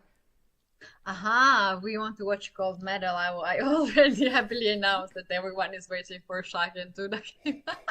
You know what, Fiona? We have this on our camera right now. We can keep the eye on this camera and just see what's going on, and we can see what's going on in one of the golds. Yeah, I think Mm. exactly. We will keep the camera on Duda. I'm still waiting for the game between Bock and Sarxian to show up, but in the women's everything it looks uh, like it's ready. So for now, you know what I'm gonna do? I'm gonna keep the board on Elina Danielian against Gunay Mamadzada. So I think that will be the first game we follow, and then later on, game two, we will watch Bock against Sarxian. The Armageddon games are played separately, so that's why the other games haven't started yet, but we're about to witness the final here. Now will be decided who walks away with the individual gold, individual silver, individual bronze, and also the team. And the teddy bear. And the teddy bear. I love that story. Oh, yes, and it has a continuation as well, Fiona. When they actually handed the teddy bear to me, I said no. No. That was my grandmother on the stage. We were invited on some like special occasion, and she was like, "Take it," like take it. So Like, no, I don't want to take teddy bear. How old are you? 15 already? Oh my God. Yeah, but it has a behind story that, like, I was just very upset at the whole situation. And it's a whole story, and I just don't want to accept any gift from them, especially ridiculous gift. By So the way, yeah. we can see that Shahriar Mamedyarov has arrived for his bronze medal match against Duda. So I think the games will start very soon now. It's been a long day, but the players are ready to battle it out for this final match. We see the photographers are getting ready, which probably means that Duda is arriving very soon, and we will see a handshake here between the two players. The spectators really have been treated to a full day of chess, a lot of exciting battles, a lot of tense fights. You have not given the teddy bear a name. Oh, poor teddy bear. So, where Very is... ugly and poor Hmm? teddy bear. I don't like. I don't even like. Do you still have it? Yes, my parents kept it. I hated it. I wanted to give it away, but every time we change our living place, they took it with them. I hope they will just give up somewhere. And here we have the handshake. And okay, we are off Okay. in the game one final between Elina Danielian and Gunay Mamadzada. That's where we will keep our attention on the camera. You will be able to follow the clash between Duda and Mamedyarov. So, experienced Danielian against the youth Mamadzada. For now, a quiet London start to the system. game. Uh-huh. Yeah, London system. Of course, this is the opening we would like to see because the chess community is divided into haters and the lovers of the London system. Which team are you joining in? Uh, I actually don't feel so strongly. If I had to join one of the two teams, it would probably be Hater, but I don't. I don't play the London, but I don't hate it also. So I'm somewhere in between, but I'm with you that in general people feel very strongly about the London. What Yeah. about you? I'm fine with London system actually. The people who hates London system is the black collars actually. They don't like when they see London system. That's the problem. It's a very tough system to break. It's Yeah. very hard to get an exciting, or if you're an attacking player, yeah, you don't want to see the London. Um, People who hate the London lose to it a lot. That's a fair point made in the chat. Mhm. So a slow start to the game here. White is going for their usual setup. Black is also going for a very solid setup here. But Elina has actually invested a lot of time in her first 7 moves. That's right, because Gunai played bishop g4. That's not happening very often in London system when black develops the bishop on g4, and usually you are going to play against the bishop on c8, which stacks on c8. Yeah. And now she is thinking how to use that. What's the difference? And usually when you play bishop to g4, that allows white to play c3 and queen to b3 to attack the pawn on b7. So early development of the bishop creates the weakness on b7, and then white can start to play really nice game, bishop b5, knight e5, and so on and so on. However, Elina finds no difference between bishop being on j4 and c8. She goes what she has planned and not changing anything. h3 has happened, bishop to h5, and now in this position, still it's possible to play queen to b3, but instead she goes queen to e2. And another plan in the London system is to push the pawn on e4 and open up the center. And I think that's her idea now in this position. Yeah, I'm curious. Is it crazy? And you will understand in a second that I'm not too familiar. Can White ever go for an idea with g4 and castle queenside and go for an attack? Usually you don't really castle on the long side in this position because black's pawn on c5 already indicates that black is very strong here and can happen like c4 or c takes d4 and open up the position right away. But g4 is quite normal move here to just make sure that the knight is unpinned. And even now there's a castle. If you have the follow-up g4 g5, it still can be valid, but I believe that white will somehow try to go to open up the center now with the e4.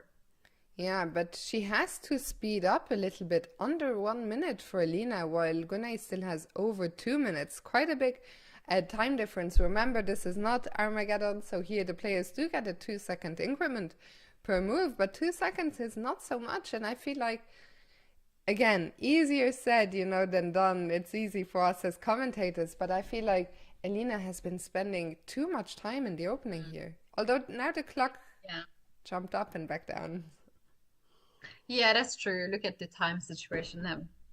Black has all the comfort now on the position as well, and also on the clock. G4 we have seen on the board, attacking the bishop, and bishop goes back on G6, and Alina just decided to trade the light square bishop. Time-wise, I could say that the London system went wrong for white here. For sure, and interesting that Gunay is spending some time here, because most of the time you immediately recapture towards the center.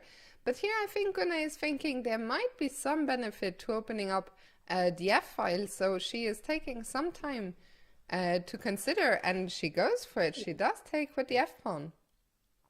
Yeah, that's because white played G4, and now Yeah. black is looking for some kind of rook interfere on the f file. It can be something like knight e4 or bishop d6, and even thinking of some kind of exchange sacrifices.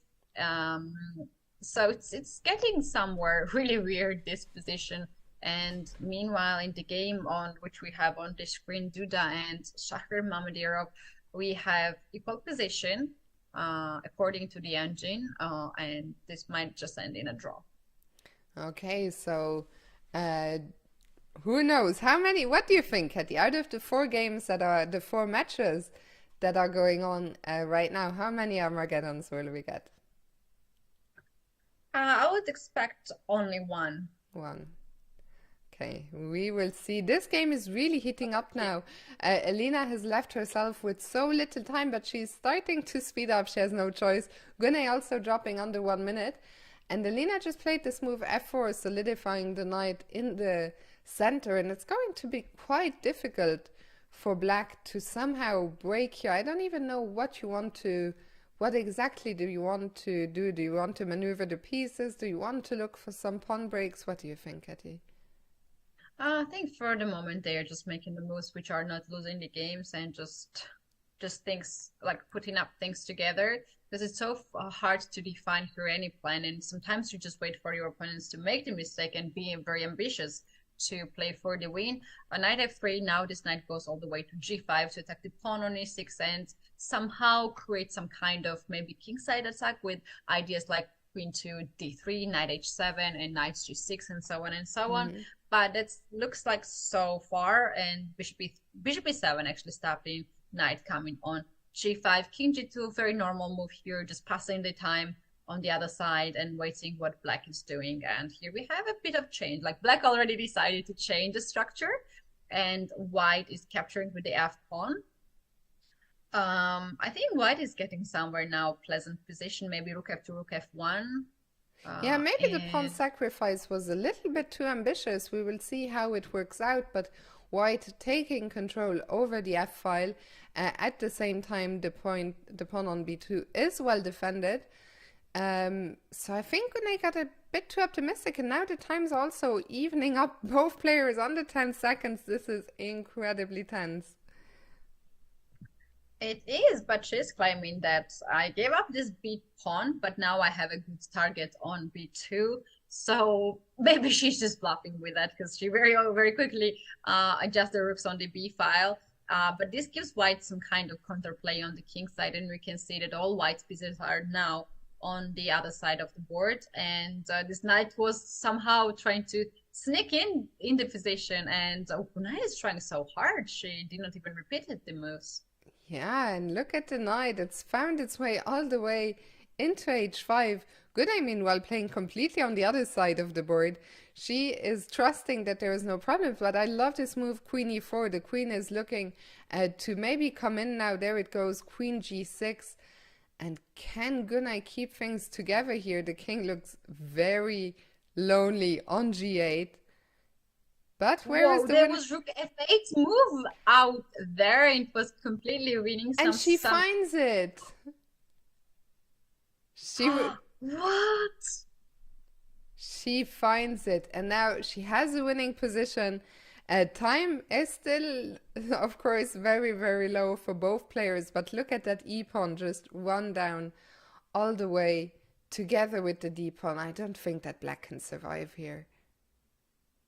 Wow, what a push Just here from maybe Gunai white and only has to be careful about one thing, to not get checkmated on h2 here. That's the last danger, but now suddenly the pawn is running, and that got is a checkmated. checkmate. Wow, what a game we just Well, saw. Sorry, that was my. an incredible game. It looked like Armageddon, and meanwhile, the game between Duda and Shak finished, and Shak won the game against Jan Christoph Duda, the first game. They will play second game, both of them, guys. So we have here Duda in must-win situation and Gunai in must-win situation Katie, as the well. game between Benjamin Bock and Sargsyan is still ongoing, but it looks like Benjamin is about to win this one because he has stopped the black pawns and he is going to get a new queen. So, in fact, all games ended decisively here. Bock winning game one of the final for gold medal against Sargsyan. Mamedjarov winning with the black pieces against Duda. And finally, the game is still going. Elina. Sorry. Elina Rubers about. Yeah, it has been indeed a very long day, and I did. Oh, this is actually interesting. Endgame. Do we have it on the board? Yeah. On the screen? Yeah, Rook Endgame, which actually just the white pawn disappeared and should be draw, and the players had agreed on a draw. It looks like Elina was was pressing with the extra pawn. If we go back a little bit, yeah, she got a winning endgame here. Apparently taking the pawn on e6 was not the best idea. I'm very surprised. Again, there was no time, but that she missed the chance here to get a new queen, exchange everything, and Okay, go into a the winning pawn. winning. So yeah, Wow. big chance missed by Elina. So that is the only game that ended in a draw. We saw Elina beat Mamadzada, and so I suggest that for the next game, maybe we follow Benjamin Bock against Shan Sargsyan. Absolutely, I agree with that. Now it's time for guys to be observed in very important match. They are fighting for the gold medal. It is so important to see what is happening in here, and we keep the eye on the game of Duda and Shak. It cannot be otherwise because Duda is such a big star in Poland. I cannot even think of anything else. So that's normal, but we can switch the board here on the other side. And you guys, it might be the last game for some of the players. There might be no tie breaks, no Armageddon actually is for some of the Maybe some of the matches. maybe no Armageddon at all. Who knows?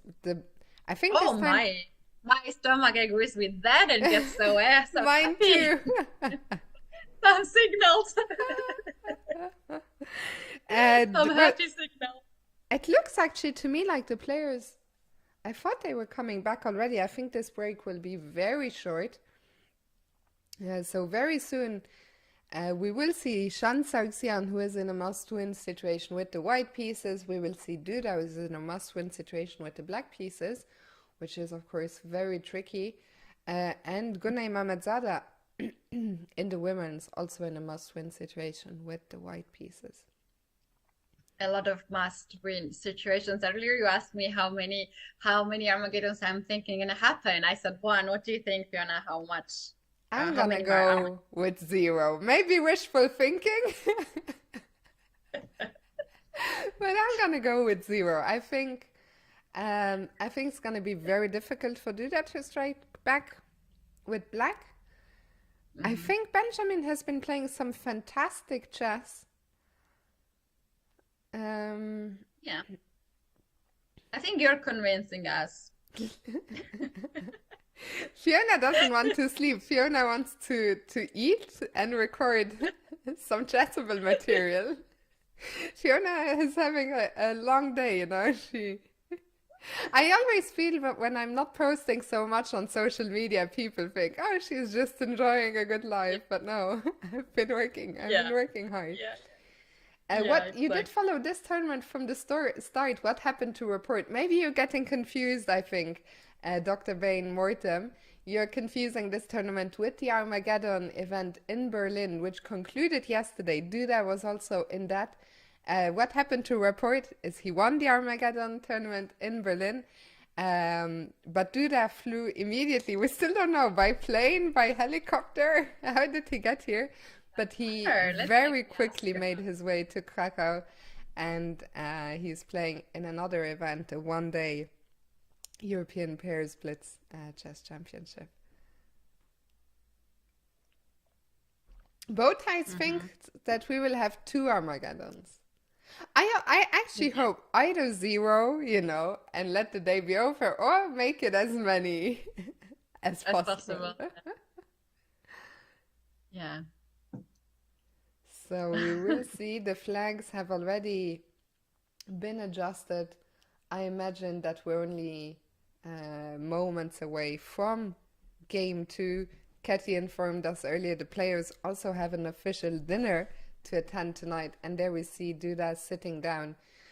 So any moment now, we are off. Remember, in the camera above our heads, we will see the game between Mamedyarov and Duda, and on the board we will follow Shan Sargsyan, who's in a must-win situation. If Shan Sargsyan doesn't win this game, Benjamin Bock will be the winner of this tournament. That is right. We're gonna see, guys, that so fast, in a couple of minutes, very likely, or maybe we're gonna see it in Armageddon. What we are so close, closer than ever, actually, in this tournament. But it has been so far really amazing. 7 rounds of the Blitz games, 3+2, and then playoff. And we have seen also the Armageddon game, which was really, really interesting. So, and now we are going down to another last playoff game and very likely another Armageddon game, but we don't know it yet. We will find out.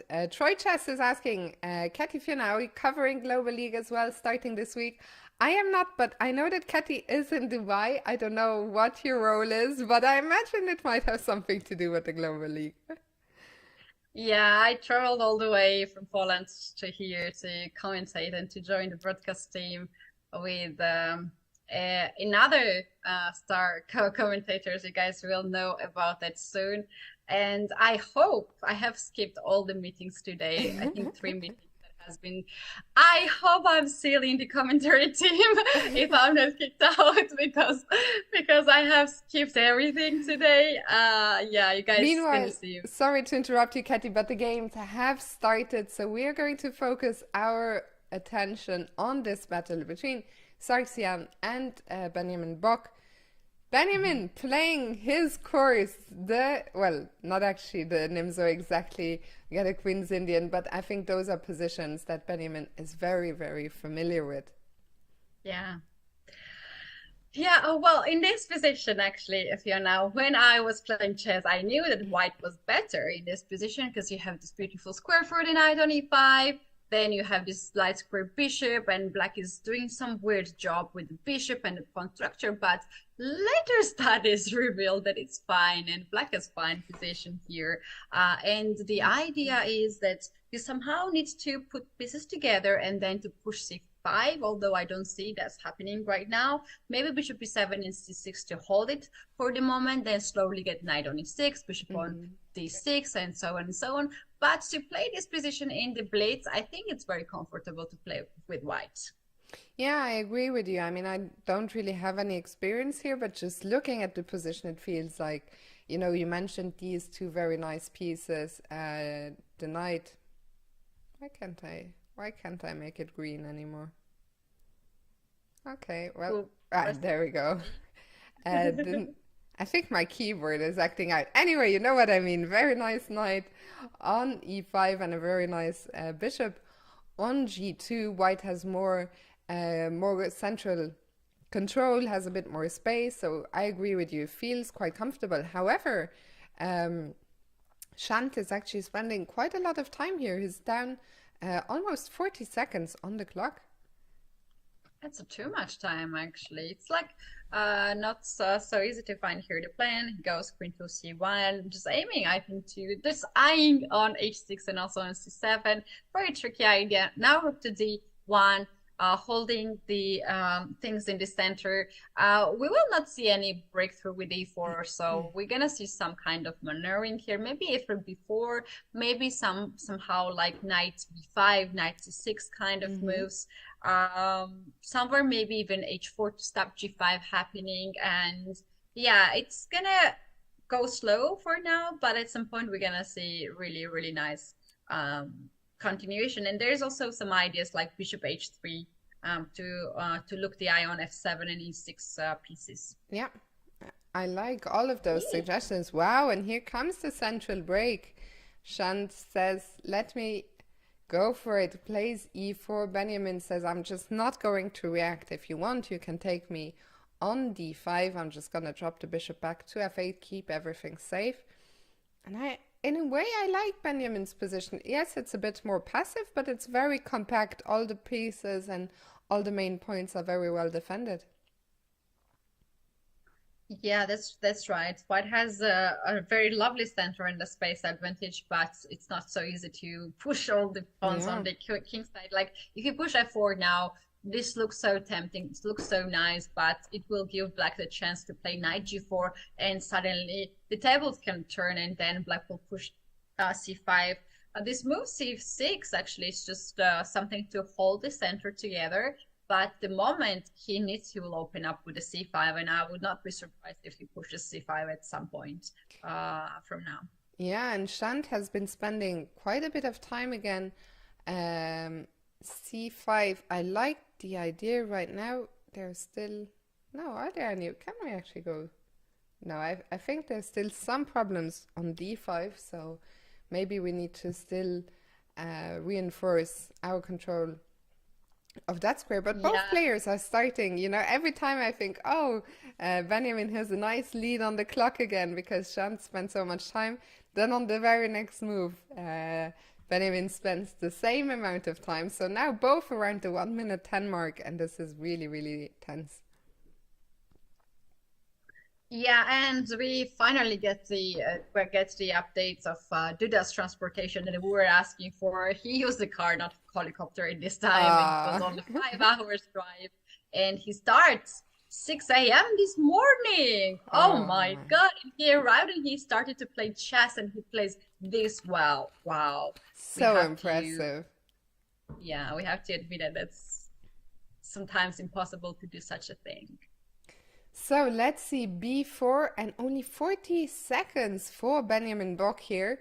What is he going to do? And he goes, Ketty, for the break you told us about a minute ago already. C5 is on the board. Yeah, I know it complicates everything because we don't know who stands better here, which pieces are better here. We need them to just clear up a little with the position so I can understand what's going on. D4, I like this for Black. Yeah, things are not clearing up just yet, but maybe soon the dust will settle. Black has won an exchange. White has a bunch of pawns though. And this is really a big, big mess. But the white has two pawns for the exchange, but the pawns are a little bit weak. So I'm with you. I like Benjamin's position. Yeah, and especially now when White is struggling to move the pieces around, you cannot leave the knight alone on e5. The bishop is hanging, and you need to find a move to guard the bishop, and it's not so easy. Maybe knight f3 is the way. Hmm. Another ways to play c6, which is so crazy that I cannot believe that it's working. C6 here to attack the bishop, and then maybe knight to b5 to activate wall. Yeah, and Oh, knight indeed he f3. went for the safer knight f3, but Benjamin quickly capturing on e4. There goes one of the pawns. And I think Benjamin is taking a big step, right now. If he can keep his cool, if he can keep time on the clock, I think he's taking a big step towards that gold medal. Yeah, I agree with that. C6. Ooh, it's a blunder. C6 is a blunder. Yeah. Bishop takes just on C6, and if you take it back, then knight on E2 is hanging, and that's I think Shant just forgot the knight on E2 was hanging, or Bishop C5 was his plan, and now what Black can do? That's interesting because the queen is hanging. Yeah, maybe queen Uh, b7 to counterattack against f3. He goes for queen d7, which also it's looks also fine. decent because he wants to play queen d1 and trade the queens. I really like that. Remember, Bok only needs a draw in Hmm. order to win.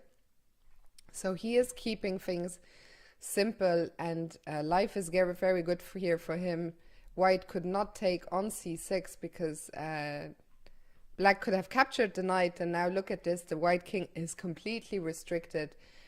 Unless he loses on time, Benjamin should never lose this position, and he's keeping everything so simple. He's going for a lot of trades, and look at this. So professional.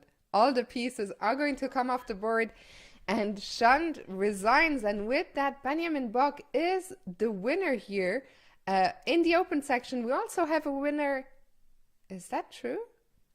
In the women's, because it says here Elina Danielian has won, maybe on time, I'm not sure. Her position was good.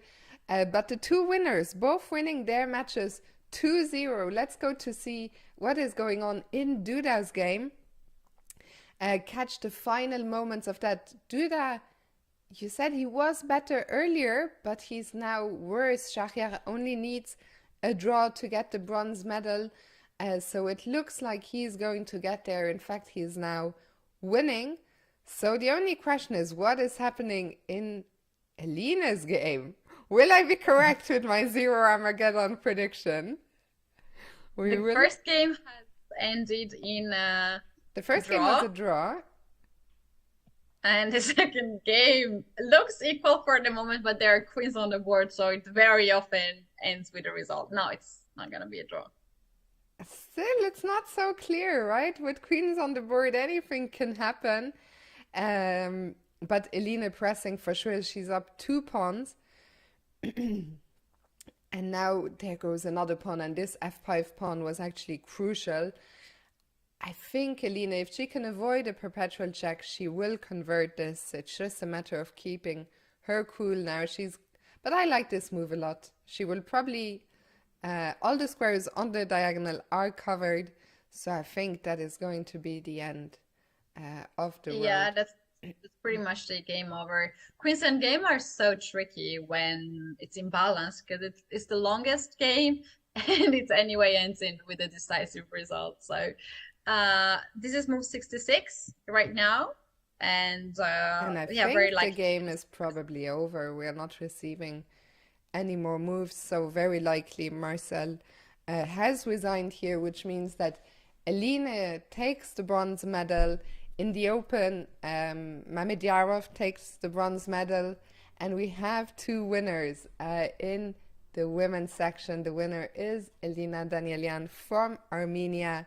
Huge congratulations, and huge congratulations as well to our friend and fellow streamer Benjamin Bok, who today played some fantastic chess, winning the final 2-0, the same as Elina. So wow, what a final, Katie. It is, and look at streamers going over the boards tournaments and winning it all. So that's actually very nice something to see. To have all these Twitch stream viewers that are following all the streamers. Now they can see actually why they the players that they are following and knowing from the different angle, they actually are very good players.